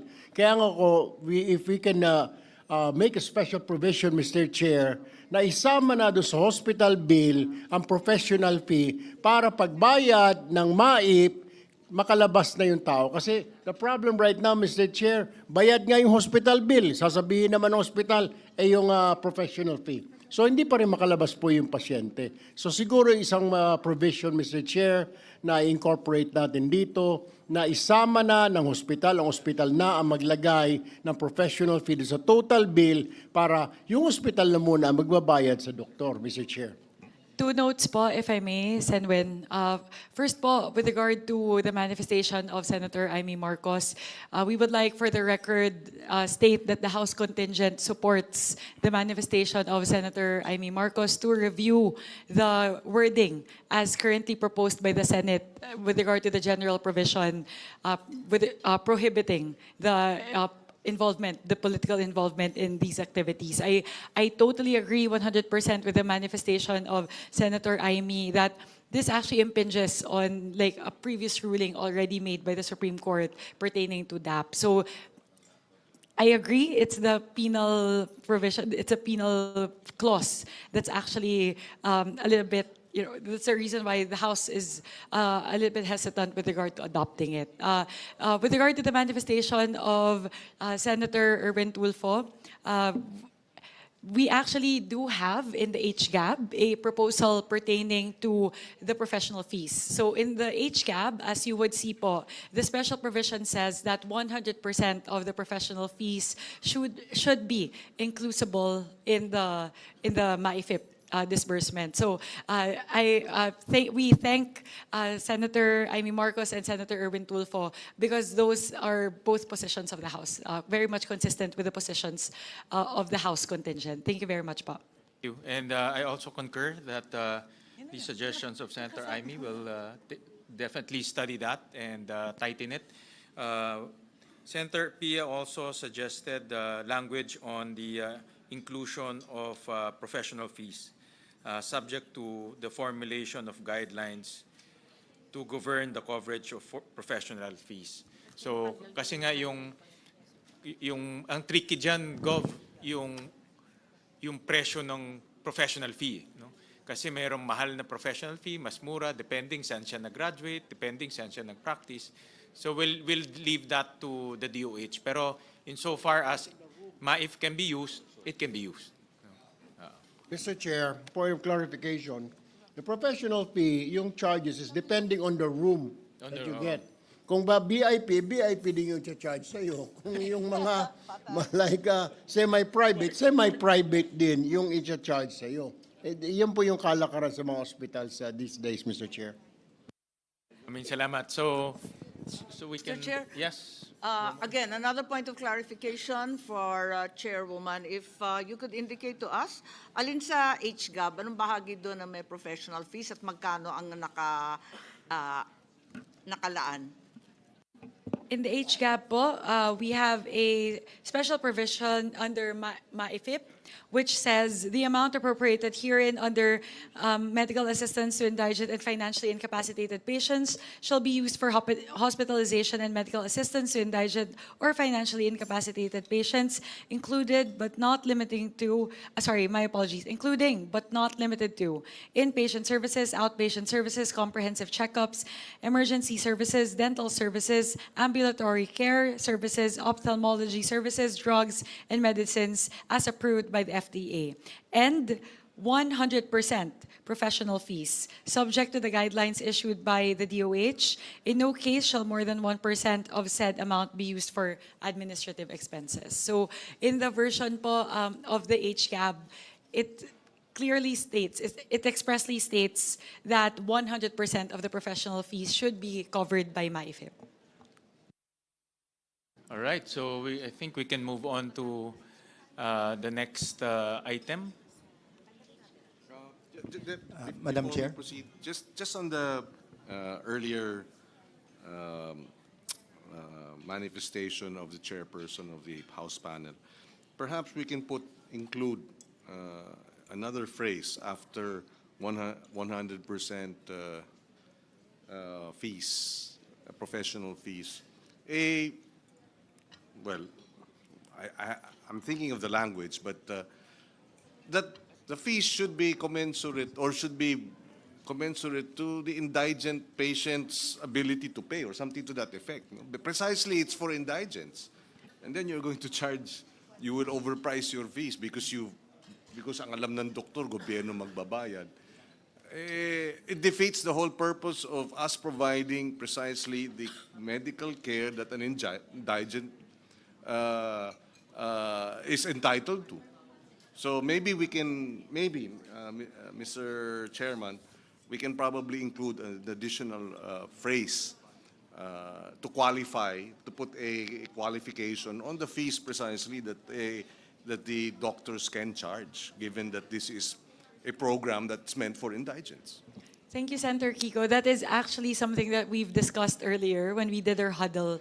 That maybe a qualifier that we can put is that only those in the charity ward would be guaranteed the 100% coverage of professional fees under MAIFIP. Pwede po yun para ma-insulate din naman po yung mga, baka naman po sobra yung charge as mentioned earlier, baka sa VIP room or sa private room. So maybe that's something we can explore, putting in a caveat saying that it only covers, that the 100% professional fee coverage for MAIFIP only pertains to those in charity wards. Thank you, Senator Kiko, for those interventions. So we move on to the next item.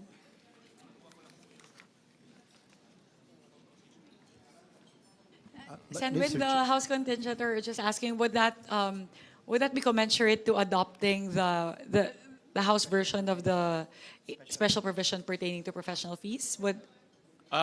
We actually modified it. We allowed the DOH to come up with guidelines. No? Instead of nakasulat 100%, let the DOH study it. Kasi like I said, no, ang professional fees, ang layo ng spectrum eh. No? So sila nilang mag-evaluate. Yeah. Mr. Chair, I just want to raise a point. In 2025, it's already that provision that Provision number 6. it's a provision number 6, wherein it says that medical assistance to indigent and financially incapacitated patients, the amount appropriated herein under MAIP shall be used for hospitalization and medical assistance to indigent or financially incapacitated patients, including but not limited to inpatient service, outpatient service, comprehensive checkup, emergency service, dental service, drug, medicine as approved by the FDA, and professional fees, Mr. Chair, subject to the guidelines issued by the DOH. In no case shall more than 2% of the said amount be used for administrative expenses. So we already have this, Mr. Chair, Madam Chair, since last year. However po, if I may respond po, what we want to modify in that version of the provision in the 2025 GAA is that we want to stipulate that it has to be 100% of the professional fees. And second, we're actually arguing against the 2% administrative cost being that's stipulated in the 2025 GAA. Kasi po, AIX, Tupad, and even other more, labor-intensive programs only charge 1%. So very interesting po that the DOH is asking for a 2% administrative cost. So yun po yung dalawang binabago po natin sa special provision as stated in the 2025 GAA. Mr. Chair, may I? Madam Chair. May I clarify whether DOLE really just charges 1% and DSWD 1% for Tupad and AIX respectively? Is that clarified? LBRMO, 1%. So dapat... Iba-iba? No, Chair Swansing said that it's only 1% with DOLE and 1% for DSWD. The admin cost, I think there should be Alam ko social pension. I think there should be a standard, no? Not depending on the agency, not by whim. Thank you, Sen. Lauren. Actually, that's what we did exactly in the HGAP version. So we aligned everything because we found out that in AIX, it can vary. So it can go up to 5% actually in some areas. So yun yung, parang hindi po siya standard. That's why we said we can standardize it. Kasi may It should not be, depending on the areas, the admin fee will differ for DSWD? I'm not sure of that. Para Really? ano po, like for example, social pension for sure is 1%. So that's something na I'm sure of. We heard there are instances po, especially if it's an ATM disbursement, it can command up to 5% of the administrative cost. So yun po, kaya yun po isa naming tinitignan na dapat ma-standardize din natin yan. Because of this, I think, Mr. Chair, we should stipulate in the GAA the admin fee of the agency. Otherwise, it will be their discretion. That's dangerous. And it's difficult for the COA to audit as well if it's 1% or 5%, depende sa probinsya, kung isla ba, bundok, hindi. Mahirap yun. Oo. So, I think we should stipulate and we should agree on the percentage of the admin fee. That's what we included in the HGAP version, Senator Lawrence. So we put their administrative costs for the different, not just MAIFIP, we put it for the others also. So we did try to do that, which is to standardize the administrative cost for the different programs in the HGAP version po. Mr. Chair, one last hearing. Yes, Senator Amy, go ahead. So sorry. Hindi, yung nabanggit lang kasi na lilimitahan sa 100% payment ng professional fee para lamang sa charity ward. Parang sa palagay ko, nakikita naman natin ang ating mga ospital, umaabot ng 300% occupancy ang charity ward. Kaya napipilitan ang ating mga kababayan pumunta sa pay ward. Kaya hindi rin makakatulong kung pipilitin natin na limited ang professional fee sa mga charity ward lamang. Kaya siguro maganda na rin yung sinabi ni Chairman Gatchalian na hayaan na muna gumawa ng IRR, halimbawa, ang DOH, total napakalaki ng halaga ng 49 billion. Dapat managot naman sila sa atin, may oversight of some sort. All right, so we will take note of that, Senator Amy. Yeah. Yes, go ahead. Mr. Chair, Madam Chair, if I may. Dito po sa House version ng MAIFIP na may 100% professional fee.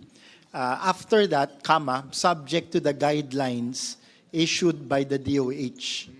So, baka yun na po yung sinasabi ni Sen. Amy na dun sa 100% para tunay na mapakinabangan ng ating mga kababayan, based on that, gagawa ng guidelines yung ating DOH. Kasi as it stands now, 50% lang po ang naija-charge. Kaya yung pasyente po natin, kahit nabayaran na ng MyFIP yung hospital bill and 50% nung professional fee, hindi pa rin makalabas ng ospital. At dun po, lalapit sa mga politiko, buti na lang si Governor Pepito Alvarez, maraming pwedeng pang out of pocket.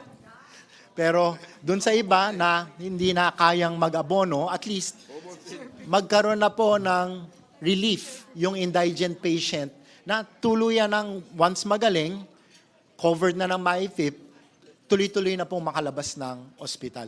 So anyway, the proposal ng House ay gagawa po ng guidelines ang DOH. Thank you po, Mr. Chair, Madam Chair.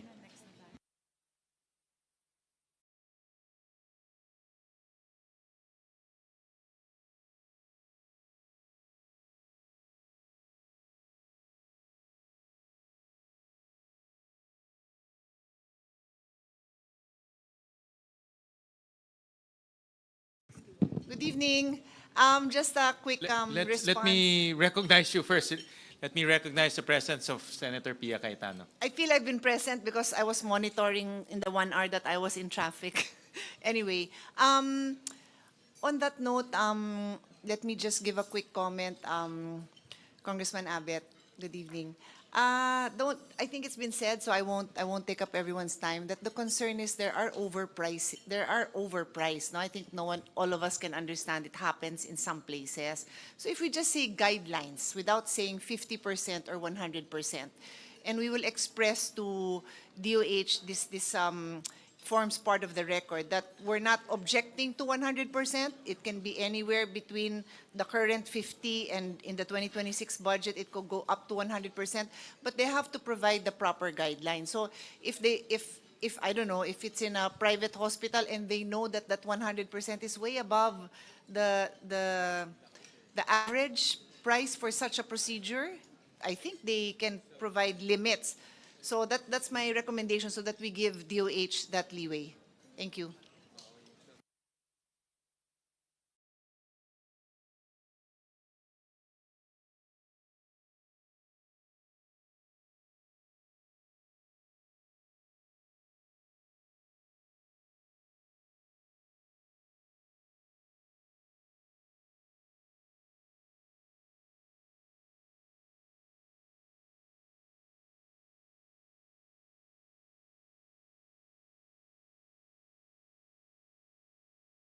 All right.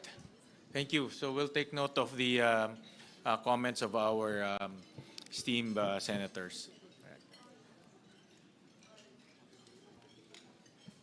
Senmin, if we may move to the next item. I believe this is also a disagreeing provision pertaining to the Health Facilities Enhancement Program, or the HFEP. Similarly, we appeal to our colleagues in the Senate contingent to please consider restoring the increase effected by the House pertaining to HFEP to have a final amount of 26.26 billion pesos. That includes the 5.69 billion peso increase affected by the House from NEP to HGAB.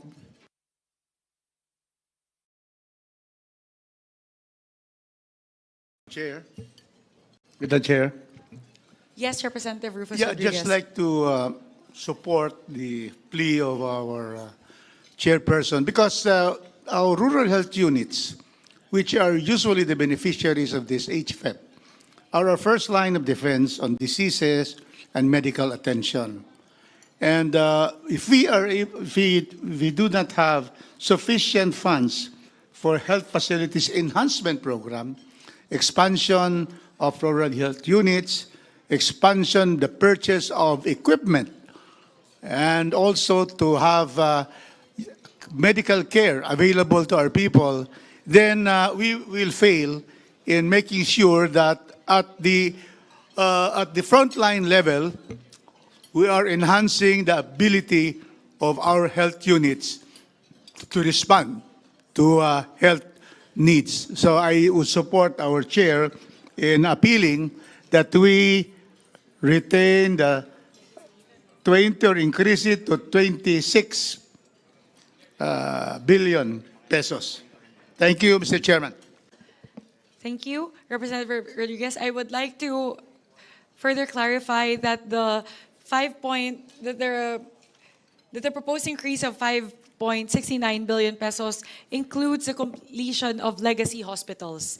Those are NKTI, Philippine Cancer Center, PCMC, Mariano Marcos Memorial Hospital and Medical Center, West Visayas State University Medical Center, Northwestern Cagayan General Hospital, Bataan General Hospital and Medical Center, Bicol Regional Hospital and Medical Center, Mayor Hilarion A. Ramiro Senior Medical Center, Northeastern Misamis General Hospital, and Orani District Hospital.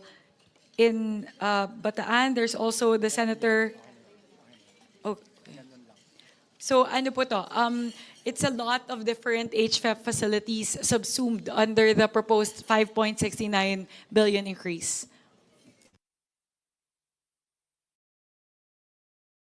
Right, so how many facilities will be built with those amounts?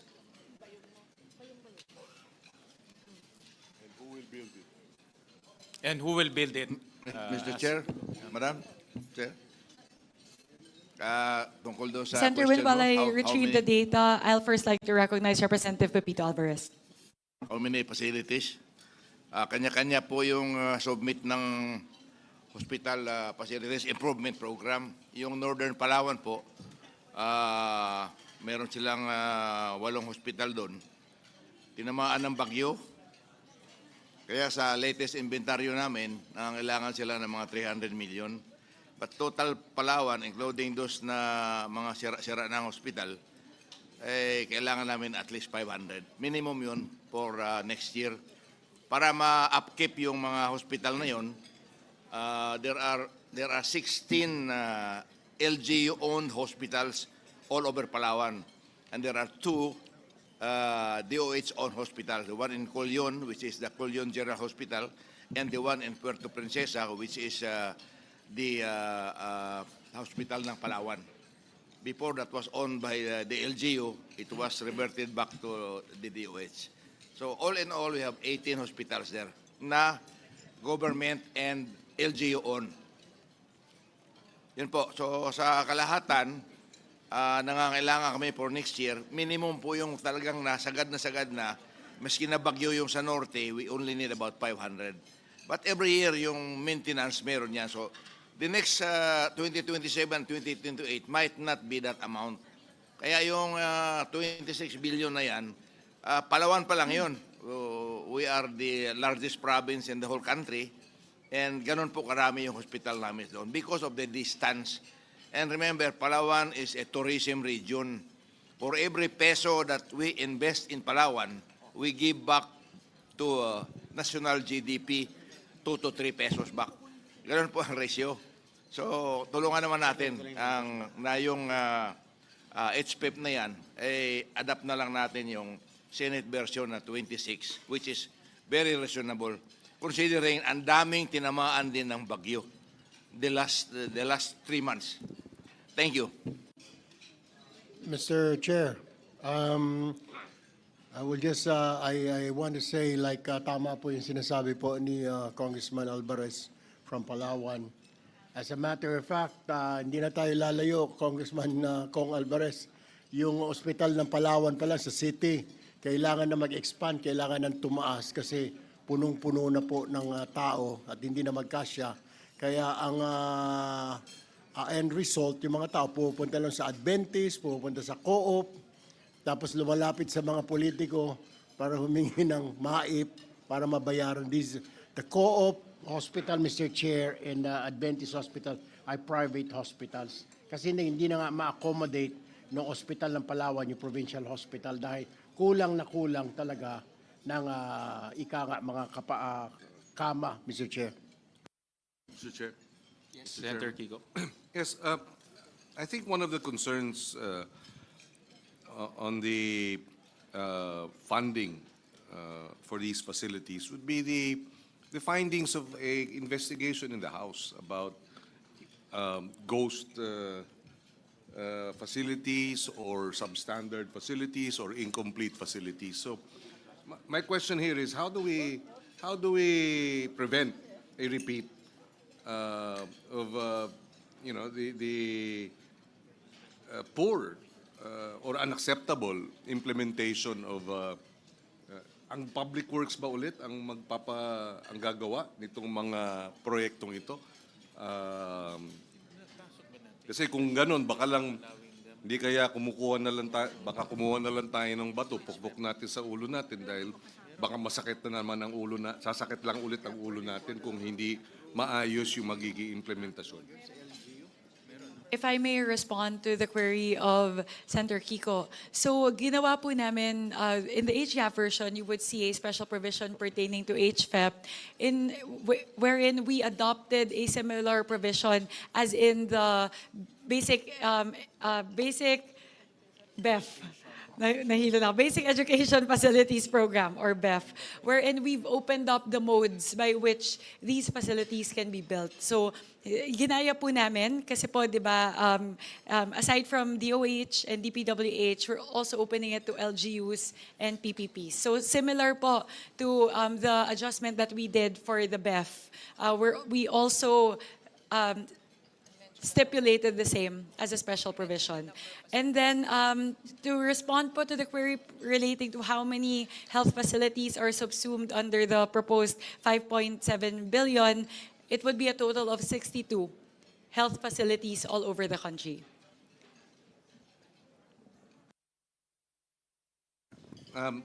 Yes, Mr. Chairman, just to follow through on that, and I recall now when we were hearing the classroom acceleration program. It was mentioned earlier, but I just like to stress that point, that when you have the private sector PPP program in place, and you have local matching between the local government and or getting the local government to be a partner in the infrastructure.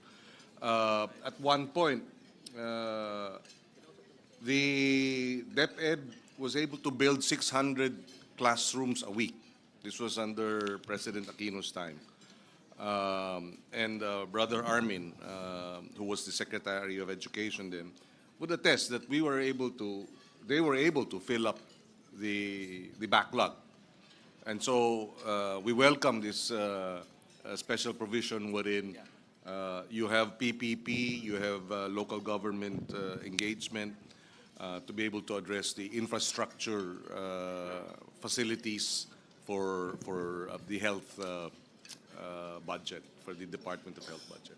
Thank you. Thank you. Thank you very much, Senator Kiko. Actually po, that also doesn't preclude the need to talk to Secretary Ted Herbosa, because as we all know, the reason for the huge delay in the implementation of HFEP and the very low utilization rate for HFEP, not only in 2025 but in previous years, is the very delayed release of their guidelines. Meron din pong problema administratively within the DOH relating to how they're implementing this program. So aside from opening up the modes, we're also doubling down on ensuring that the DOH releases the HFEP guidelines in a timely manner. Kasi may iba po nagsasabi, March pa lang nag-release ng guidelines for HFEP, tapos may delay pa further in terms of the bidding and everything. So halos hindi na po siya talaga nasisimulan before the end of the year. So we intend to do that as well po. Senator Pia? Just an addition to the discussion. It was Secretary Herbosa who said that they have a lot of ghost projects. So when we were reviewing the amounts for HFEP, and we really wanted to increase it, we always want to increase it every year. DOH could not give us any figures. As we held our plenary debates up to that day, from the hearing, plenary debate, they could not tell us exactly the status for every HFEP. They could not tell us how many were abandoned, how many were finished but not operational, how many were finished but had insufficient equipment, how many had equipment but no health personnel they did not have it. So when I think of our colleagues in the House and mayors individually, I can get their individual commitment that they will, of course, operationalize it. But when you look at it on a totality, ang daming billions of funds worth that are not being able to use for healthcare. The delivery of healthcare has failed in that sense. So it is our collective decision to decide how to proceed. Yun lang naman, I really always support the increase, but we have no answer as of this moment on the status of these facilities. And one last point I'd like to make on the healthcare resources, human healthcare resources. The budget for our Doktor para sa Bayan and allied health is something that I've always fought for. And this goes into our ability to have human bodies, professional human bodies in every health center in your districts in our country. We're far from achieving it, but our goal is getting closer. But according to the Secretary, and by all means spread into the record if you feel otherwise, a lot of LGUs will sign a MOA to commit that they will hire health professionals, and then hindi sila makahire. Whether that is a budgetary constraint on the part of the LGU, or there is just no health professional willing to serve in that area, I do not know the individual reasons. I can give you the top 5 general reasons that are received, but that is the end result. Wala silang nakahire. So there's a nationwide problem which we're trying to address by funding the human health resource gap, but individually we have to look to our colleagues in the House to help us address this situation so that maybe next year we can have a better situation. Thank you, Mr. Chairman. Madam Chair, Mr. Chair. Yes, Representative Pepito Alvarez. Yeah, and in then, response to and the then good- Representative Albert Garcia. Thank you. In response to the good senator, ma'am, maraming salamat. I can only speak of the whole Palawan. We have 12 non-performing large-scale RHU. Out of 12, isa pa lang ang may license. When I'm talking about the HPEP that we need in Palawan, hindi kasama po yung mga large-scale RHU na yan na hindi funded, na hindi pa umaandar. I'm talking about 16 hospitals built by the LGU together with HPEP program before when I was governor. And then we have dalawang DOH hospital. Yun po ang sitwasyon doon. At yung LGU hospitals, yung manning, doctor, nurses, midwives, and medtechs are all scholars of the provincial government. Meron kaming fund, 50 million a year. And ang nagagraduate namin ng doktor between 12 to 15 every year. Mga midwives namin, meron po kaming at least minimum 6 to 10. And then mga medtech, meron ding 6 to 10 na nagagraduate. So, yung mga hospital namin, kompleto po sa staffing. Hindi kami nagkukulang. In fact, yung mga doktor sa barrios na pinapadala ng DOH doon, tuwan-tuwa sila dahil marami silang katuwang. So, ganun po nangyayari. I can only speak of Palawan. I don't know of the other regions and the other provinces. So itong HPEP na hinihingi namin particularly for Palawan, I'm very parochial, but hindi po, in general, I'm talking about the whole country, kailangan talaga natin suportahan yun, HPEP. Kasi wala yung HPEP na yan, hindi kami makabuild doon ng 16 hospitals na good size. Others are 100 beds, others are 50 beds. But that will ensure the confidence of our tourist arrivals. Kasi every 100 kilometers, nakikita nila yung hospital nandoon at saka naasikaso talaga sila. Except for one in Coron, which was a little bit neglected kasi meron tayong general hospital sa Colyon, which is the Colyon General Hospital. More often than not, doon sila pumupunta dahil kompleto doon.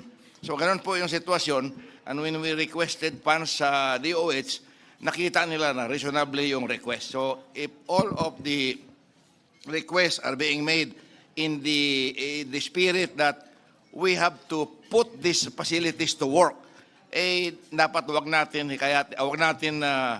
deny yung pera na kailangan doon sa Hospital Improvement Program na yan. Maraming salamat, Mr. Chair, Madam Chair. Mr. Chairman, dagdag ko lang. At meron na rin po kayong Palawan Medical Center. So, isama nyo na yun dun sa pagbibisita ng mga turista para makita nila yung medical school pala, medical school sa Palawan. We're very proud of that. So, thank you rin sa support ninyo dyan. Ngayon na lang nagawa yung dahil sa suporta ninyo dito. Pero nung araw, hindi nagawa yung medical school doon. In spite of the fact na yung HUC doon, nagkaroon ng 300 million pondo galing sa akin noon, ay hindi nila nagawa yung medical school dahil sa corruption. Maraming salamat, Mr. Chair, Madam Chair. Thank you. And I agree with this special provision. It's time to unleash the local government units, di ba, Kong Abet? Dahil maraming kagaybataan na very active, very aggressive. Kailangan ma-empower rin sila eh. So if DOH can partner with the local government units, mag-counterparting sila, local government na magpagawa, mas mabilis eh. Kasi ngayon, exclusive ang DPWH to build HFEP facilities, kaya hindi natatapos. But now, with this special provision and everyone can build at the same time, parang school building, then I think mas bibilis yung implementation ng HFEP. No? If I may lang po, Senator Win, before I yield the floor to Representative Abet, I just wanted to comment on the point of Senator Pia. I totally agree po, especially with the issue around super health centers that are non-functioning. It's really because a lot of the LGUs do not actually adhere to the MOAs that they sign, that they will ensure that they provide doctors and operating funds. So yun po siguro yung pwede nating tignan, that DOH has to be more strict in terms of implementing and enforcing the MOA. So, pwede po natin kausapin yung DOH tungkol doon. Representative Abet Garcia, please. Yes, thank you, Madam Chair, Mr. Chair. Just to add to what Madam Chair said, regarding the DOH HFEP facilities, medyo exaggerated po yung nabanggit sa news na ghost. It is really more yung mga non-functional, like what the chair said, na nagawa yung super RHU, tapos nasa MOA with the LGU, nalalagyan ng mga staff, pero siguro kulang din ang pondo yung LGU, hindi nalagyan, so hindi nag-function. So this also came about during the budget deliberation of DOH, and Secretary Ted Herbosa, doing a catch-up plan on this, said that he would be more diligent in implementing the MOA with the LGU para talagang mabawasan or totally mawala na yung mga non-functioning LGU. Kasi sayang naman kung mapipinalize yung mga proactive LGU like yung kila Congressman Alvarez sa Palawan dahil dun sa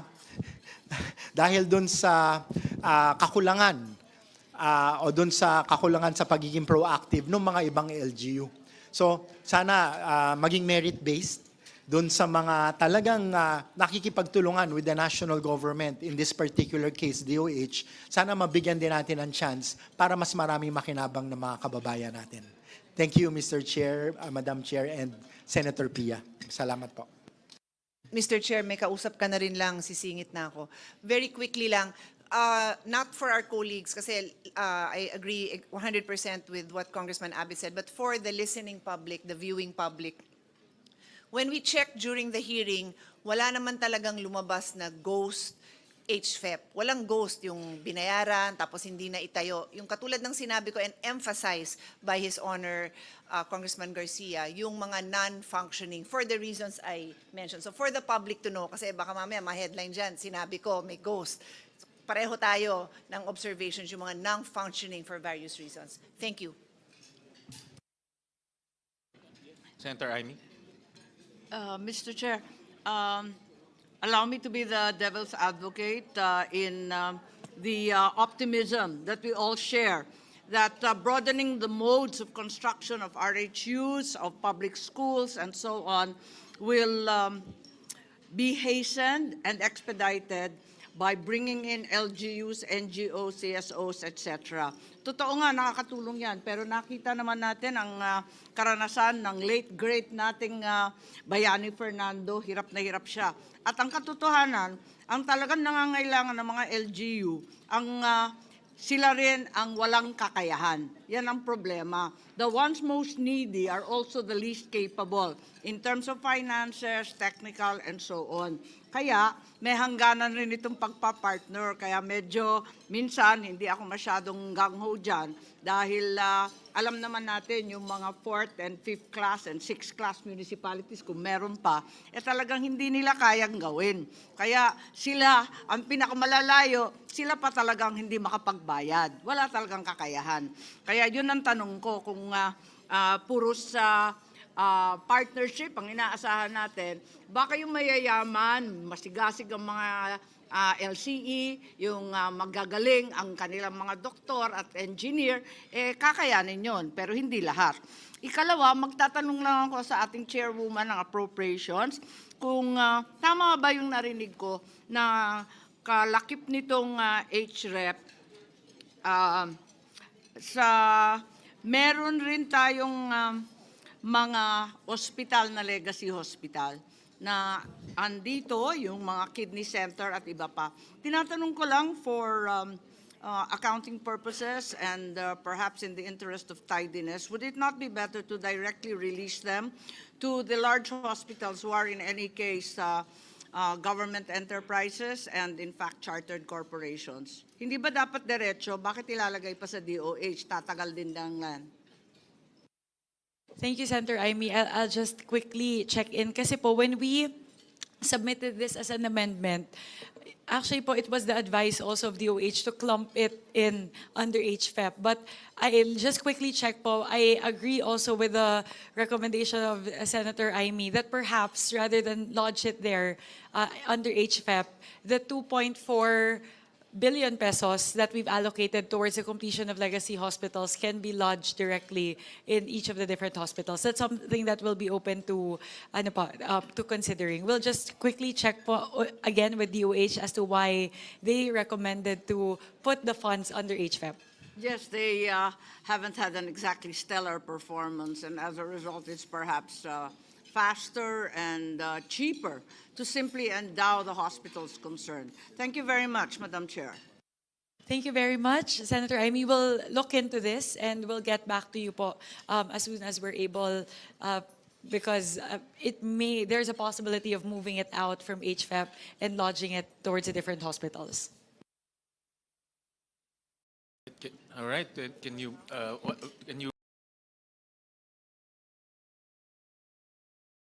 restate the motion? Yes. With what was shared, wherein we ensure that the implementation of HFEP will hopefully be a lot better in 2026, given the special provision increasing the modes by which these health facilities can be implemented, meaning aside from DOH, DPWH, you can also enlist the help of LGUs and PPPs.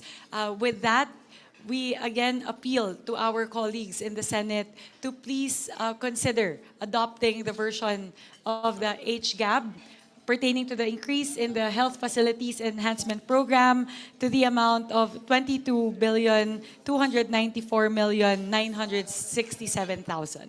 All right, any second? Julie seconded. The motion of Chairperson Mika Swansing is hereby adopted. Thank you. Again, thank you very much to our colleagues in the Senate, and we assure that we will work with you in making sure DOH performs better in implementing the Health Facilities Enhancement Program. Maraming salamat po. Thank you for that. We'll move on to the budgetary support to government corporations, Department of Health, and yes, Senator Amy. Sorry, Mr. Chair, sorry to interrupt, but there is an unmentioned and unlisted item which occurs actually in the budget. We are proceeding to the Department of Health, government corporations, the various hospitals. But before letter F, there's an E4, which is the PhilHealth Insurance Corporation, which we're fully aware of. Originally, in the NEP, only 53 billion was the endowment to PhilHealth. And naturally, given the Supreme Court decision, which was, by the way, unanimous, a very rare occurrence, 60 billion was added. Given that there's a specific bill rendering such transfers illegal, and also quoting that fund balance, the term fund balance, while ambiguous, is also very, very important. There's also an indication on the part of the Supreme Court that the specific benefits and packages to be expanded should have been indicated. So I would like to say that we have increased this, therefore, in compliance to the ruling, to 113 billion to 61 and so on. We are right to do so. However, the reality is we should perhaps be reminded that this is no straightforward allocation. But in fact, it's in the nature of a refund of an illegal transfer. I don't think it's perhaps the topic or the agenda of this BICAM, but would it be possible to obtain a breakdown of exactly where this 60 billion went? Kasi kung tutuusin, pag susuma sa accounting po, ito na ang ikalawang release or ikalawang pagbibigay ng GAA sa PhilHealth. So, ang mahirap dito, para kang nag-double release. Kasi nagbigay na tayo noon, pagkatapos magbibigay ngayon, pero walang refund as such. I'm fully aware that the Constitution requires that there should be a GAA allocation for any release of any government entity. However, it should be kept in view that this is like a second release na. So anong ginamit? Anong pinaggamitan ng 60 billion? Pwede ba magtanong nun? At ang problema nito, parang ikalawang release na to. Pagbabawalan yan kapag accounting firm yan. Isa yon. Ikalawa, there are far-reaching effects for other GOCCs and GFIs. Naiisip ko lang na halimbawa yung fund balance na sinasabi excess funds ng Land Bank at ng DBP were transferred to the Maharlika Fund, jeopardizing and violating perhaps both banks' minimum capital requirements. Kasi napilitan magbigay ulit ng pera dun sa dalawang bangko at baka manganib sila at sa kakulangan. They had to be topped up. So, kapag susundan natin itong Supreme Court Precedent, baka humiyaw lahat ng government corporations na yung pinagkukuha sa kanila na sinasabing profit nila o excess funds or fund balance, dapat isoli sa kanila sa kada GAA. Yun lang po, naisip ko lang at mahirap na. Thank you very much, Senator Aimee. To answer the query, I will defer to Senior Vice Chairperson Albert Garcia, who defended the budget of the DOH. Thank you, Madam Chair. Very good points raised by Senator Aimee, particularly kung saan nagastos yung 60 billion. I'm sure gusto rin malaman ng ating mga kababayan. So during the budget deliberation and defense of the DOH, tinanong din po namin exactly itong query na ito. And binreak down po nila yung 60 billion, out of which 27.45 billion napunta po dun sa nabanggit kanina, yung public health emergency benefits and allowances for healthcare and non-healthcare workers during COVID-19. Ito po yung matagal ng utang, pero finally ay nabayaran na po last year, if I'm not mistaken, galing po dun sa 60 billion. So that's 27.45 billion. Then an additional 10 billion dinagdag po sa medical assistance to indigent and financially incapable patient or MIFIP. So that's an additional 10. Tapos 4.1 billion napunta po sa procurement of various medical equipment for DOH, hospitals, LGU hospitals, and primary health facility. And another 3.37 billion napunta po sa tatlong DOH health facility. And another 1.69 billion napunta po sa Health Facilities Enhancement Program or HFEP. At 13 billion po, ito yung napunta sa government counterpart for financing para po sa mga foreign assisted projects. So, majority of the 60 billion napunta rin po sa health, except for that 13 billion na nilagay po sa counterpart para sa mga foreign assisted project. ng ating gobyerno. Parang yun kaduda-duda. Bakit ginamit yung PhilHealth funds para sa foreign assisted projects na iba-iba naman ang pakay, hindi naman necessarily para lamang sa kalusugan. So, eto ang problema dyan. At isa pa, kailangan sumunod din tayo, tumalima rin tayo dun sa judgment ng ating Korte Suprema na sabihin kung saan na naman gagamitin itong panibagong 60 billion.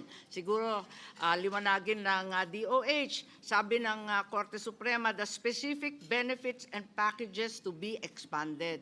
So dapat ilista na rin nila yung 2026, wag lang natin ibigay yung 60 billion as refund, bahala na kung anong breakdown at kung saan-saan na naman, baka maligaw na naman 13 billion.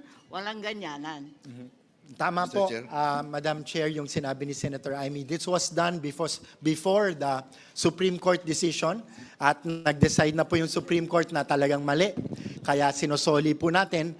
And to the other point that was raised by Senator Amy, ganito rin po ang ginawa ng ating chair during the budget deliberation nung DOH na siya mismo nag-question and I had a hard time defending the budget kasi pinressure po niya talaga ng ating chair yung PhilHealth to come up with specific packages nang sa ganon ay agarang maramdaman ng ating mga beneficiaries. So tama po kayo and hopefully ay naririnig po ito ng ating liderato ng PhilHealth para maglabas na po ng mga malinaw at expanded na health packages. Salamat po. Madam Chair, Chairman Mr. Chair. Gatchalian, pwede bang i-require yan sa PhilHealth na yung 60 billion, medyo may breakdown konti? Mr. Chair. Yung rinimit sa DOF? Yes. Kasi Actually, yun ang sabi ng Korte Suprema, asan yung specific actually, benefits meron sa silang submission sa atin ng DOF kung saan nila ginamit. We can furnish Your Honor about That's the past po. But since we're going to be allocating anew in the 2026 GAA, pwede bang ilista rin nila yung 60 billion kung saan nila igagastos yun? We'll request PhilHealth to give us a breakdown. Senwin, if I may. If I may respond, Senator Amy, actually medyo grinil ko po yung PhilHealth with regard to that. Nagkainitan nga po kami at around 12 midnight during the deliberations. I actually asked them to do an actuarial study because they keep on telling us that it's all going to just ensuring that they are operable. Sabi ko, hindi. Dapat i-expand nyo yung benefits package ninyo. Dapat gamitin yan para ibaba yung premium contributions ng members. Dapat bayaran ninyo yung accountability ninyo sa hospital. Hindi po sila makakommit. So, ano po, I've been asking for that data po from PhilHealth for the last since September, actually. Since mid-September. And until now po, they're not able to give that information. Salamat, Chair. Kung maaari, isama na natin sa budget. Malaki-laki yung 60 billion. Bakit hindi ibiyak yan? Mamaya, mapunta naman sa kung saan-saan government counterpart ng FAPS na hindi natin alam at walang kinalaman sa kalusugan ng ating mga kababayan. Tama, Mr. Hindi Chair. naman tama yun. We'll recognize Senator Pia. Yeah. Merong special provision actually to kung saan paggagamitan yung 60 billion, but we'll allow Senator Pia to elaborate on that and also on the PhilHealth issue. Mr. Chairman, just a very short response on that matter. The health advocates would actually prefer that there are no specifics on how that would be used. That the PhilHealth board would be able to make that determination. We do have a special provision which is still very general in nature. It's a continuous implementation of the zero balance billing, introduction and scale-up of benefit packages for catastrophic and high-cost conditions, expansion of coverage for outpatient and YACAP, and implementation of the DRG. Ito yung DRG yung papalit na sa case rates. So, ganun ka-general naman yung special provisions natin. And to be clear, it says including but not limited to. We just want these provisions, which are already programs of PhilHealth, to be implemented.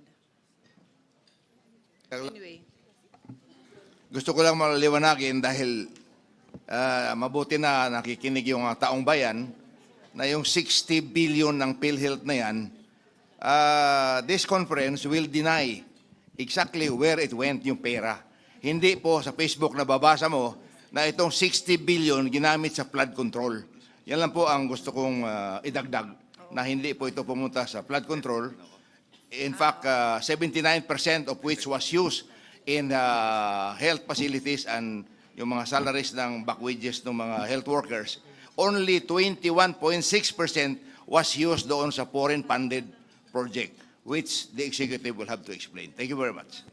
Madam Chair? That was to be clear, what His Honor is referring to is the 60 billion that was removed.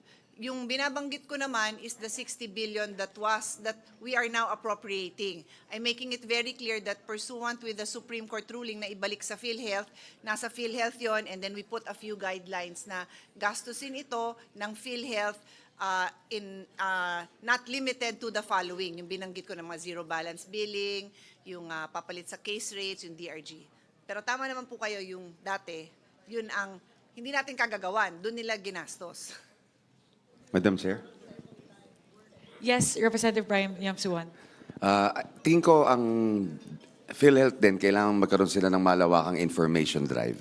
Kasi madalas, hindi alam ng mga tao, kahit PhilHealth member, kung ano yung mga pwede nilang makuha ang mga benepisyo.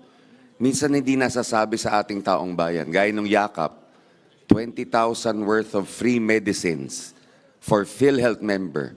Pero walang nakakaalam. Pag binabanggit, kunyari kami, bilang mga representante ng distrito, babanggitin namin sa aming mga constituents, doon lang nila malalaman. Pero yung PhilHealth itself, wala silang conscious effort to promote and to say all the programs that are available for PhilHealth members. And I think yun ang kailangan nating i-push din sa kanila, to have that honest-to-goodness information drive that people will really know kung ano yung mga benepisyo na talagang makukuha nila sa kanilang ahensya. Mr. Chair, let me add Senator to that. Erwin, The problem with PhilHealth, Mr. Chair, with all these benefits, they do not have this information drive. Hindi po nakakarating sa mga kababayan natin, ika nga, dahil kulang po sila. I don't know why. We have been proposing that since I was still in Congress last year, talking to the different PhilHealth chairmen, pero hindi po nila ginagawa. So that is the problem. Hindi ho, alam ng mga kababayan, kagaya yung mga i-consulta na yan, at saka yung mga hospitals, kung ano yung mga pwede silang pumunta roon, but they don't know. Kailangan pa, tama naman na, Mr. Chair, si Congressman Yamsuan, kailangan pa sabihin kung saan sila pupunta. Dapat trabaho po ng PhilHealth. Their problem is they don't have this information dissemination, a proper information dissemination, Mr. Chair. All right, thank you. Thank you for those comments. So we move to the next. So, Mr. Chairman, can yes. I now take the floor? Because I was just responding. All right, I okay. yes, Yes, thank we you. exercise Senator Pia. Thank you. I just wanted to take this opportunity because Senator Aimee already mentioned that 60 billion. So I will just take this opportunity to once again, and to my colleagues who have heard me speak about this so many times, you can take a break, you can take a bathroom break, you can tune out, you can use your cell phone, because I am saying this for the 100th time for the sake of the public, kasi I think all of our colleagues here have the same position. This is about the sin tax collection. So by law, under the sin tax law, there is a mandate that the collection be earmarked for PhilHealth. Ang ibig po sabihin nun, mga kababayan, earmark, unlike karamihan ng revenue ng gobyerno, walang earmarking yun, pupunta lang yun sa treasury. So lahat ng nakukuhang revenue, treasury. Pero itong revenue na nanggagaling sa sin tax, yan po ay earmarked. Ang ibig sabihin nun, nakaisang tabi yun in a separate fund, merong specific na paggagamitan. Ang paggagamitan nun is PhilHealth. So, in 2023, I'll just go back, kasi we passed the law in 2022, it became effective by way of the sin tax collection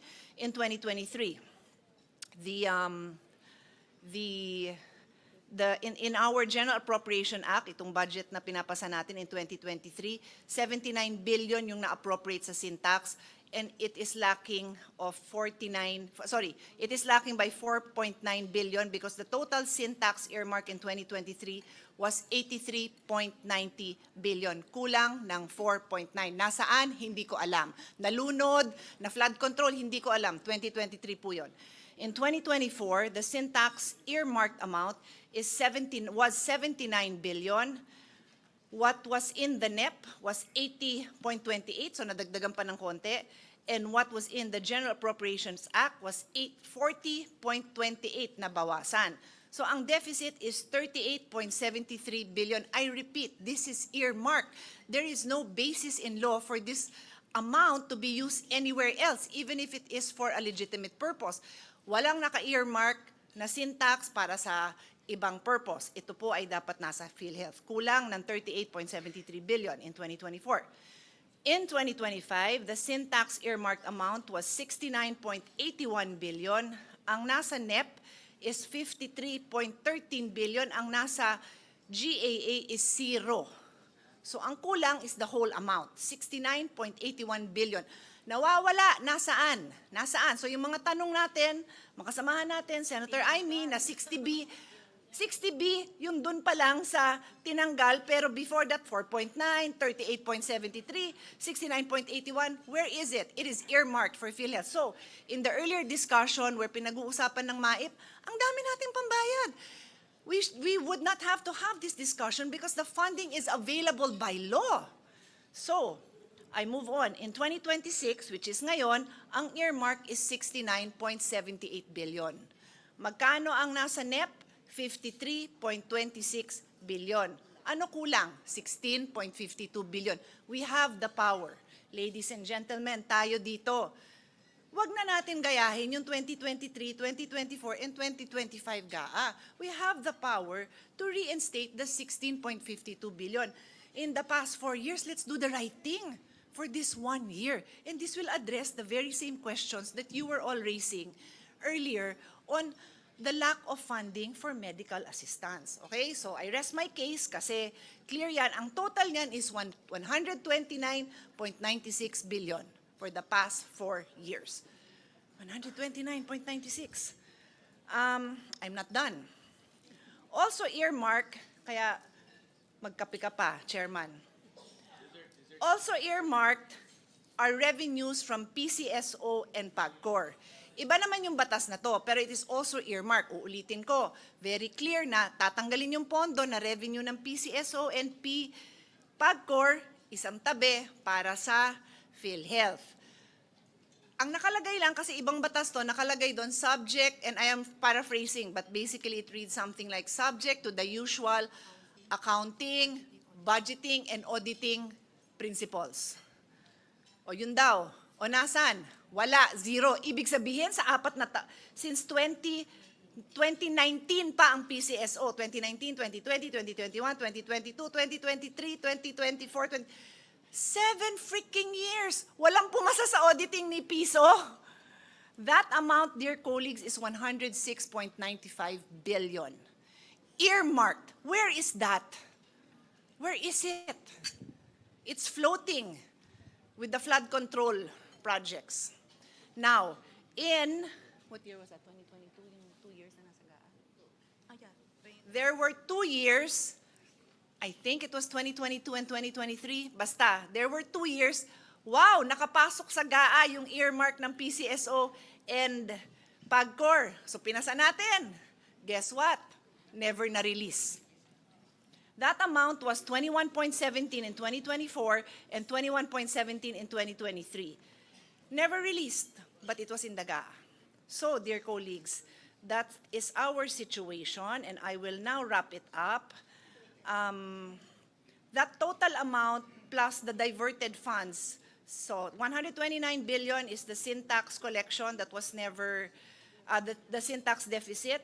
106.95 is the earmark for PCSO and PAGCOR for 2019 to 2025.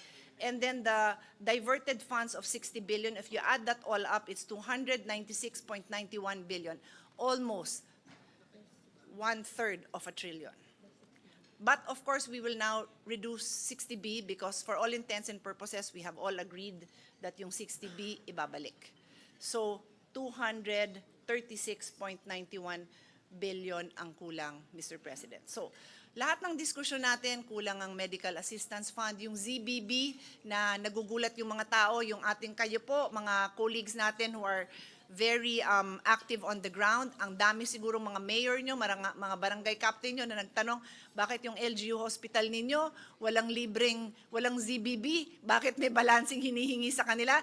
And it was only later na ipapaliwanag ng DOH sa atin na it is only DOH hospitals, if you recall that explanation.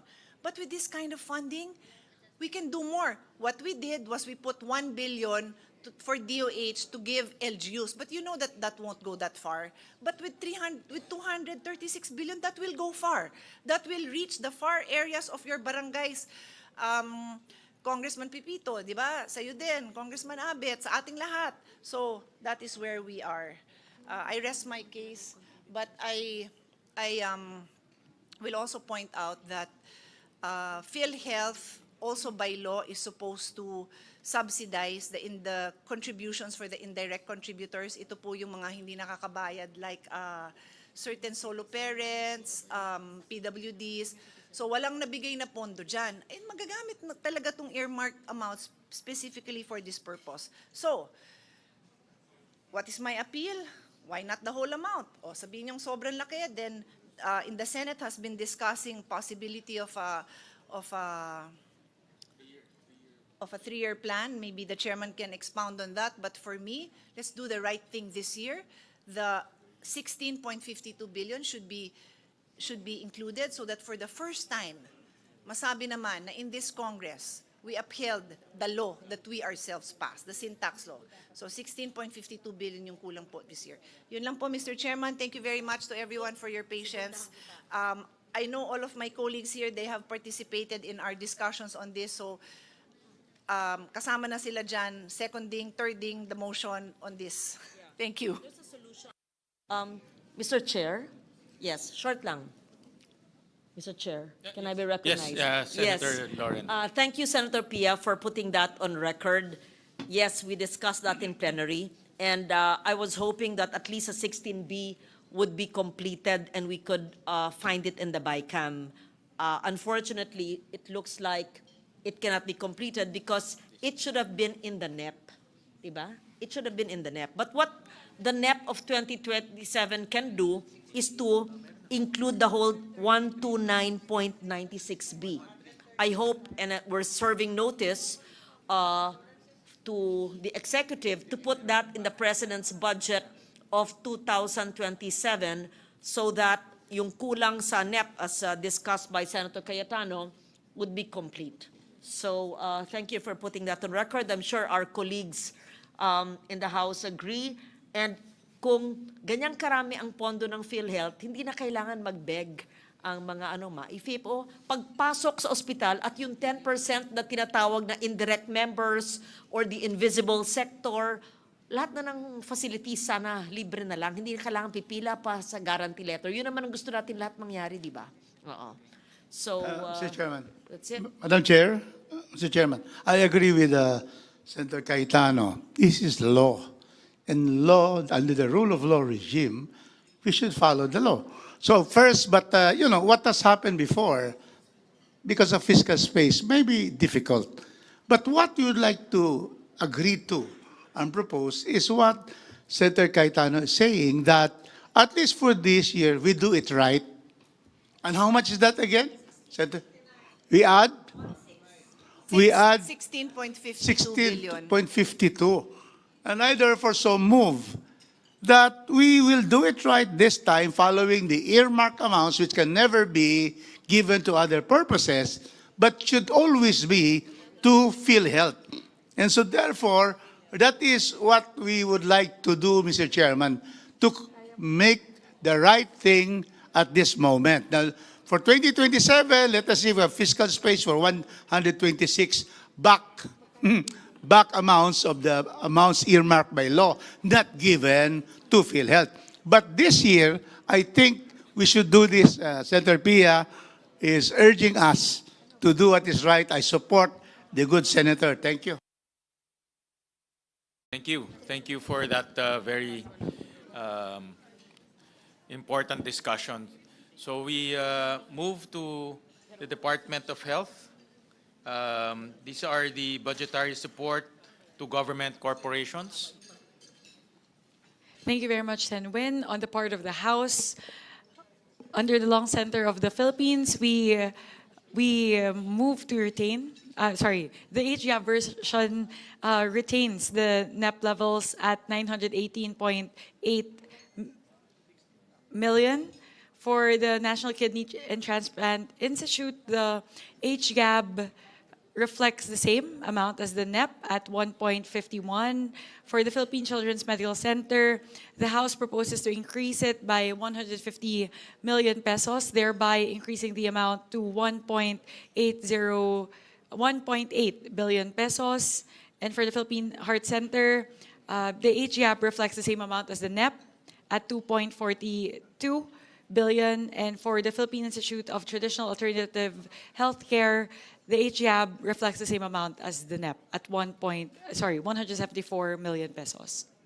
Thank you, Chair Mika. For the Senate, and I'm pleased to inform everyone, these are all the interventions of our Vice Chairperson, Senator Pia Cayetano. So I'll just mention the proposals from the Senate. Lung Center of the Philippines, 2.7 billion pesos, broken down as follows. Hospital Services Program, 1.7 billion pesos. Implementation of Advanced Lung Integrated Interventions and Networking for Comprehensive Endoscopy, Alliance Care Program, 50 million pesos. Establishment of the Integrated Robotic Surgery, IROS, and Endoscopic Center, 200 million pesos. Advancement of Biobanking Phase 3, 50 million pesos.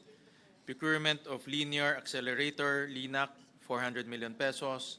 Procurement of Position Emission Tomography, Computed Tomography, PET CT Scanner, 320 million pesos. For the National Kidney and Transplant Institute, 3.2 billion pesos, broken down as follows. Hospital Services Program, 2.3 billion pesos. Construction of an outpatient services building capability, 400 million pesos. Tama. For Philippine, tama ba? Parang dalawa ito. Sorry, there's a misprint. I think for the construction of an outpatient service building is 500 million pesos. Ano itong isa? Yeah, merong isa pa. Hindi na print mabuti. Linear, tama? Ayan, the procurement of a linear accelerator with stereotatic body radiotherapy. Tama ba? 400 million pesos, no? All right. For the Philippine Children's Medical Center, 3.5 billion pesos, broken down as follows. Procurement of medical equipment, 200 million pesos. Construction of a new building phase 200 million pesos. Renovation of old building phase 200 million pesos. Completion of Eskwelahang Munti, 10 million pesos. Harmonization Initiative, MITHI, 595 million pesos. Hospital Services Program, 2.2 billion pesos. Training and Research Program, 215 million pesos. For the Philippine Heart Center, 4 billion pesos. Hospital Service Program, 3.2 billion pesos. Procurement of various medical equipment, 863 million pesos. For the Philippine Institute of Traditional Alternative Healthcare, 206 million pesos. broken down as General Management and Supervision, 152 million pesos. So any questions, any motion? Just check lang. I don't know if my record is wrong. I only have old building, walang new building. Which one? Which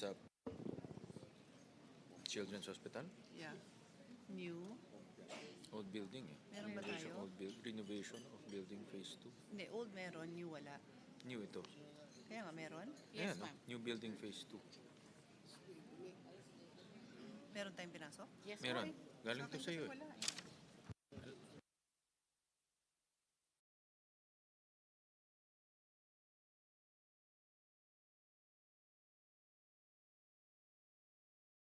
Right, any comments, any suggestion, any motion? Senwin, if I may take this one, PCMC is very close to my heart, so I'm very happy to see the huge increase for the needs of PCMC, and not just that, of the other specialty hospitals. So I thank the Senate, and I also thank Senator Pia Cayetano, who sponsored this. And with that, I move to adopt the recommendations as put forth with regard to the DOH BGSC Any cluster. second? Mr. Chairman, I second our chair with the statement that Cagayanons have been able to be given services, especially by the Philippine Heart Center, the Philippine Children's Medical Center, and the National Kidney and Transplant Institute. We thank the Senate for increasing all the budgets for these 5 agencies. So I support and second the motion of our chairperson. Thank you. Thank you. So we now go to the Department of Agriculture. We can start with the Office of the Secretary.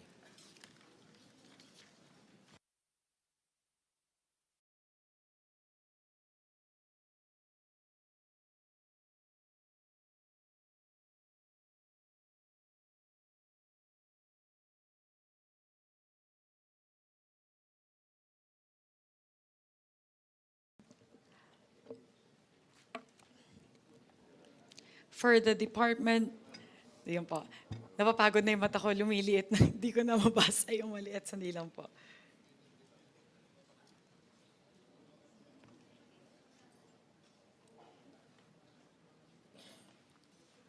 For the Department of Agriculture, under the Office of the Secretary, the House proposes an increase of 16.6 billion pesos from the NEP level of 16 billion pesos for the repair, rehabilitation, and construction of farm-to-market road projects in designated key production areas, thereby bringing the total in the HGAP to 32.6 billion pesos. Next would be a proposed 50 million peso increase in the PAEF on the National High Value Crops Development Program, thereby increasing it from 601.9 billion in the NEP to 651.89 billion in the HGAB. Next, and very important for the House, would be the next item, which is to institute a 10 billion peso fund for the presidential assistance to farmers and fisherfolk. This is important because at 7,000 pesos per beneficiary, we will be able to service almost 1.3 million farmers. Next would be Office of the Secretary lang po muna tayo. Yeah. So those would be the 3 major amendments proposed by the House on the part of the Department of Agriculture under the Office of the Secretary. Thank you, Chairperson Mika. We now present the proposals of the Senate, and this is from all the proposals actually came from our Vice Chairperson Senator Kiko Pangilinan, who spearheaded the hearing of all the agriculture offices. So, for the implementation of Kadiwa ni Ani at Kita program,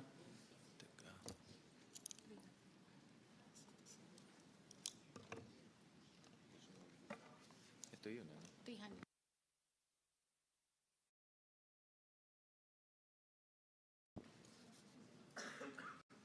First Office of the Secretary is 160 billion pesos. Implementation of Kadiwa ni Ani at Kita Program, 300 million pesos. Young Farmers Challenge Program, 120 million pesos. 121 million pesos. Rehabilitation, repair, and construction of farm-to-market roads in designated key production areas, 16.3 billion pesos. Other extension, support, education, and training services activities, 650 million pesos. Building sustainable agricultural and fisheries enterprises safe through the Farmers and Fisherfolk Enterprise Development Program under Republic Act number 11321 or the Sagip-Saka Act, 500 million pesos. The Digital Agriculture Project, 600 million pesos. Establishment of Agricultural Food Hub Project, 2.6 billion pesos. Biosecurity for Agriculture and Fisheries Enforcement Project, 1 billion pesos. PSS on the National High Value Crops Development, 1 billion Development Program, 1 billion pesos. Assets on the National High Value Crops Development Program, 519 million pesos. PAEF on the National High Value Crops Development Program, 867 million pesos. INS on the National High Value Crops Development Program, 108 million pesos. Presidential assistance.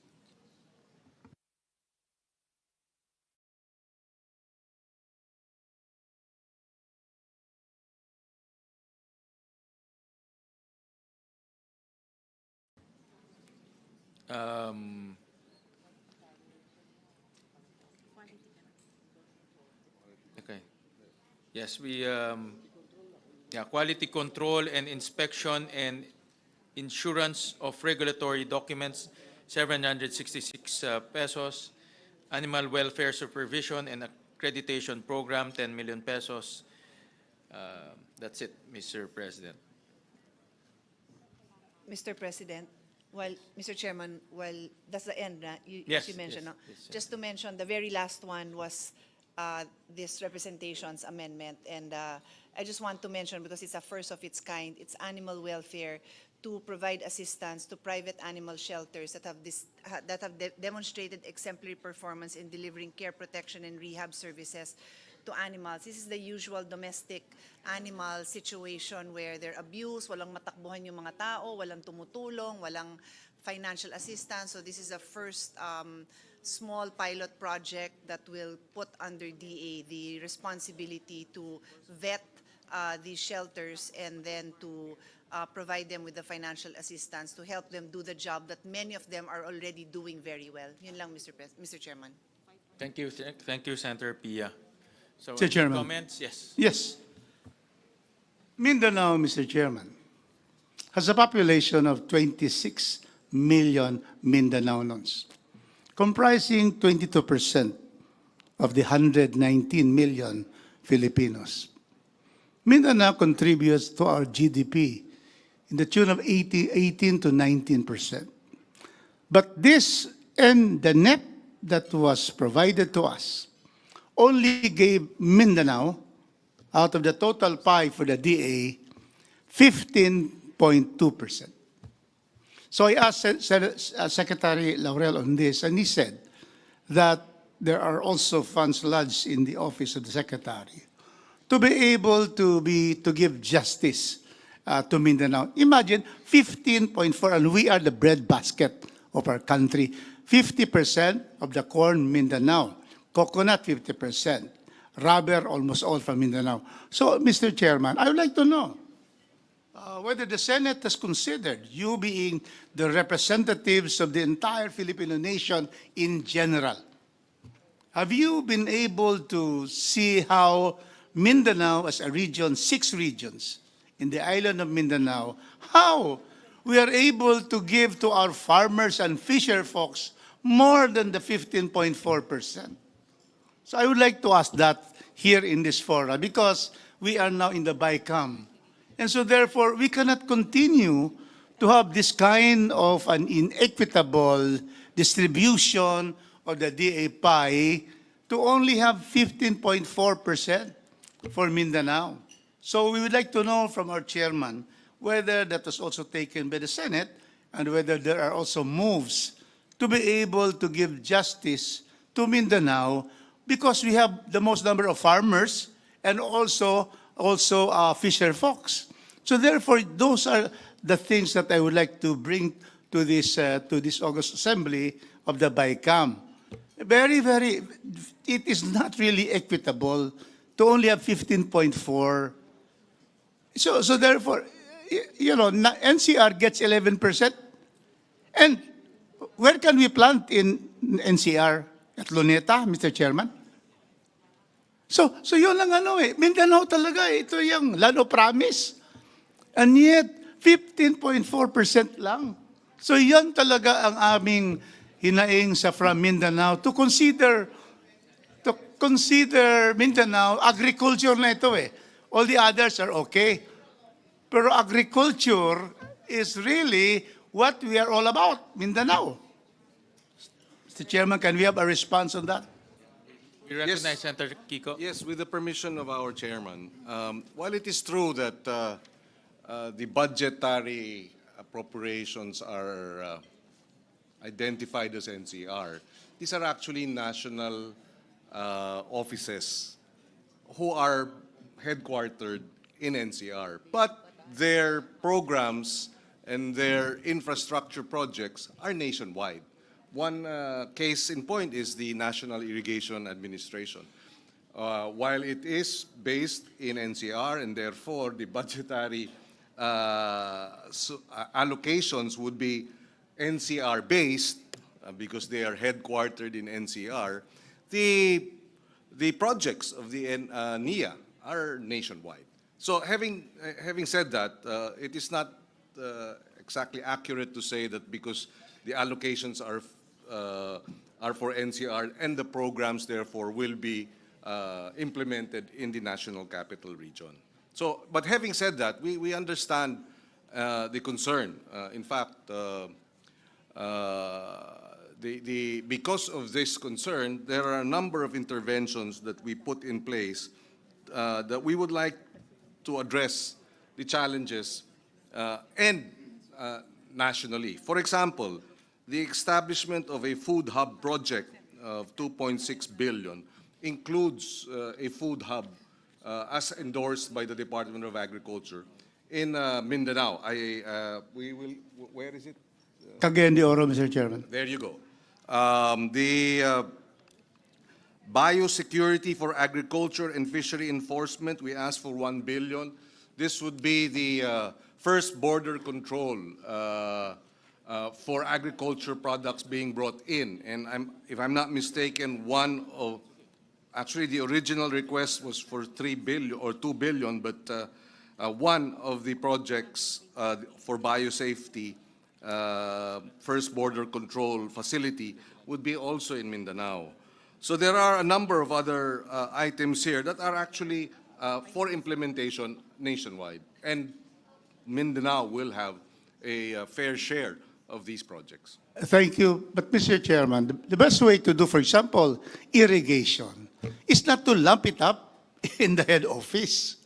It should already be pushed down to the regions already. After all, the NIA the NIA has already identified what are these projects, line item ngayon So ano talaga? I mean, we cannot therefore just depend on being given lump sum to Manila. NIA. Then it should go to the regions, including Mindanao. So that is what we are asking. Because when you put it in the head office, the problem there is that it becomes a pork barrel of the one holding the funds. And you have to plead to them. And we are very far from Mindanao. So that is what we should do. Probably how we can do that this time, Mr. Chairman, so that we will be able to have affirmative action to the needs of Mindanao, its farmers, and its fisher folks. So that is what I would like to appeal to our senators. That clear very clear talaga 15.2%. So how can that be considering if you go to equitable distribution by population under the principle of taxation by representation, then we should be able to at least get 22%, because that is the population percent of Mindanao.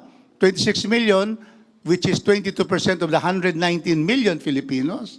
So that's what we like to ask, how we are able to do that so that it will be right there, so that people, us from Mindanao will see, Nia, okay, ito yung amount.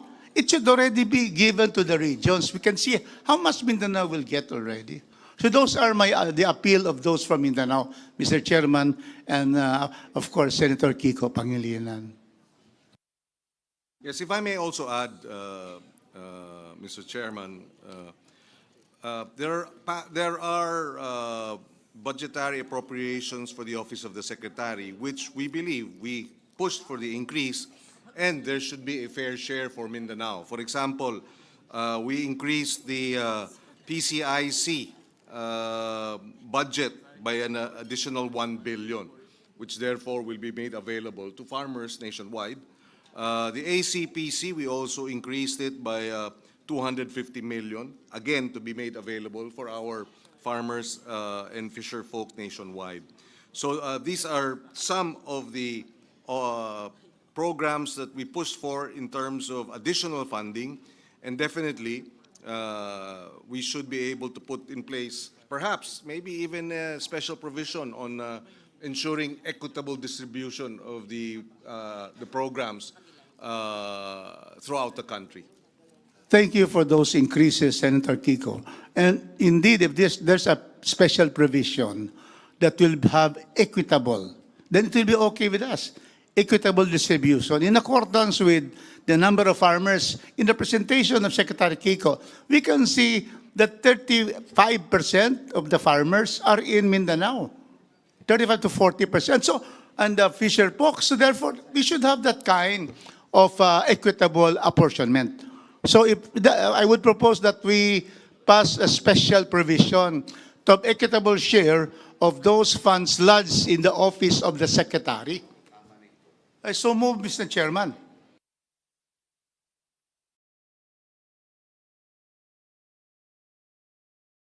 Subject to the wording, so that we don't, so we can also give the Secretary some flexibility. We agree in principle to the special provision. Thank you. Let's have a special provision subject to the consultation with the Secretary. Because actually the Secretary realized this when I brought this up in the House, and he pledged, in fact, that there will be more in addition to the 15.2%. He will be giving more. But in the special provision provides so, with a language that is acceptable to the Secretary, then we are very thankful to the Senate and the House for having that provision. Medyo equitable naman ang distribution.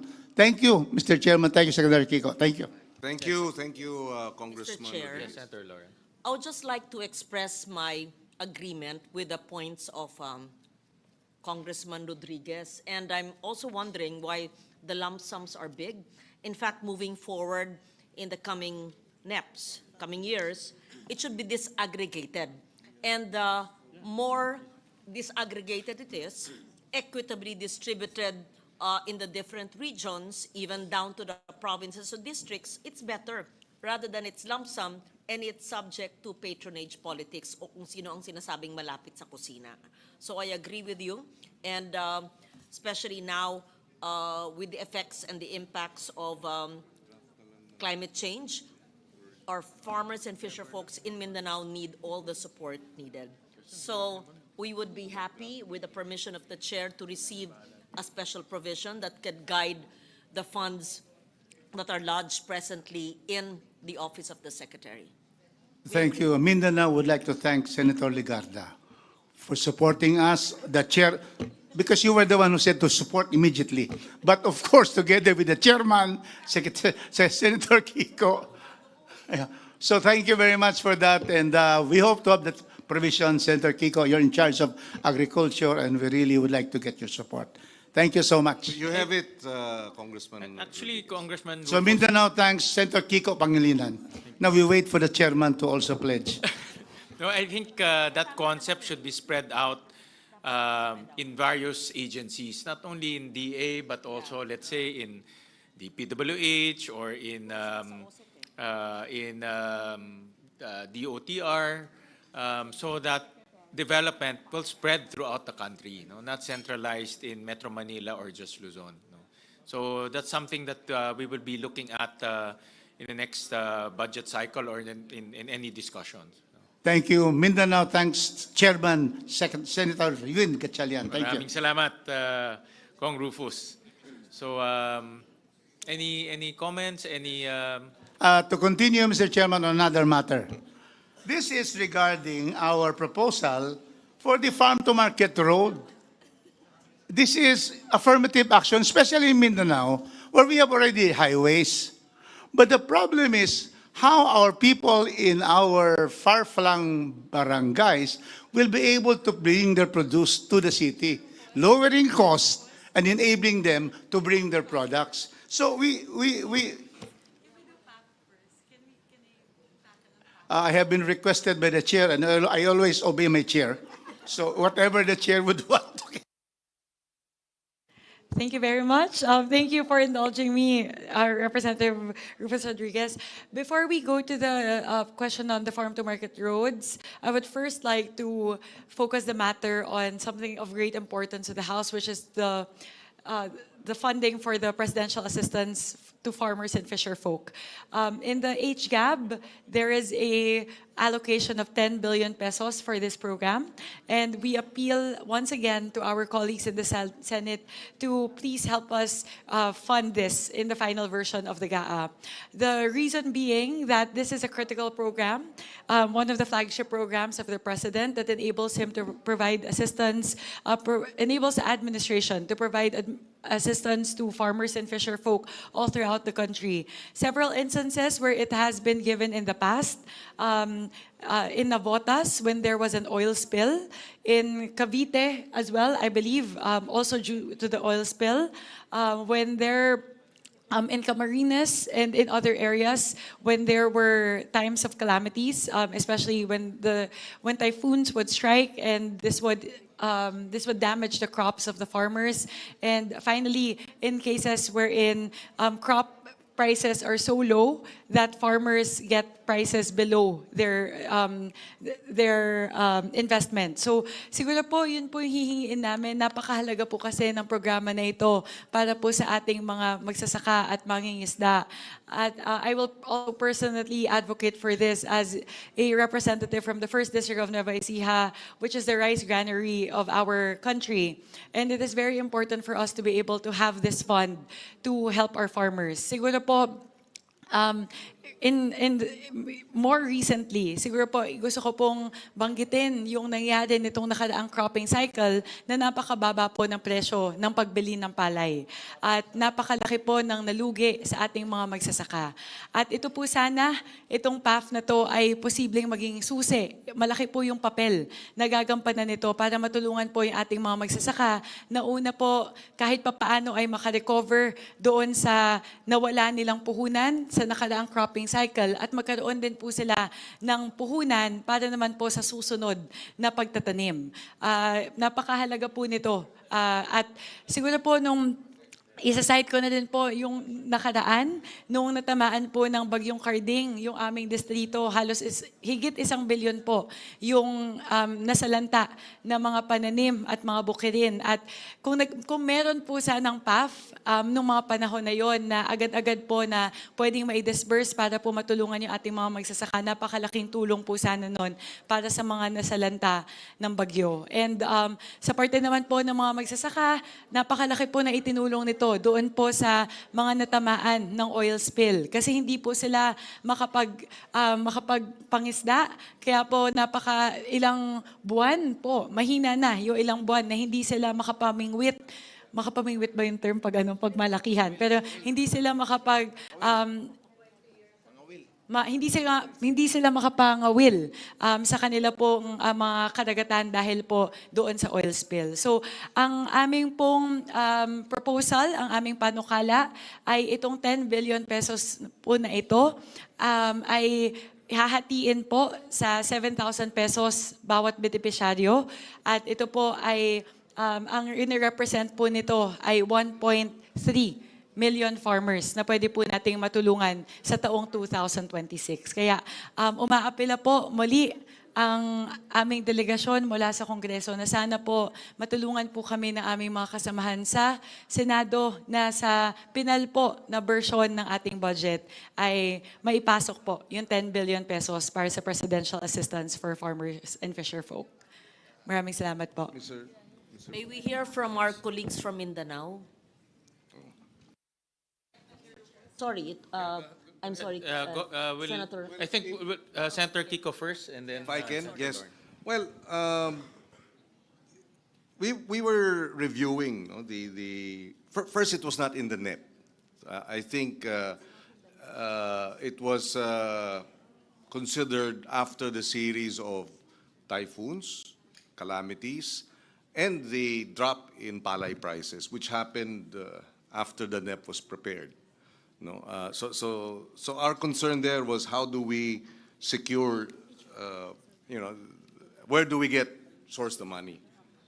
But having said that, my initial inclination really was to endorse it precisely because talagang hirap na hirap yung ating mga farmers and lalo na sa palay prices, no? Bagsak na bagsak talaga, luging-lugi.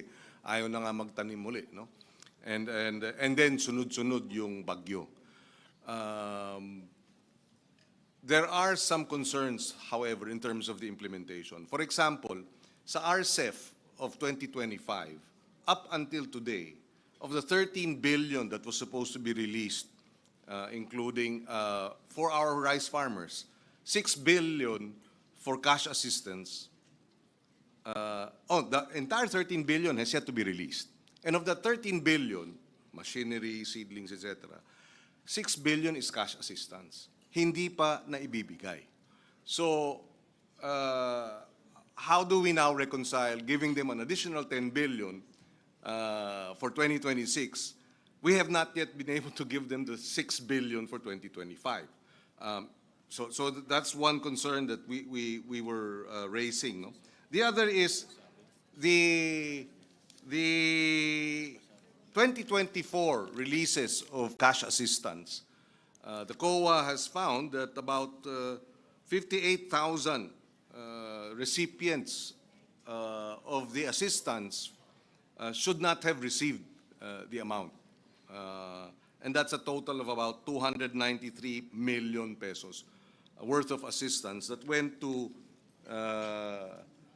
non-farmers or non-qualified farmers and the like. So these are some of the concerns that we were contemplating with respect to this particular, how do you call it, budgetary appropriations. Now, like I said, initially we were supporting this, and if we'd like to hear out other members of the panel, and maybe from our panel too in the Senate, so that we can try and find some win-win, how do you call it, compromise.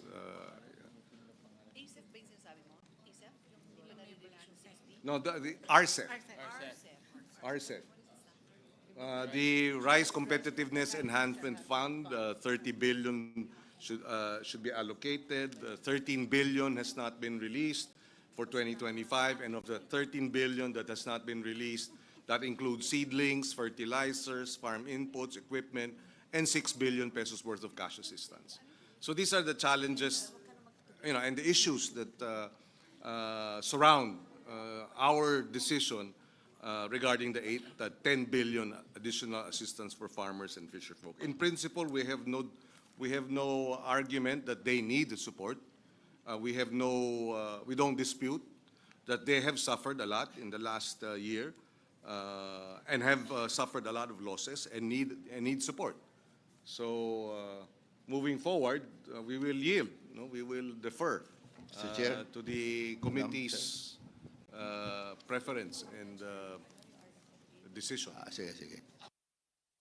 If I may respond po, with regard to the 6 billion mentioned in the RCEF, I was one of the principal authors of the amendment to the Rice Competitiveness Enhancement Fund. And I believe that the 6 billion is tagged under the RFFA, which is the Rice Farmers Financial Assistance.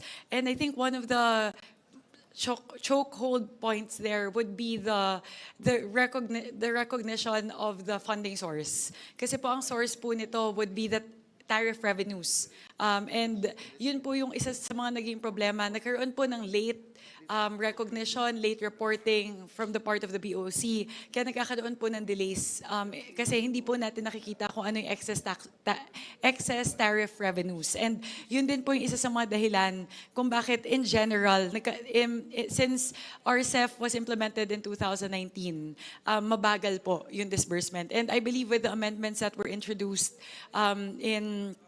was it December of 2024 when it was signed? Hopefully po maayos na po yun. But I believe it's tagged, it's linked to the funding source in the case of RCEF kasi it's a SAG-F po. That's why it might be that. So it's not really the disbursement, it's the source of fund that may be the chokehold point, the choking point for RFFA. With regard to the actual identification of beneficiaries, siguro po pwede po nating kausapin yung DA patungkol dyan. Mas paigtingin po yung guidelines. We have to be more stringent with the guidelines to ensure that only farmers and fisher folk affected by calamities, either calamities or very low palay prices or oil spills and the like would be eligible to receive the PAF. So we can put in those safeguards po just to ensure that this program will be implemented correctly. And with that, I would like to yield the floor to Representative Pepito Alvarez.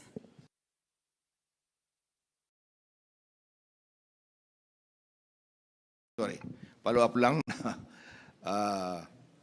Sana i-adapt ng aming Senate counterparts yung requested ng administration na 10 billion. Kasi I can only cite Palawan, kailangan talaga. So, meron mang nagkamali doon, meron mang finding ang COA.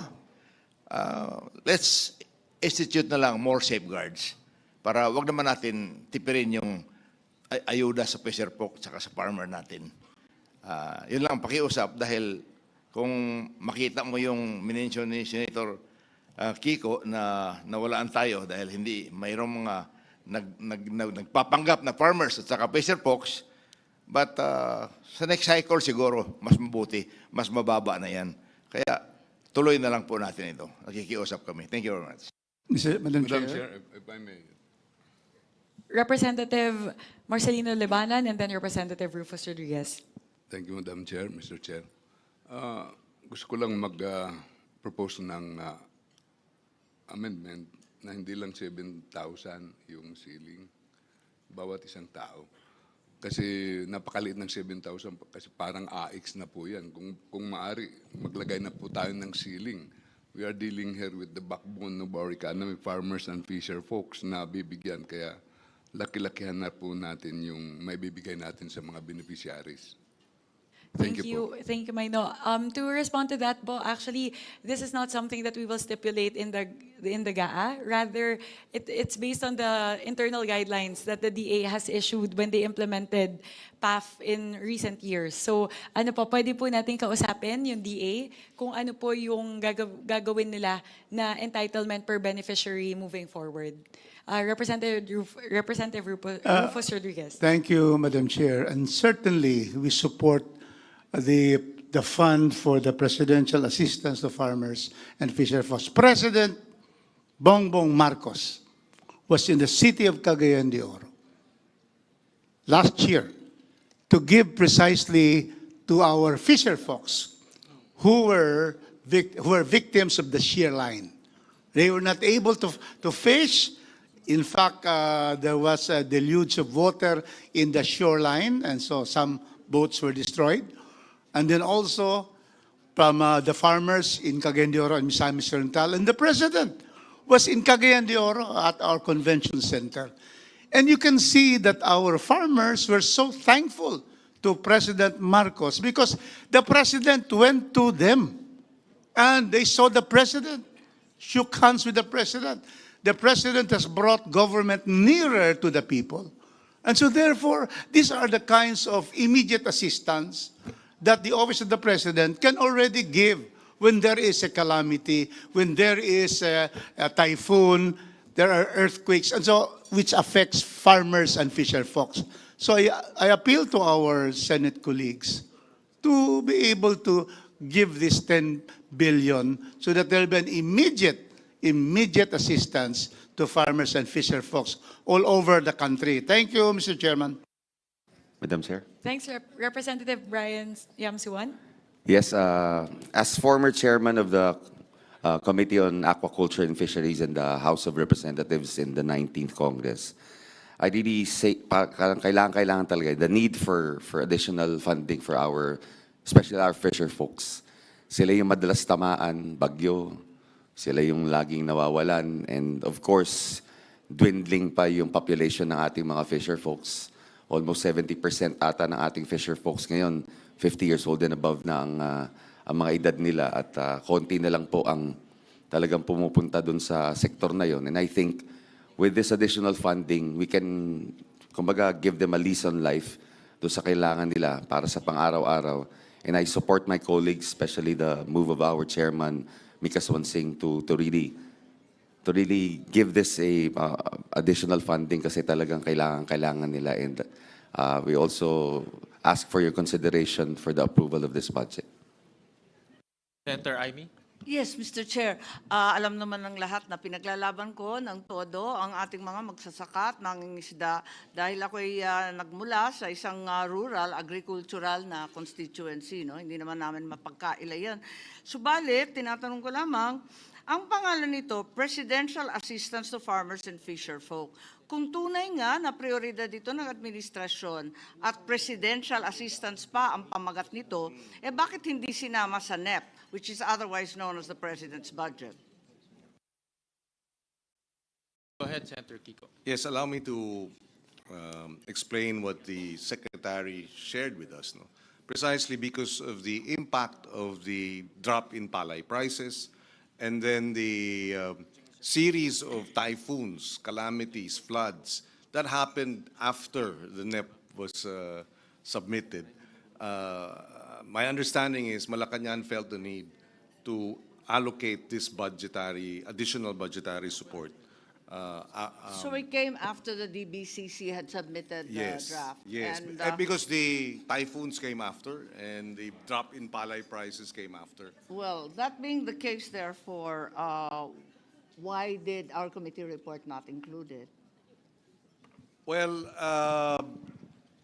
the subcommittee of which I chaired endorsed it, but because of fiscal space and the discussions were the discussions were such that may AX na, no, hindi na implementa ng tama yung pag-distribute ng assistance and a number of other considerations. The committee, I deferred to the chairman, but now we're discussing it again, and he's open to my previous suggestion that we include it and endorse it, Mr. President. Okay, nagtatanong lang naman at alam naman ninyo mas radikal ang aking panukala para rito, kundi ang akin ay hindi yung one-shot deal na 7,000 na sa pakiwari ko, hindi naman magtatagal ng 1 buwan para sa pamilya ng 5, no? Hindi naman magtatagal yan, hindi talagang solusyon. Ang akin nga para magkaroon ng national wage, farmers' wage ang marginal farmers kasi hindi yung one-shot deal ang makakatulong sa kanila, kundi malawakan at mas mahaba, sustained support dahil ang layo-layo na natin. Ganun pa man, tignan natin kung saan kukunin ni Chairman Gatchalian. Magmamagic pa tayo para magkaroon ng fiscal space. Mr. Erwin? Thank you, Mr. Chair. Mr. Chair, the problem here is, bottom line, we don't have funds for this because it is not, number one, in the NEP. Pangalawa po, saan ho natin huhugutin to? Saan tayo magbabaklas? Ilalagay natin dito. Pero may mga options po tayo kasi when I was with the DSWD, may mga programs po ang DSWD dito. Yung Kalahi Seeds for One. Nandyan din po yung Sustainable Livelihood Program para sa mga kooperatiba. Nandyan din po yung AIX, pag may mga bagyo, they continue to do this. So may options actually, may alternatibo na po pwedeng pumasok, tumulong ang DSWD through doon sa Kalahi Seeds nila. It's a community-based program to alleviate poverty in that community. Number two, yung Sustainable Livelihood Program. Usually, ang ginagawa dito ng DSWD, cooperative, encouraging mga fisher folks, mga farmers, to create a cooperative or to build their own cooperative, then lalagyan ng pondo yung kooperatiba na yun. Number three, yung AIX nga na 5,000 ibinibigay usually sa mga calamity areas, yung mga tinamaan ng kalamidad ng mga kababayan natin. So, there are options. Itong three options na ito ng DSWD, Mr. Chair. Yes, Senator Pia and then Senator Tico. Actually, Mr. Chairman, my intervention is similar to Senator Tulfo's. Of course, he was our former secretary, but I handle the budget of DSWD right now. So, Mr. President, let me start with another committee that I chair, the Committee on Sustainable Development Goals, Innovation and Futures Thinking. The number one SDG is no poverty, and the Filipino farmers are the poorest sector in the entire country. So there is no argument that we need to support them, and it is well worth our time to spend more than a 10-minute exchange on ideas on how we can provide more funding for the farmers. I think it is worth having this discussion. My intervention specifically is, well, first my observation, there seems to be a problem with the efficiency of DA in identifying and delivering the needed funds to these farmers. Clearly, the fact that the chairperson said she had a lengthy explanation on the availability of the fund, and then in terms of the questions on who is receiving those funds. Now, Senator Tulfo had already mentioned that DSWD has similar programs. So my humble recommendation is that we consider giving that fund to DSWD, because as it is, DSWD has their own share of problems in the efficient delivery. But mas natuto na sila, mas nahasa na sila, mas tinitingnan natin sila. Kumbaga, mas mahirap magkaroon ng kalokohan doon, in my humble opinion. Kung hindi sanay si DA sa ganito, then we open a whole Pandora's box with this new agency delivering funds that they do not, I'm not aware, but do they have the expertise in doing this? Because DSWD has the expertise. On that note, the LSLP that His Honor mentioned is 4.5 billion under the NEP, and the House recommended this to be 5.13 under the GAB, and the Senate supported this. So pwede natin dagdagan yon. It's just an option because mahirap sa atin na nakakarinig tayo ng pera na pinaghirapan natin hanapin para makarating sa mga kababayan, tapos hindi nakakarating, nakakaltasan. Ang sakit eh. So kung mabibigay natin to sa isang ahensya na mas maaasahan natin, that might be an option. So that's all really that I'm recommending that the body considers, because I want to support the farmers and fisher folks. I shared the concern of Senator Aimee, and I'll include Senator Lauren as well, because we were discussing na medyo parang afterthought naman kasi, dahil taon-taon naman tayo binabagyo. Taon-taon naman na merong another crop na nagkakaroon ng mafia na hindi na maganda ang presyo ng farmers natin. So ba't pa tayo nagulat? Ba't pa hindi pa nasama to sa NEP? So yun lang naman ang mga considerations natin at this point. But I fully support kahit more than 10 billion, maghanap tayo ng pondo. But let's lodge it in an agency that can deliver this properly. That is my suggestion, Mr. Chairman. Thank you.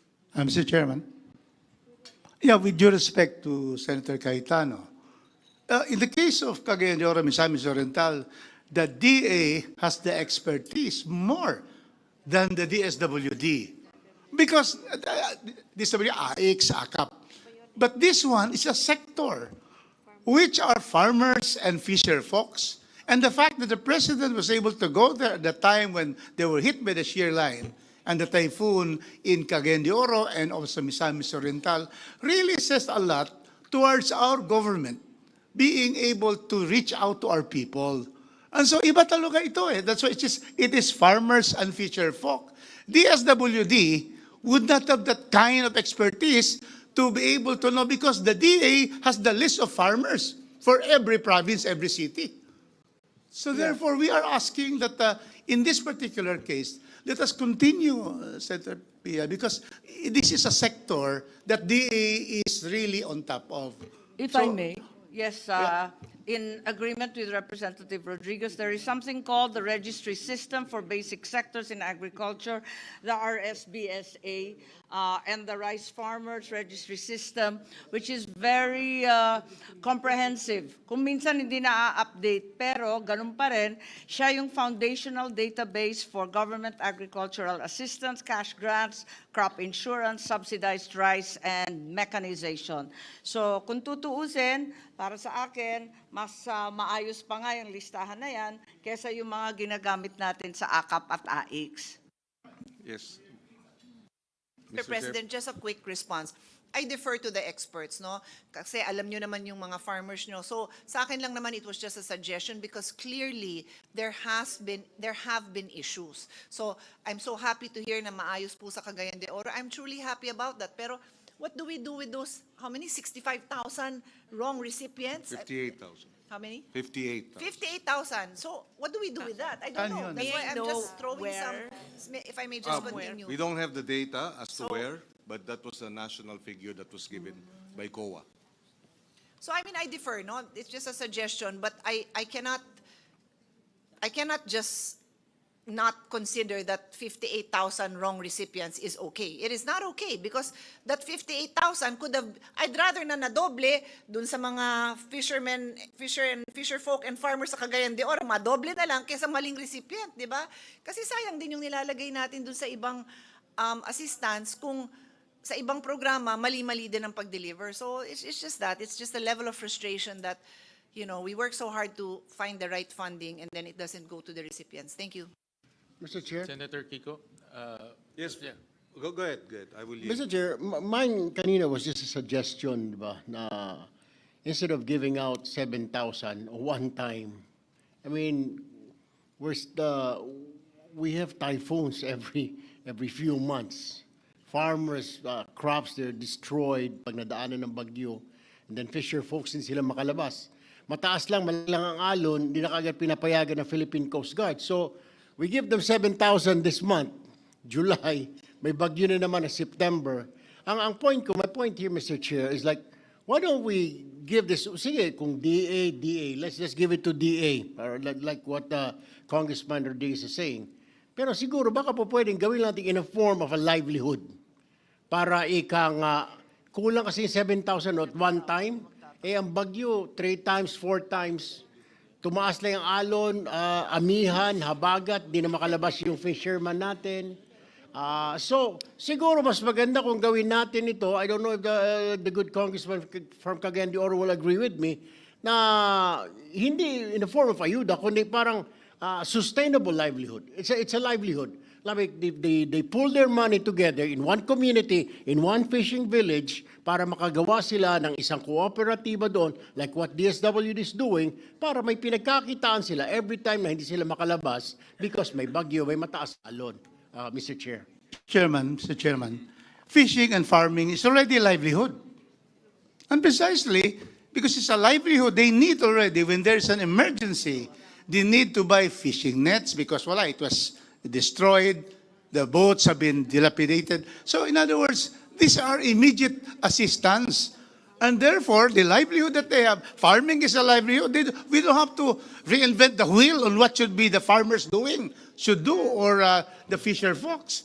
And that is why I'm saying that probably let us continue with this and probably just have, make the DA probably be more attuned to really singling out and getting who are really qualified, so that your 58,000 will not follow. But the concept itself is an immediate need for the livelihood of farmers and fisher folks.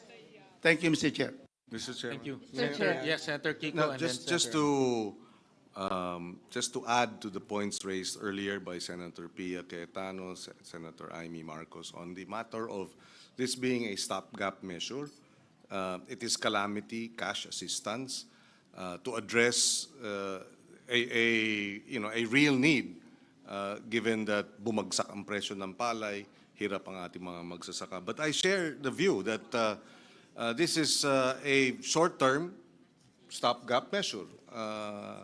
And strategically, we will have to do this every year, considering every year the storms get worse, get more destructive and the like. And that's why I said this during the hearings, that if this is 10 billion, maybe we should, of course, this is just putting it out there, and hopefully in the future we can get the support of both houses to address this.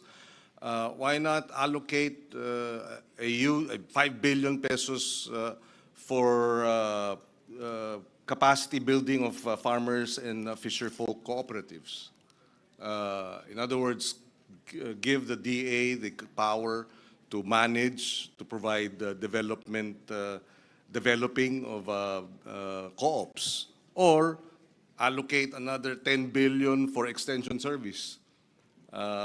In other words, expand the extension service capacity of our DA, not in the regional level. Bring them down to the municipal level so that extension service funded by the national government will reach our farmers down to the grassroots. This, I think, in the long run, we're putting money for strategic, sustainable interventions. This is a stopgap intervention.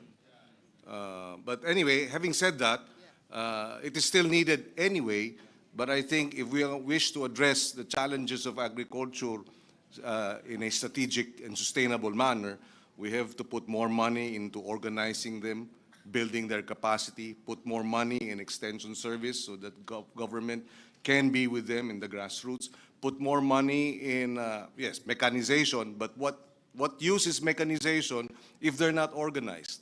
What use is all the other interventions, drying facility, if they're not organized? And therefore, strategically, we'd like to see that. And yes, the poorest sectors are the farmers and fisher folk. Ang national poverty incidence natin is 16%, but in the sector of farmers and fisher folk, it's 27%. It's pretty much double the poverty incidence in both farming and fishing. And unless we secure our producers, our food will always be expensive.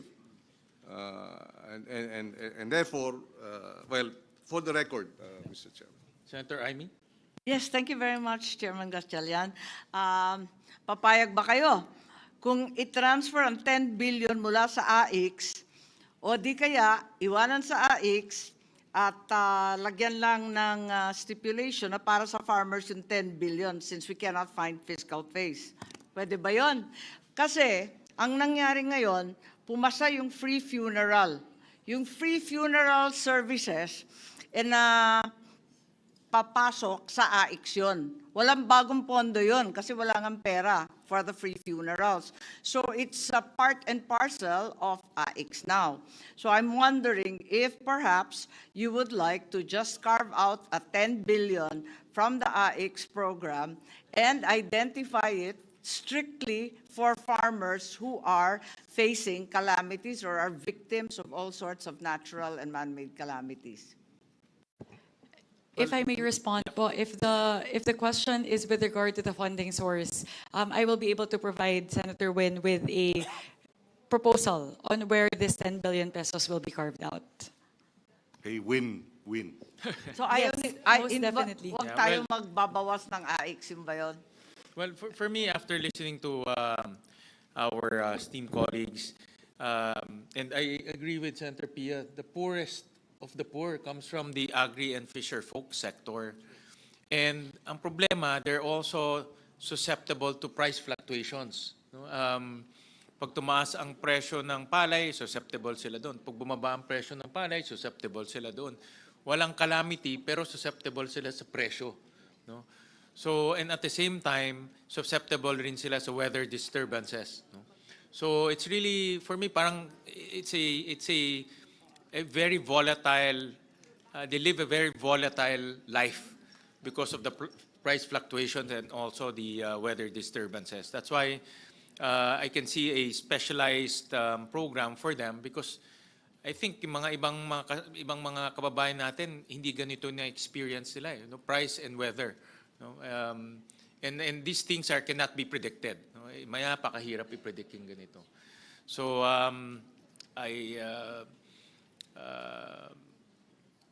for me, I see the benefit of this program, no? Especially for our farmers and fisher folks. So, Thank you very much, Senwin. And with that, I would like to reiterate my motion to include the 10 billion pesos for the presidential assistance to farmers and fisher folk to the final version of the BICAM. Madam Chair, you did indicate that you had identified a funding source. Can you share it with us? I will be able to give it, these will be derived, actually po, lahat po kasi yon. So I will be able to disaggregate it from 10 billion. It might be a little bit difficult to lay out all of it, but most definitely I can Happy assure. to wait, but so far wala pa tayong binabawasan, puros dagdag po. There's the 4 billion under the NFA as proposed in the GAB. That's a Yung huge source. DepEd 29. Not DepEd, definitely. Hindi, may NFA po. bawas na yung DepEd sa version natin, di ba? But that's definitely not going to be the source sige. for the 10 billion. It's the 4.5 billion in the NFA. Kasi po we placed that initially in the HGAB. However, given that there's no enabling law to facilitate that, that can be a big source. for one is I see the flood control projects. That's definitely the source. We also saw. I'm sure you're all in receipt of the statement of the Public Works requesting that their budgets be restored. Yeah. They've just put it out, Yeah, I think. yeah, I saw that. So, and also inefficient utilization of funds from various agencies. As we go along, we'll see those also. I can guarantee for rest assured that we will be able to not carve out, we have already identified a funding source for the 10 billion under PAF. So with that, I reiterate my motion to include the 10 billion pesos for the presidential assistance to farmers and fisher folk in the final BICAM report. If that is the case, Mr. Chair, then I move to approve to be included the presidential assistance to farmers and fisher folks. Thank you, Senator Erwin, and duly seconded by our colleagues. Thank you, Senator Kiko. In fairness to Senator Kiko, he studied this very carefully and recommended it to the committee. So the motion is approved. Thank you very much. Thank you very Madam Chair. much to our colleagues in the Senate and to Senator Kiko Pangilinan for helping us as well craft this particular program. Madam Chair, but before we go to the other item, Okay.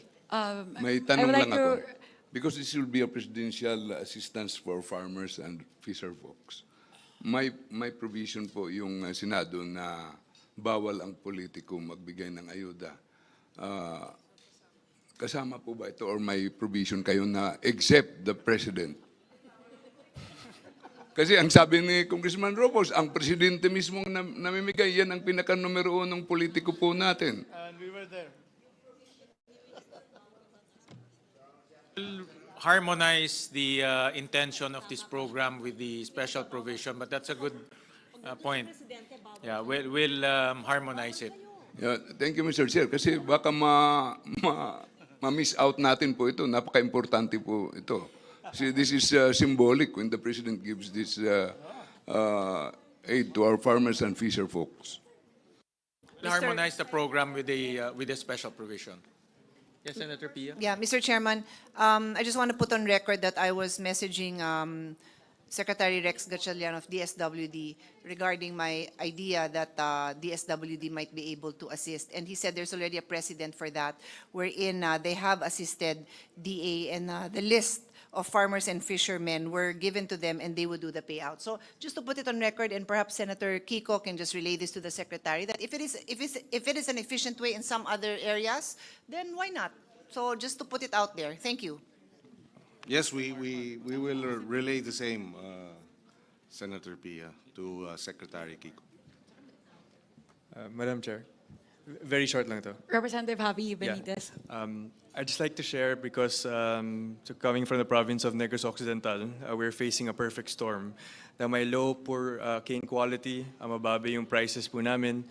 We've been hit by the calamity. So I hope na hindi lang sa palay farmers but dito rin po sa ating mga sugar farmers.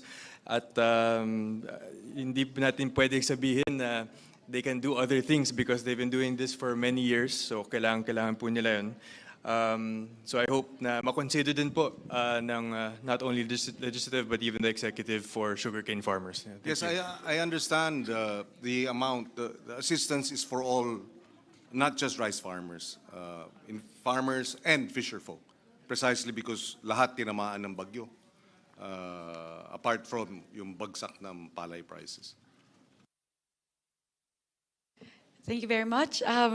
May I now move to the next topic? So this is with regard to the farm to market roads. In the House version, the total for FMRs was 32 billion pesos, and we would like again to once again appeal to our colleagues in the Senate to restore the 32 billion pesos for farm to market roads.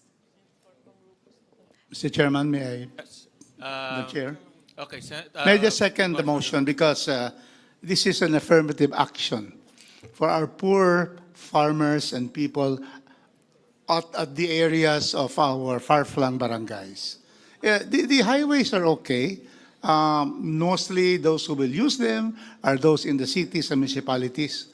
But then it is by going to the deepest parts of our barangay that we really bring in this particular service to them, and they're able to bring their products and their produce to the markets, making it, the prices of products also would lower in terms of prices. And so therefore, I just also state that Senator Kiko Pangilinan has stated that in Region 10, there is no ghost FMR. And I think mostly all over the country, there are no ghost FMR because it is shown to the people and brought to the people in the countryside. So we'd like to ask that we are able to have the 32 billion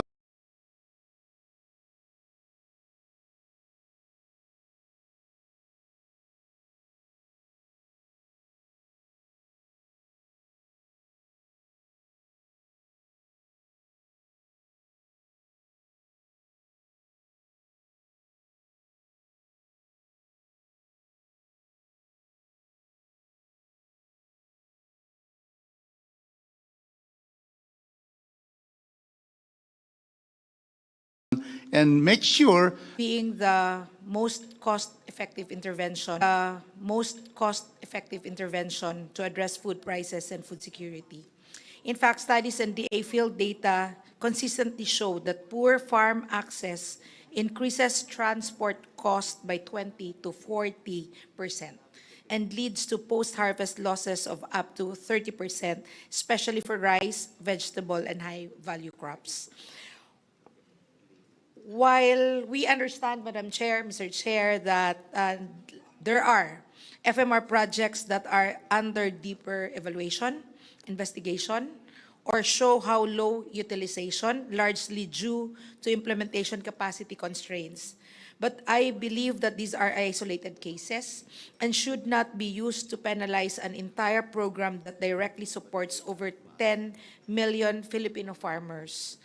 And to correct this response is to strengthen oversight and implementation and not to reduce funding. And so we appeal, I join the other members to appealing to maintain the proposal of 32 billion, Mr. Chair. Representative Alan T. Thank you, Madam Chair. based on the Department of Agriculture's data, 61,000 kilometers of farm-to-market roads are still unpaved.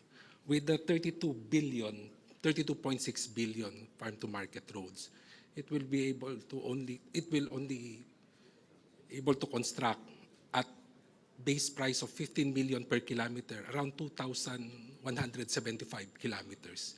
So we are still far away from from 61,000 kilometers that are unpaved road. Thank you, Mr. Chairman.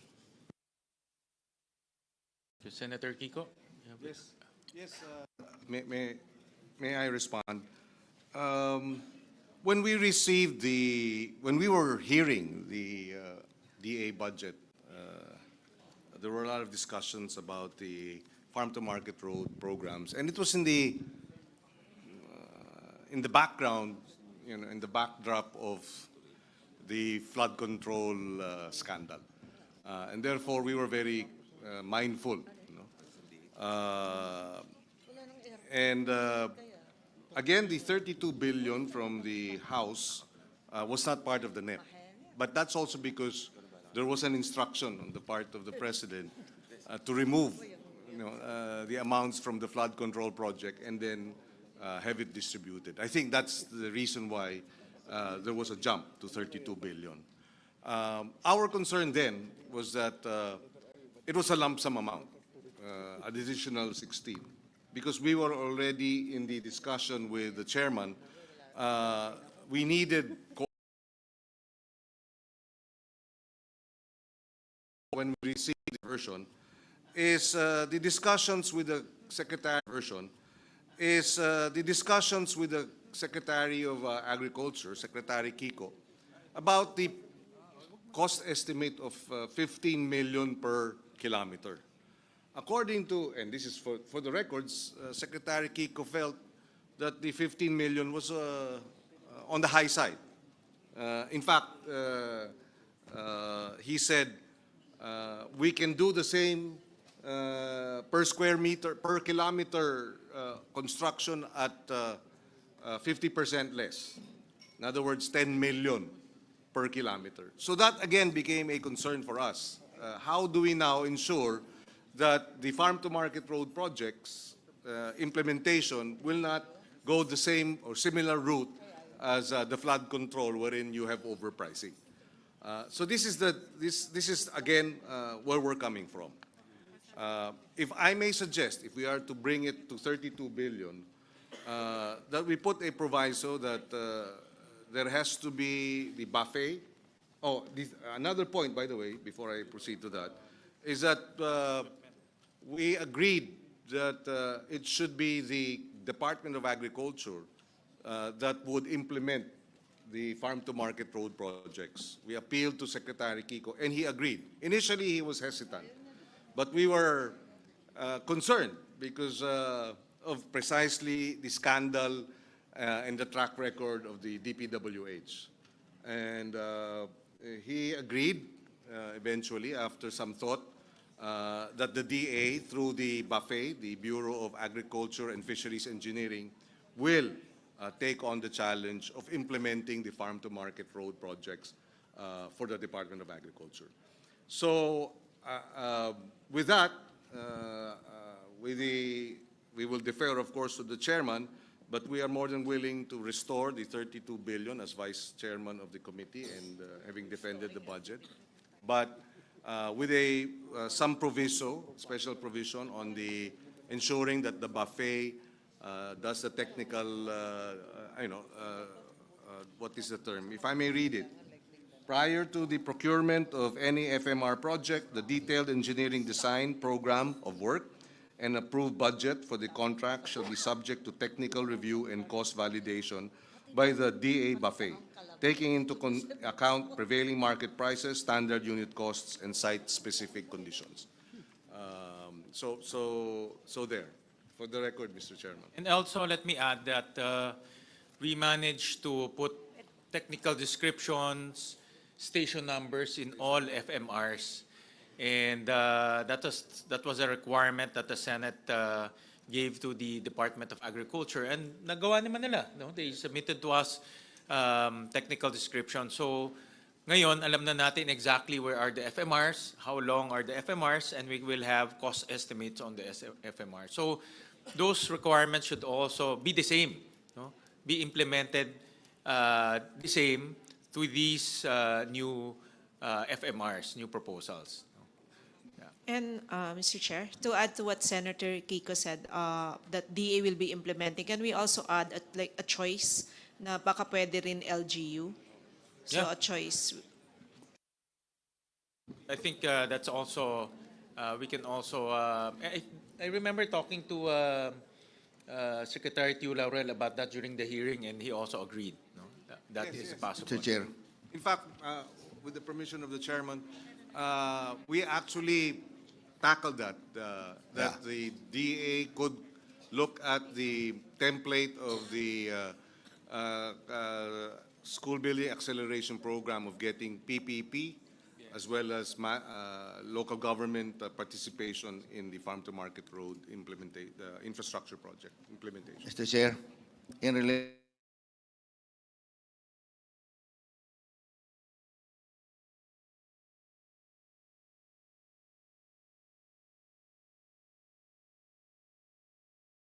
to that LGU, maganda po yung tinatawag nilang DUPA.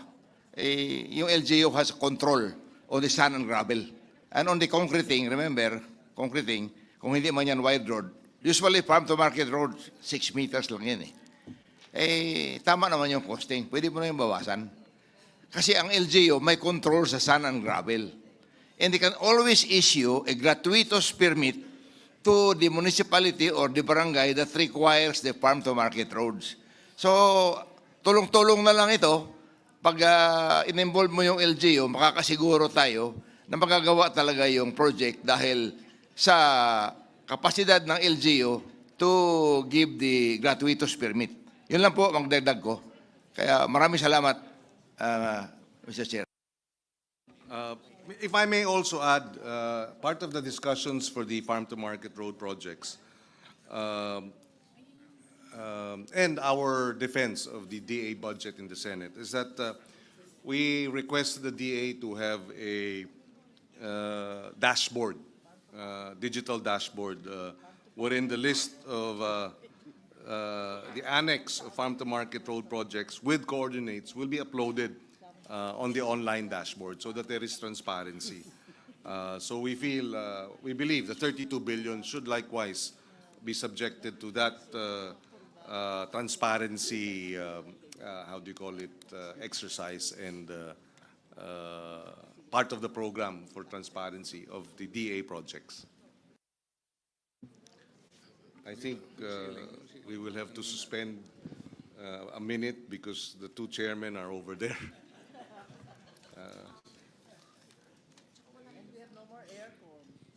And the aircon is no longer functioning. Pinasara ata ni Senator Legarda. Meeting suspended.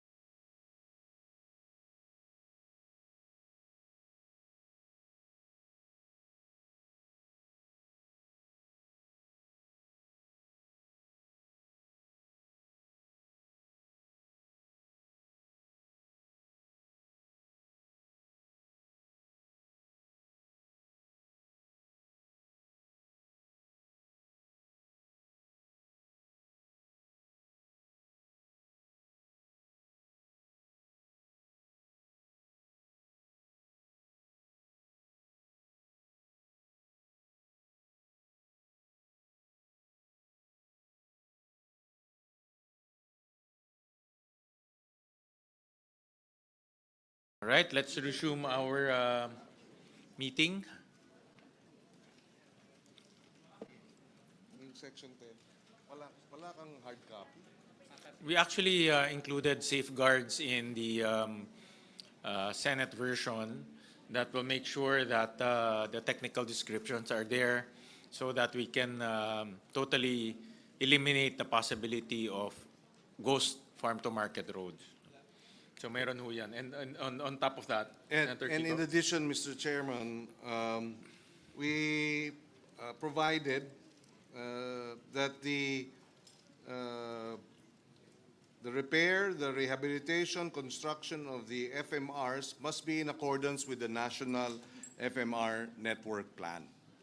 In other words, dati kasi ang sinasabi ng Department of Agriculture, kahit na hindi kasama sa network plan ay naglalagay ng farm-to-market road. So that too will be limited to construction consistent with or in accordance with the National FMR Network Plan of 2023 to 2028. Mr. Chair, may observation lang ako dyan. Kasi minsan yung mga taga-Department of Agriculture, hindi talaga nila pinapasyalan yung mga areas. Katulad po sa Samar, hindi nila alam kung saan yung mga farm-to-market roads doon. Kaya kailangan talaga aralin ito kung nasaan. Nasa libro lang nila yung listahan ng farm-to-market roads, pero sa totoo hindi nila pinupuntahan. In-interpolate ko po yung in-charge po doon at hindi nga niya alam. Well, we will have to ensure that the DA submits, because we're also, Mr. Chairman, we will also ask for the annexes. The coordinates should be included as part of the annexes of the GAA. So, kinakailangan maliwanag at determined. At we were assured naman by Secretary Kiko that he will submit, these necessary coordinates. So. Isa pang observation ko, Mr. Chair, yung may mga barangay na wala pang kalsada, hindi pa accessible. Kaya hindi rin ito mauuna yung farm-to-market roads natin pag hindi pa accessible yung barangay. Kaya minsan yung farm-to-market road natin ay minamabuti nating tumama muna sa barangay bago mapunta sa kanilang farm. Isang kailangan nating i-consider po yan.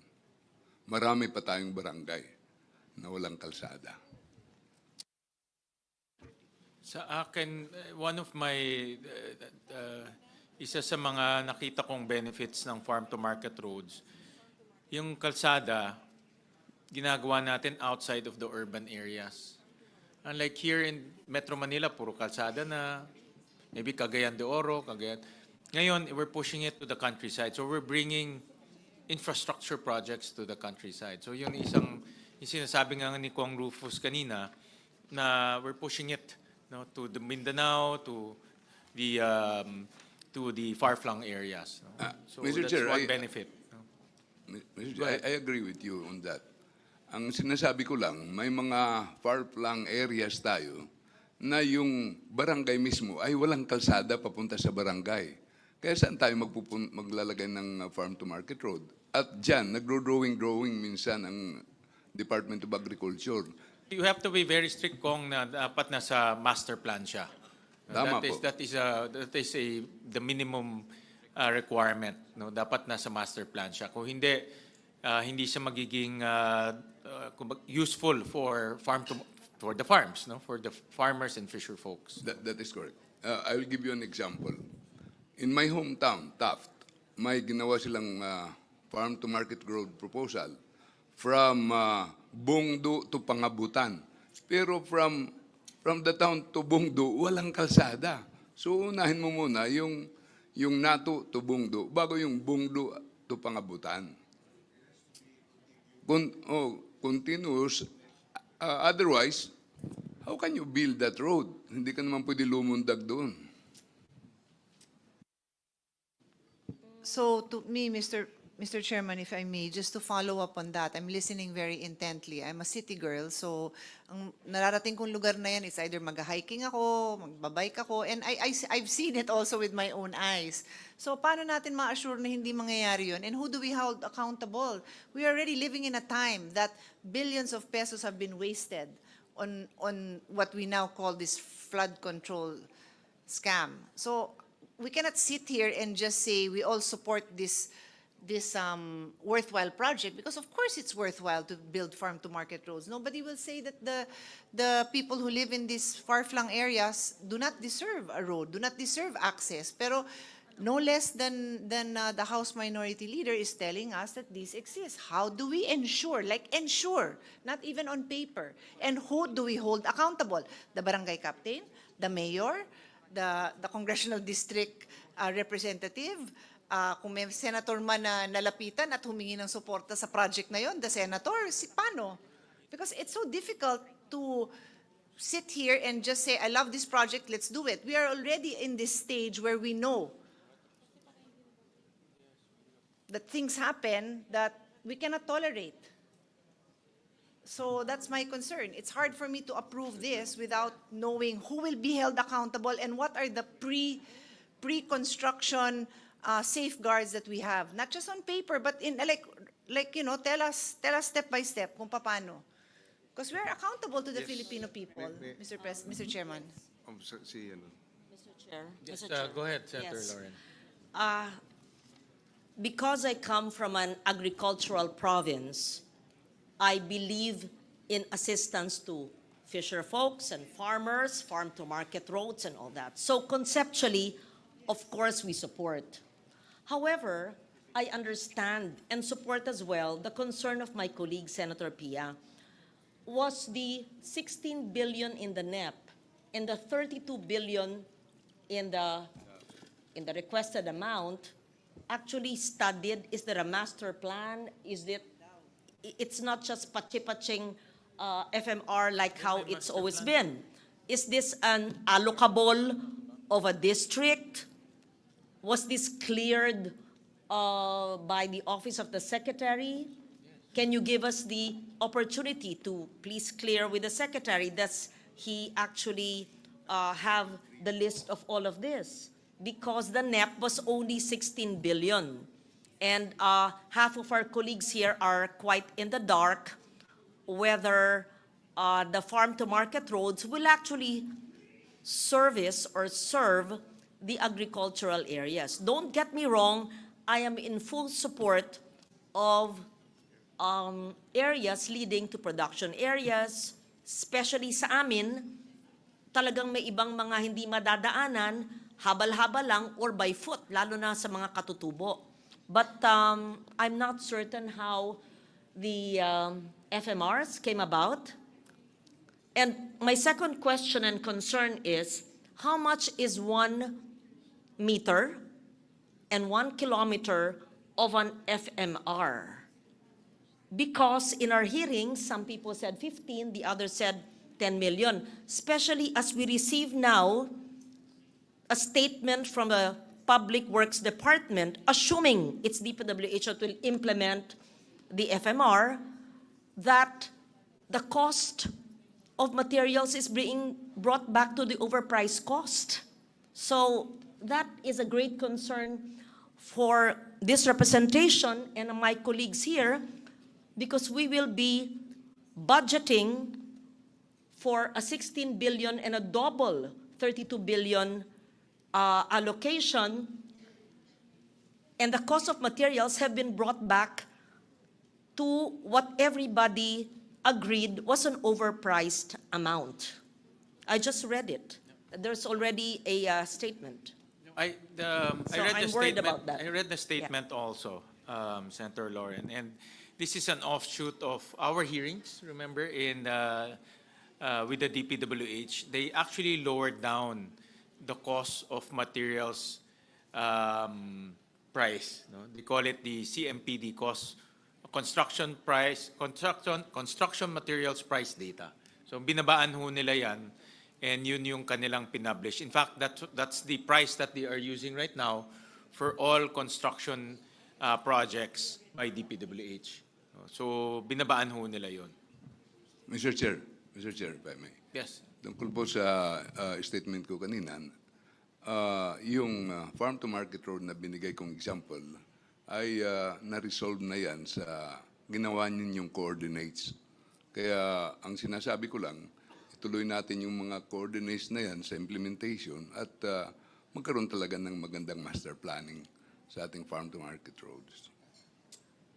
Thank you, Senator. Yeah, Kiko. Yes, may I just respond to the points raised by Senators Cayetano and Legarda. It was precisely our own concerns.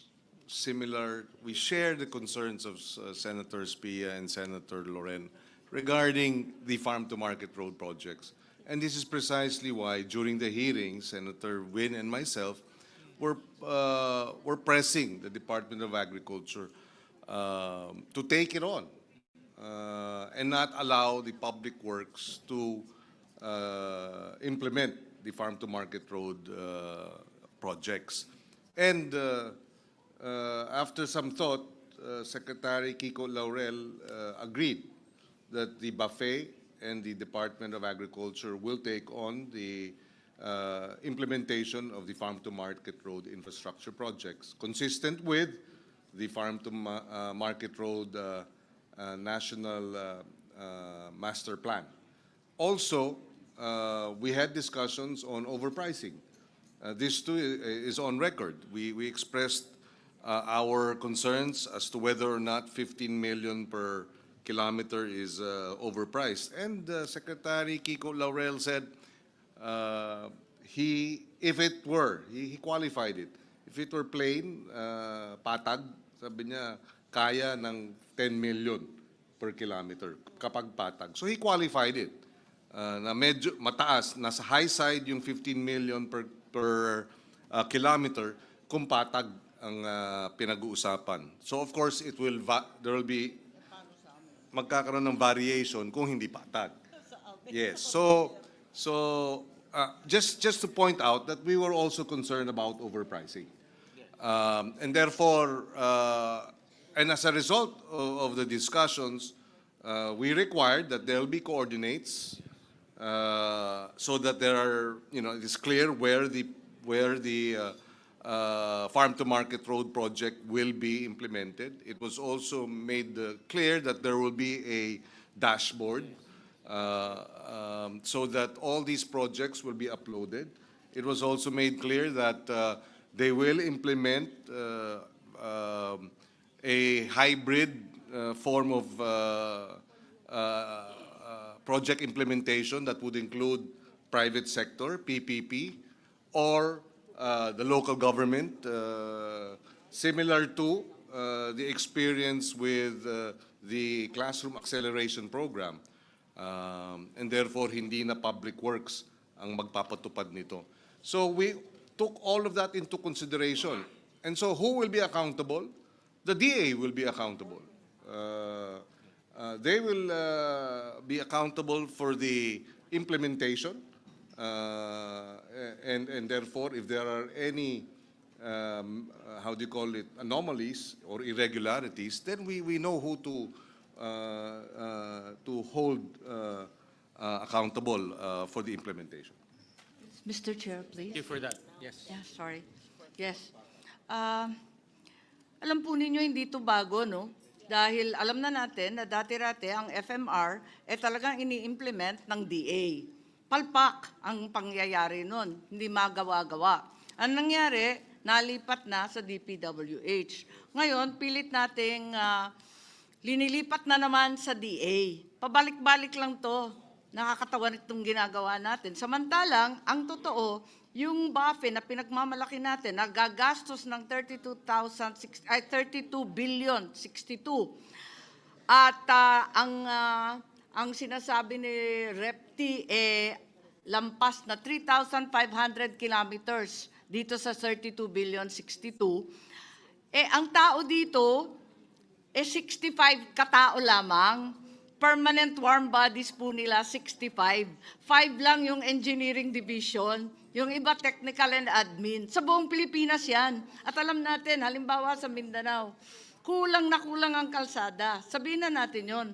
Pero, hindi ba lalala lamang ang sitwasyon natin? Pinapabalik-balik lang natin to, DA, DPWH. Ang DA ngayon, as of June, ang permanent position, 65 sa buong bansa. Seryoso ba tayo?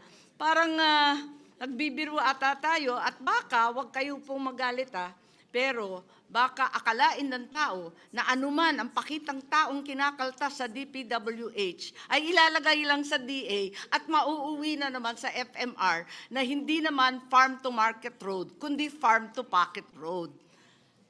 Aminin natin na may problema itong planong to. Yun lang po. Well, if I may, Mr. Chair, I share the concern of Senator Amy Marcos, but I'd like to think the current Secretary, Kiko Laurel, will not take on this challenge unless he has thought about it.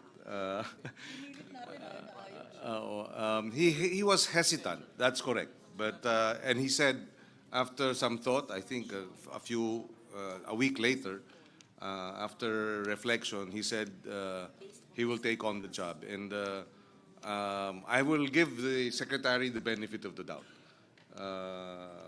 Having come from the private sector, his mindset is different. And hopefully, with the support of the Senate and the House, he will succeed where others did not. Mr. Chair, as much as we would like to ratchet up the implementation of the National Farm to Market Network Plan, which is long delayed, the reality is we've shifted from one department to the next repeatedly with no significant difference. Isn't this the very definition of insanity? Repeating it over and over again and expecting different results. There is nothing that has changed in the BAFE in DA. If anything, it has been downgraded to personnel complement of 65 people for the entire country. I think there is some absurdity in that. I beg to disagree respectfully. If he will take it on, then he has to increase his staff. And I agree. If he stays at 65, then he's bound to fail. But he should be able to increase the number of staff in the buffet between now and first quarter next year. Hindi ba dapat i-pilot muna? Kasi maglilipat na naman tayo, paulit-ulit na ito, palipat-lipat. Pagsabihan na lang tayo ng tao na ito, ayan, magpapakitang tao kayo, kakaltasan yung DPWH. Yung pala, ibabagsak rin sa DA. Linuloko ninyo kami. Mr. Chair, if I may. The discussion, can I, Senator Marcos, are you okay? Yeah, okay. Mr. Chair, yeah. I share the concerns of Senator Marcos. I was actually going to say the same thing na DA, balik sa DPWH, balik sa DA. So may I know if it's with DPWH, 2025 DPWH yan. So when was it last with DA?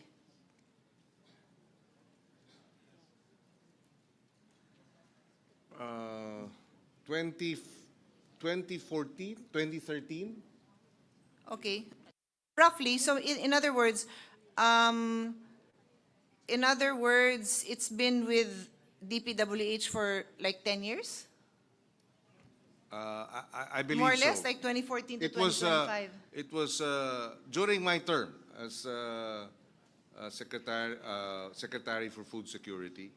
President Aquino took it from the Department of Agriculture and placed it with the Public Works, and it was I and Secretary Babe Sixon then of the Public Works Department.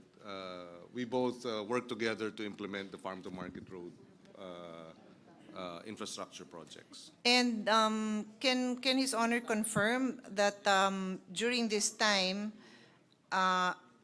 during the latest examination of these flood control related, or in other words, corruption driven construction, this includes these farm-to-market roads? I'm sorry? Can His Honor confirm that these farm-to-market roads were also subject to overpricing, ghost projects? Because off the record, when I was asking His Honor, you said something, you said to the effect, yes, and that is why it's going to be given now to DA. That's correct, no? Yes, yes. Yes. So, in that is other correct. words, In fact, the DA is currently undertaking a inventory of the farm-to-market road projects and have identified a number of ghost projects in Mindanao, but they are still doing their inventory. so sadly, Mr. Chairman, if there are like these third-party contractors, baka sila din ang magbid sa DA. So I'm just putting that out there. These things can happen. And obviously, complicit there would probably be some local officials who would also have already participated in this kind of anomalous transactions. So that would be the concern, to allow DA to step into this project na hinay-hinay lang. And that's why I support Senator Marcos' recommendation that it be a pilot project. So there's already 16 billion in the NEP. Why would you double it at the time that you're transferring the project to a new agency? It doesn't make sense. With all humility, with the agencies that I've handled, when it's a new project or if they're changing direction, we start small so that we have less errors. And it's not as if it's in our face that these kind of problems exist with these kind of projects. So parang, sorry, but it's so difficult for me to support this with all those factors. I'm willing to give DA the benefit of the doubt, but not with another 16 billion pesos, Mr. Chairman. So that is my position right now, with all due respect to all the far-flung areas that deserve farm-to-market roads. They deserve it. But it is not their fault, and ayokong yung kawawang mayor dyan, barangay captain, madamay pa sa ganitong kalokohan na wala silang kamalay-malay, Mr. Chairman. So, Mr. Well, Chair. one minute suspension. Nakalimutan nila yung